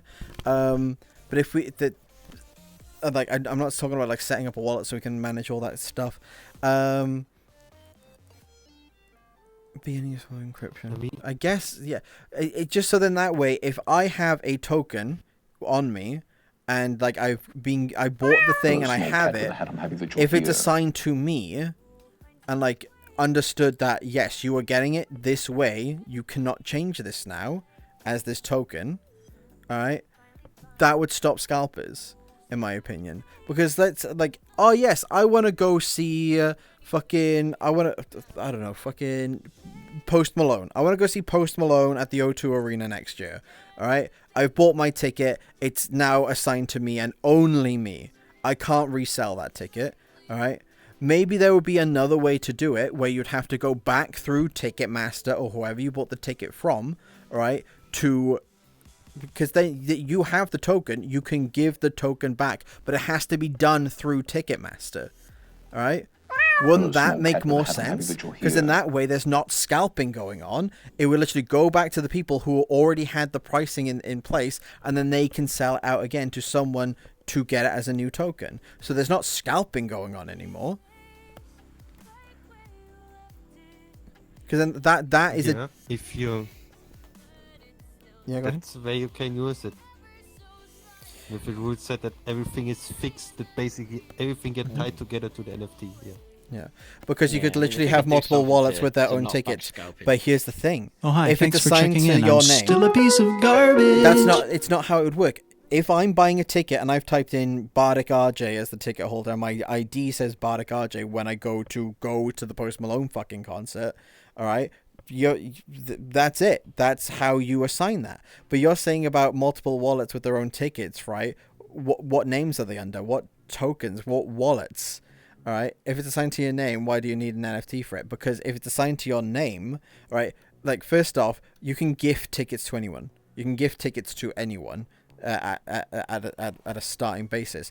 But what I'm saying about this token-based thing is that if it needs to be assigned to you in some kind of capacity. If it's assigned to your account, all right, like on the website, and it's assigned to you, and which is assigned to your bank account, which is assigned to your name, all the logistics involved in this one, it stops scalping because you literally won't have the ability to do it as much, because if you want to sell your ticket, you would have to resell it through the place that you got it from.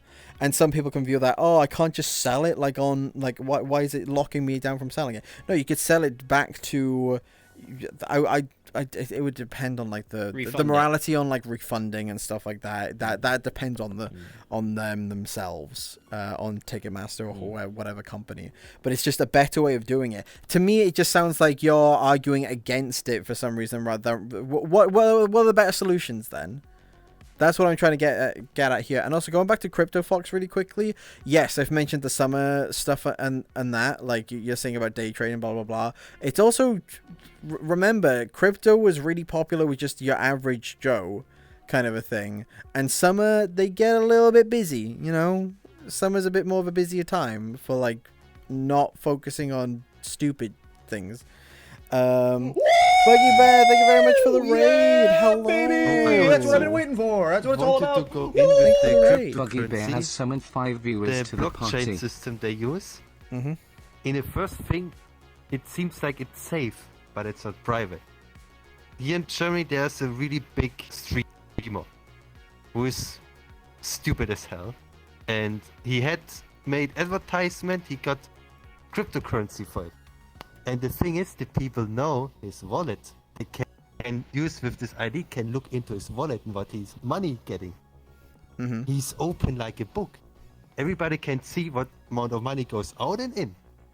They can not really see where it goes and where it comes from, but they can see movement and how much. So you're more an open book to everybody in the moment they know your ID, your wallet ID. In the moment it's leaked, they know almost a lot of you. They know how much money you're getting, how much your money paying. And if they're desperate, they can follow stuff more and can later see on where you're paying to and where you're getting money from. Yeah. So it's a nice idea, but the thing is, the blockchain is open for that because of safety reasons. So everybody can see if it's legit or not, the movement.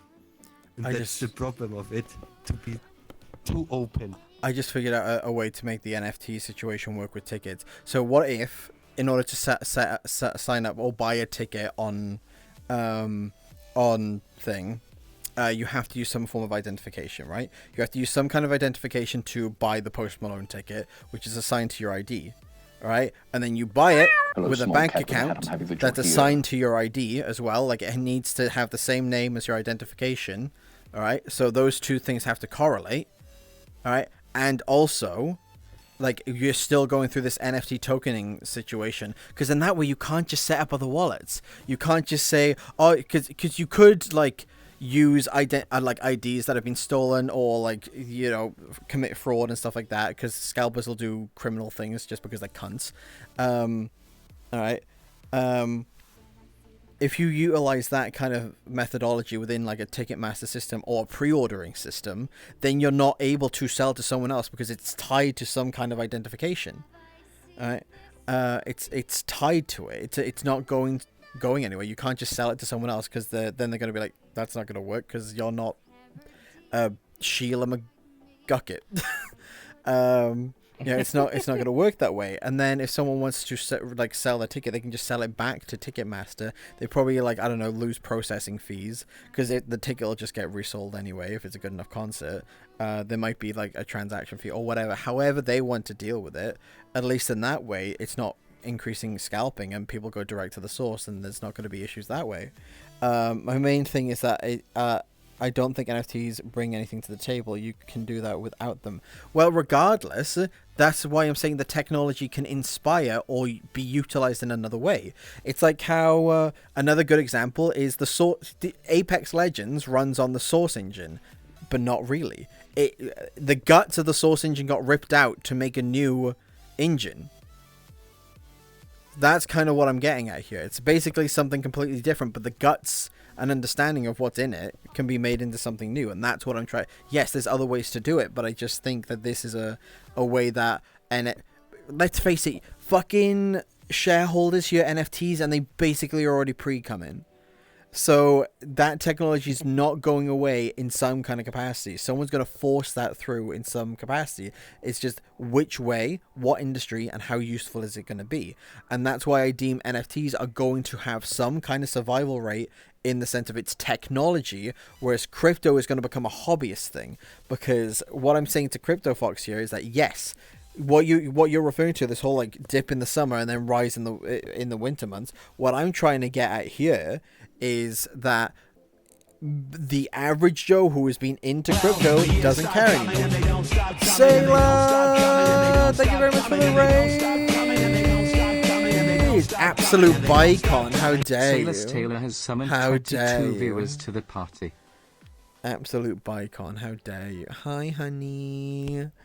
Oh my god. But yeah, that's why I'm saying we're talking about crypto and NFT really briefly, and about what it's what are the, when it's dead, what are the benefits, kind of a thing. And I just think that, not when it's dead, but I think that crypto has had its time now from a every person perspective.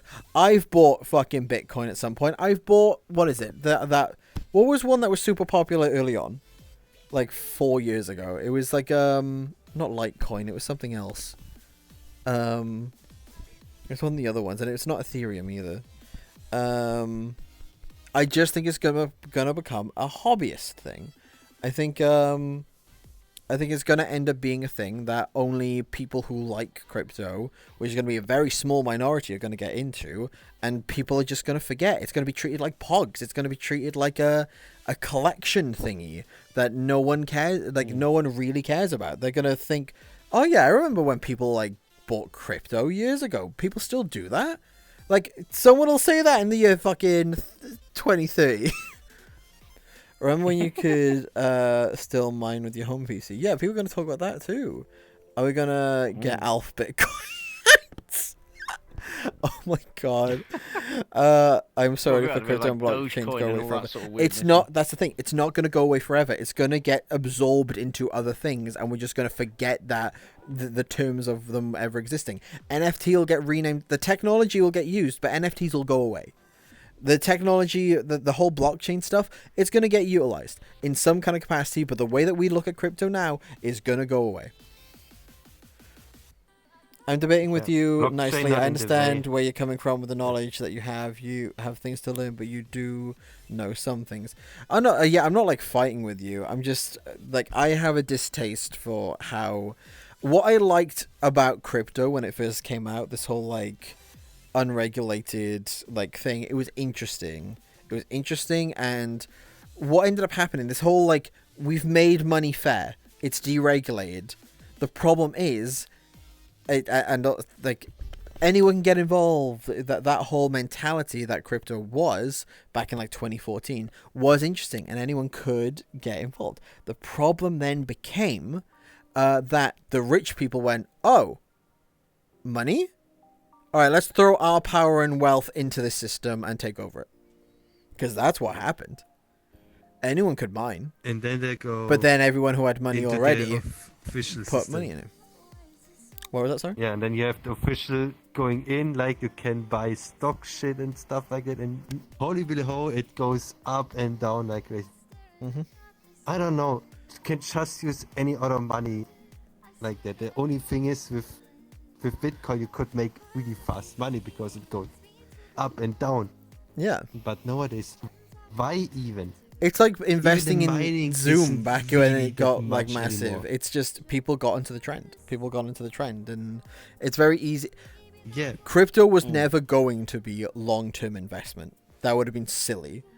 Crypto, like, it's only long-term if you invest in it back when someone bought a pizza for it. Yeah, like, and then you sell it in 2020 or 2021, whatever the peak was. Like I was so that would be interested in long. crypto, I never got into it, but I wish I had early on and then buggered off Yeah. about 2 years ago. That would have been ideal. That's But always- I've heard stories of people digging through landfill to find their old computer hard drive. that I they chucked remember out hearing that. had, Yeah. like 1 Bitcoin on it or something like that. It's like, Mm-hmm. Yeah, that's the only thing you say. Oh man, back then when you heard first off and it was a buck per Bitcoin, like why did you throw in $50 or something like that? You would be rich, but nobody have known it back then. So what's the thing? And to be honest, an unregulated money means. Oh, hi. Thanks for in the checking first in. I'm place you still a can piece of buy garbage. everything. In the next place, the thing crashes completely. You can buy anything with it because it's not regulated. With my fucking euro, even if it dies, I maybe don't have that much money to buy things in the US, but I can buy things here in Germany with the same thing, and it's still the same value. So fuck that shit. I don't. That's why you have regulations to keep it up that you can buy your stuff you need every fucking day. That's why it's regulated. A buddy of So- mine wrote his own algorithm and cashed out the first big boost of crypto. He's retired, bought himself a house, and become a rich hippie. Oh my god, rich hippie, that's a vibe. But how are you I know also somebody becoming a that rich has a lot hippie of making money off Bitcoin of, still. off of Bitcoin? That's interesting. Oh, hi. Thanks for Weird. checking in. I'm Moral of the still a story, piece don't let of the super rich touch garbage. something if you don't want it to become a super corrupt and bullshit. See, that's why I'm also trying to get around, like, how can we block... What stop... The only way scalping makes sense is if they have a direct route to take something and sell it to someone else. But if you take something and say like, yes, I've got this now, I can sell it to someone else, and it's like, well, this is useless to me because I need my name on it and it attached to my token, and like attached to me in some other capacity because I have to authenticate this later on. So basically, everyone's gonna go, oh fuck, all the scalpers are gonna be unable to sell tickets or like sell PS5s or PS6s at that point. Marky, thank you very much for the 1500 bits. What the fuck? Marky_Tiger What Cheer. the fuck? X1500. What the hell? Thank you very much, Sweet Bean. Thank you. And also, Crypto, I am having an interesting conversation with you. Thank you. I had 3 Bitcoin when it was 750 and didn't go anywhere for over 75% of people sold their coins. I was one of them. I built a great gaming computer out of it. This was early one when I got into it. If I held those 3, it could have been 150,000. A great lesson to learn. I got a great computer out of it, though. Well, yeah, you got to learn your lessons, and you can always argue that you can be like, "Oh, I had a fucking Charizard when I was a kid. I should have looked after that." And it's like you're not going hindsight's to. always 20/20. Isn't it? Yeah, there's no point. Like, there's no point really focusing on that. So you don't need your name But to to be on be the honest- ticket. You just need it to be in the wallet you have physical possession of. Well, not just that. You need it tied. What I'm asking about the name 1 minute. and. That's cool. What I'm asking about the name and the bank identification. So it's like if you tie your ID and your bank to Samurai, thank you very much for gifting a sub to Dogler and Night Hazard. Samurai gifted a tier 1 sub to you. Dogler_. Thank you for helping keep the lights on. I really appreciate it. Thank you, sweet. Samurai Kitson just gifted a sub to Night Yo. Hazard. Samurai Welcome back Kitson anytime gifted a soon. tier 1 Aw. sub to Night The Hazard. ID belongs to the wallet, not your name. So what? Yeah. So I'm saying if you have this, if they set you up with a wallet, right? The only way you can get this wallet is if it's tied to a bank account and your name, a bank account and your government identification, right? That's the only way you can get this account. Only way you can do it. All right. So once you have that, it's a case of like, okay, cool. I would like to go see this concert. Cool. Oh wait, I can't go. I would like to sell it back. I would like to sell the ticket that I bought through you back to you. And they're like, cool. Our processing fee was this much, so you're not getting that back. Here is, I don't know, 80% of what you paid for your ticket. Because this, that, and the other, whatever. There could be plenty of reasons to do so. All right, but then that way it means the people selling the ticket have control over their tickets and not scalpers, and not have fraud go on, because people will do their best to commit fraud at the gate. like trying to get into a concert. You can tie your name and ID to the wallet separately, but you don't have to. That was part of the draw of Bitcoin. It's allowed anonymity, but you couldn't be prosecuted for money laundering because your wallet wasn't you. Oh, when it comes to crypto, yeah, well, that's not really what I'm talking about right now. I'm talking about the whole NFT technology-based thing for like swapping over to like concert tickets or pre-ordering systems, because in that way we would stop seeing like people scalping PS5s. GPUs and mass buying, because you could also limit the amount of tickets that you could buy. For instance, let's say, oh yeah, I want to buy a ticket for me and 3 friends. First off, you would still have to go to the concert. You would still have to go yourself and take 2 of your friends with you, because you're the one holding the ticket. If you want to like scalp it at that point, you're getting into a weird territory, but you still have the ability to do it, I suppose. But we could just have a standard Web 2.0 account for that with verification. But that can still be worked around, right? Because at least with an NFT... Yes, but I am talking about utilizing this technology going forward, which it will get used, because it's going to. I'm trying to look for the best possible way that technology could get used without it being a toxic mess. For something like scalping PayPal, you can only make one PayPal account, and you have to use this one PayPal account to buy it, and then it's tied to this one PayPal account. And if you want to sell it, you can't easily sell it because it's tied to this one PayPal account. And if you go in like in the concert, you have to use your phone, PayPal app, like hold it over a device, like, oh yeah, you're the person, you can go in. You're verified over this. It's to say it's now PayPal, but I would take something more, not PayPal-ish, but something like the system like this. That's tied the only thing together, I think so is you can only use this one. There has to be some sort of incentive for the people who are selling these tickets or hardware, PlayStations, consoles, graphics cards, whatever it is, to make them want to do this, because scalping I don't think is going to go away anytime soon, because as far as like Nvidia don't care who they sell their graphics cards to as long as they sell them. So well, they've actually tried. They kind of do, because that's where they put those chips in place to try and stop mining on the gaming GPUs, as well as they were trying to get that on their website. They try to get it harder for scalpers to buy a bunch of GPUs. Not successful in the end. But which is why I'm saying, like, if you tie it to a government ID, which is kind of hard to do, which is why I'm saying that this kind of system of technology would have to be not necessarily not open source. That's not what I mean. It would have to be something it would have to be standardized. Because if it's put into government IDs, for instance, and then tied to bank accounts, right, if they're tied into both those situations, right, it can be used across multiple platforms a lot easier, and then tied in a way that's like, it isn't just a case of like anyone can just type whatever name or whatever stolen credit card that they've gotten of theirs in place. It would be a lot more interesting, and also you could probably get flagged up a bit easier. Like, fraud would be easier to detect if someone was trying to utilize your name and stuff like that, because then it's tied to you. Like, fraud would be easier to detect. It would just make it harder. Digital certificates, like the ones used for HTTPS traffic, did the useful part of this since forever. Yes, but this is kind of like, what I'm saying is, yes, that technology already exists. I'm after it going an extra level.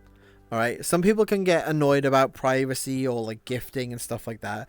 But what is the other solution? Do we just let scalpers like go about it, kind of a thing? Do we let ourselves get ripped off by other people, or do we put in a system in place that kind of that protects us, right, in multiple ways? Because it protects us from fraud. It protects us from it protects us from fraud. It protects us from getting scammed. Protects us from getting ripped off. And also keeps us in touch with the actual digital products that we would use. Because like a digital ticket, train tickets as well could utilize this. Airplane tickets could utilize this. Like, there's plenty of ability to use this. E-commerce in general could utilize this a bit more, especially for limited products. no matter what. Like, using certificates like SSL certificates, a key pair where the private key is attached to your ID could work in a similar sense. So that does make sense. So you have a private key that you use to generate. Hello, small cat with a hat. I'm happy that you're here. A public key that's held by the ticket seller, and then you use your private key when you go to an event or to the airport, to the train station, whatever. And your point is that you want it to be multi-platform, not single platform. Oh yeah, like that. I get that. This is why I think. That's why I guess I'm not being clear enough, but that's why I'm saying about this. This technology exists by itself. Let's call this technology, instead of NFT, let's just call it crypto ID. Crypto ID. Yeah, let's call it crypto ID. All right, crypto ID. That's there. All right, it's been developed. It's tied into government networks and it's tied into your banking system. Right? They're tied into those things, and it's tied into existing. It's just you. All right. Ticketmaster go, hey, we want that service. Nvidia go, yeah, we want that service. And then those get placed into here. All right. And before people talk about like security and privacy within that, think about your bank. Think about the level of security your bank would have to have in order to like manage these things. Your banks are constantly try and get hacked daily. All right. Every single second someone's trying to hack a bank. So their security is like fucking next level. That's the level of security that we're talking about with crypto ID, as we've named it. At least in that way, it's you can get pulled in. And so like if you find something suspicious on your crypto ID account, it'd be easier to detect fraud, and flag things up. And also when say like if you lose your wallet or fraud does happen to you, all right, if you do have fraud go on, it will detect it. Like it's an easier place for fraud detection services to look at because it's all meant to go through this pipeline on your online thing. It doesn't have to. You have to sign up for the account, but regardless, yeah. All right, bye, Pookie. It's also something that you can make. It would be, or like some other like countries come together and make one thing. It's controlled by them, no thing of making money, shit like that. So it's. Yeah, I mean, it would need like each country's government to set up a central database of all these IDs. But it needs to be working together because in the moment one country makes something, another country makes another thing, which then doesn't work together, which is shit because they could do it in such a way that every time there's a new birth in the country, that when the new birth is registered, their crypto ID is automatically created on this system, and that. See, now we're getting to like creepy levels. That's when we get into like creepy levels, right? This is where we get into Big Brother territory. But there, you see the pros and cons. Like here, you see the national insurance number and stuff like that at a certain age. I mean, I don't see it being that much different. Yeah, so it's like this weird. What you value, it's what makes sense. It's what doesn't make sense. It's the pros, it's the cons. It's government in general, because we all know that there is benefit to government and there's also disbenefits to government. We understand like all these things, but yeah. But I think more you're getting a number you can use more in the public safer, because it's harder for someone private to get who is behind that number, and more like that companies actually can ask, hey, I have this name with this number, are they matching or not? And the government only says they match or not. They say, yes, it's matching. No, it's not matching. Frostbit, if it's not that much different, why do we still have it going on? That's what I'm getting at here. The technology that we have now with, say, like, this whole NFT thing, or whatever other way, whatever technology exists right now, NFT is going to, like, the blockchain NFT, whatever you want to talk about right now, that technology is going to get used moving forward. This is about the prediction of how it's going to get used moving forward, and what is the most beneficial way for it to get used moving forward. That's what I'm talking about. This whole like crypto idea is a decent way to see it get run, a decent way to see it get utilized. But none of the ways that we have right now are standardized in the sense of like people are going to do it. The same reason people go crazy over Hyperloop and such. I don't think NFT can be summarized the same way that Hyperloop. Hyperloop is just the fucking thing in LA, right? Like, it's basically a train in the vacuum tube. That's yeah. Hyperloop. I hear that the But traffic in is actually that's pretty bad. completely different thing. Yeah, I was just saying that it's people are hyping over it in the same way. Yeah, I don't think it's the same way. A lot of companies increased in value by It's just not having the crypto same. in their name. Mm. Yes, I get that, but then people are going to invest in certain ways, and people are going to be like, well, we need to utilize this in some kind of way now. And people are going to go, well, this is how we can utilize it. And then they go, yes. Because that's what's going to happen. People do this all the time, right? Stuff gets pushed forward because the technology behind it isn't necessarily a bad idea. It's just how it gets implemented. NFTs were a stupid idea, but the technology behind them isn't a stupid idea. Do we have stuff similar to it already? Yes. But is this going to be a standard that enough rich people have gone, I like it, for it to end up becoming an actual standard? That's what you got to think about. Because you can say it's like how Apple were not the first person to make the MP3 player, but they standardized it because they recognized what is good, what is bad, and they kept what is right and introduced something new. Right? That's how standards get made. Either everyone has to agree on something, or someone has to take over enough. When everyone was working on VR stuff, the only reason why OpenVR exists is because all the companies were like, we need to make a standard because we're all pissing each other off because everyone was making different hardware that wasn't communicating with each other, right? Because there was no, like, everyone wanted to be the industry leader on their stuff, but they were just like, yeah, but we need to sing enough with each other to get our technologies enough to work because we're each using each other's stuff to progress our own stuff. So they made OpenVR to be like... That sort of mentality goes back decades. Yeah, that's going to be the case. It's why Blu-ray exists, DVD exists, USB... and stuff like that. Yeah, like, it's going to be that way, which is why I think technologically NFT is going to find that kind of a use. Creators a demo for encryption technology, and then crypto fanatics took it and ran with it, trying to make it into this big whole thing, while the original guys behind the NFT tech are just confused and upset. Well, is this like the way to like make it you like really show off that encryption technology? That's what I'm focusing on, the encryption technology there here. Isn't the most best encryption system out there right now not based on fucking lava lamps? Because they're so random, they film it, they're so random, they generate numbers, they're so random, there is nothing better in encryption. Yeah. Because it's random every second. Cloudflare have got a wall full of lava lamps. I don't know how many there are, it's a couple hundred of the things. And because they're so completely random, you can never predict the pattern. They've got cameras pointing at these lava lamps, which they use to generate hashes or keys for their encryption. So they take a picture, they generate a key, and that key will never, ever, ever be the same as anything that's been generated before. That's how they do it. They just use lava lamps. They've got other things as well, but I think there was a YouTube video by it's the safest a guy who did it. And it's it's actually pretty interesting. I would never have thought of that, but it was also a thing in an NCIS thing. It was already also in there. But the thing is, why they use it, they basically said, makes sense. Every computer is predictable in its randomness. If a random number generator is run, you can't predict it. But if a hardware thing that's basically random completely, you can't even really simulate it. There's too many variables.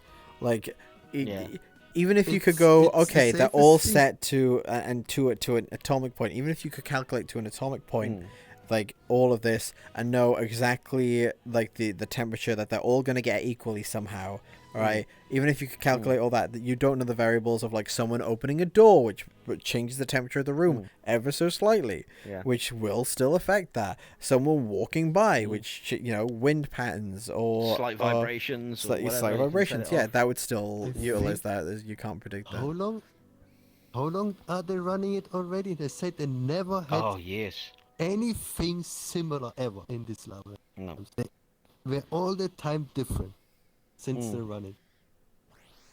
It's unpredictable, and in the second they make it's such a simple but clever idea. The key is so unique you can never ever get it again. It's impossible. like. It's interesting that they use lava lamps, but that must be it's fucking. It's thinking about the amount of light bulb. Think about all the light bulbs and all the lava lamps that they're currently running to do all that. My brain is just going, that's a waste of electricity. Yeah. And then I'm like, it's less than NFTs. Somebody It's said not that many. It's probably maybe 100, maybe a couple hundred. Which, you know, it's not. Yeah. They nowhere probably near built as up much an as own what rig to Joey probably and save NFT money do. on that one and not use light bulbs instead. I'm guessing that they're using some kind of like no, heated they situation. use No, it's standard just lava standard lamps lava you can lamps. buy. Yeah. There's nothing special to that. You buy a standard lava lamp, they put it on a okay. desk. With and that's 25 it. watt bulb in each one. I thought they would have ended up like making their own like thing where it's kind of like it's just to transfer the heat differently, and Yeah. technically I'll use a send you a lot link less to a heat video. to get No, it to do they more. are in about its it. own. In the production already so random, they don't need to change anything. In the moment they do hand on it, it can be predictable. So they buy just off the shelf parts that got somehow some may made, and so random nobody knows how they actually run its own. So nobody knows how this lava lamp is produced and made and built and in quality. Very short. It I'm not delivers. playing this That's game. it. Either you get in here or you get out of my world. I'm waiting for the loading. You were doing that thing behind the door, like looking in, looking out, looking in, looking out. Because I'm waiting for your last avatar to load in. What up, dude? How are you? Alright, yourself. I'm good. I'm vibing. I'm Good to see vibing. everybody. I was like, I'm like, Carbon, I'll it- punch you in the face if you're doing that thing where you stand in the corner of my world again. It's about randomness, not about you build something that a gas that's going to the liquid. You then have something again you can change to make something you want, like how much gas is going through the liquid. A lava lamp, you put it down, you turn on the light, the bulb itself is random how much heat it gives out.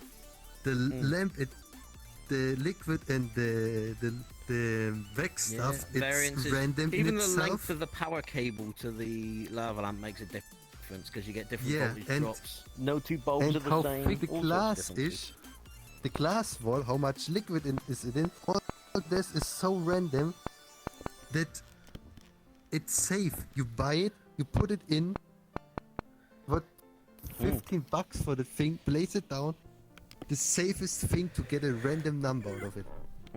This.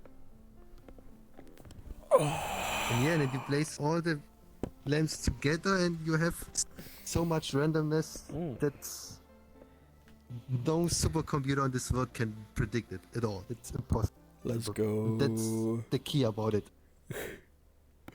Alright, I think that's And probably sometimes it. simple is the best. Yep. I think that's probably it for stream today. Because we've gone on basically an extra 43 minutes than I meant to. Oops. Considering I was tired, I'm surprised I did that. And I want to eat and drink and be a person. So, yes, thank you guys very much for another stream. I will be back this Sunday. I'll be back on Sunday.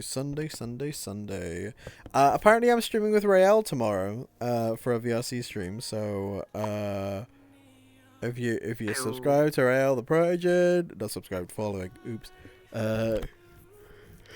you'll see me over there tomorrow. But beyond that, I will see you. And we're gonna raid into Boulder. We're gonna raid into Boulder Wolf, and we're gonna just write I like butter. Just say I like butter. Yeah. That's the raid message. I like butter. There's your raid message, y'all. Look after yourselves. I will be back on Sunday. Come join the Discord. !Discord. I love you. Good to see you, by the way. Bye. Yeah. See us a long time. You're a Yeah, it has been a long time. fart I do knocker. apologize for that. Bunch Me, of unfortunately, fart I knockers. tend to forget what That's who you time are. goes by, or Have a wonderful day. Thank like you very much he for is being here. accustomed to me Y'all great. and everything like that. I am an anxiety-filled being. Alright. Hence why he Let's threatened me while I was over there.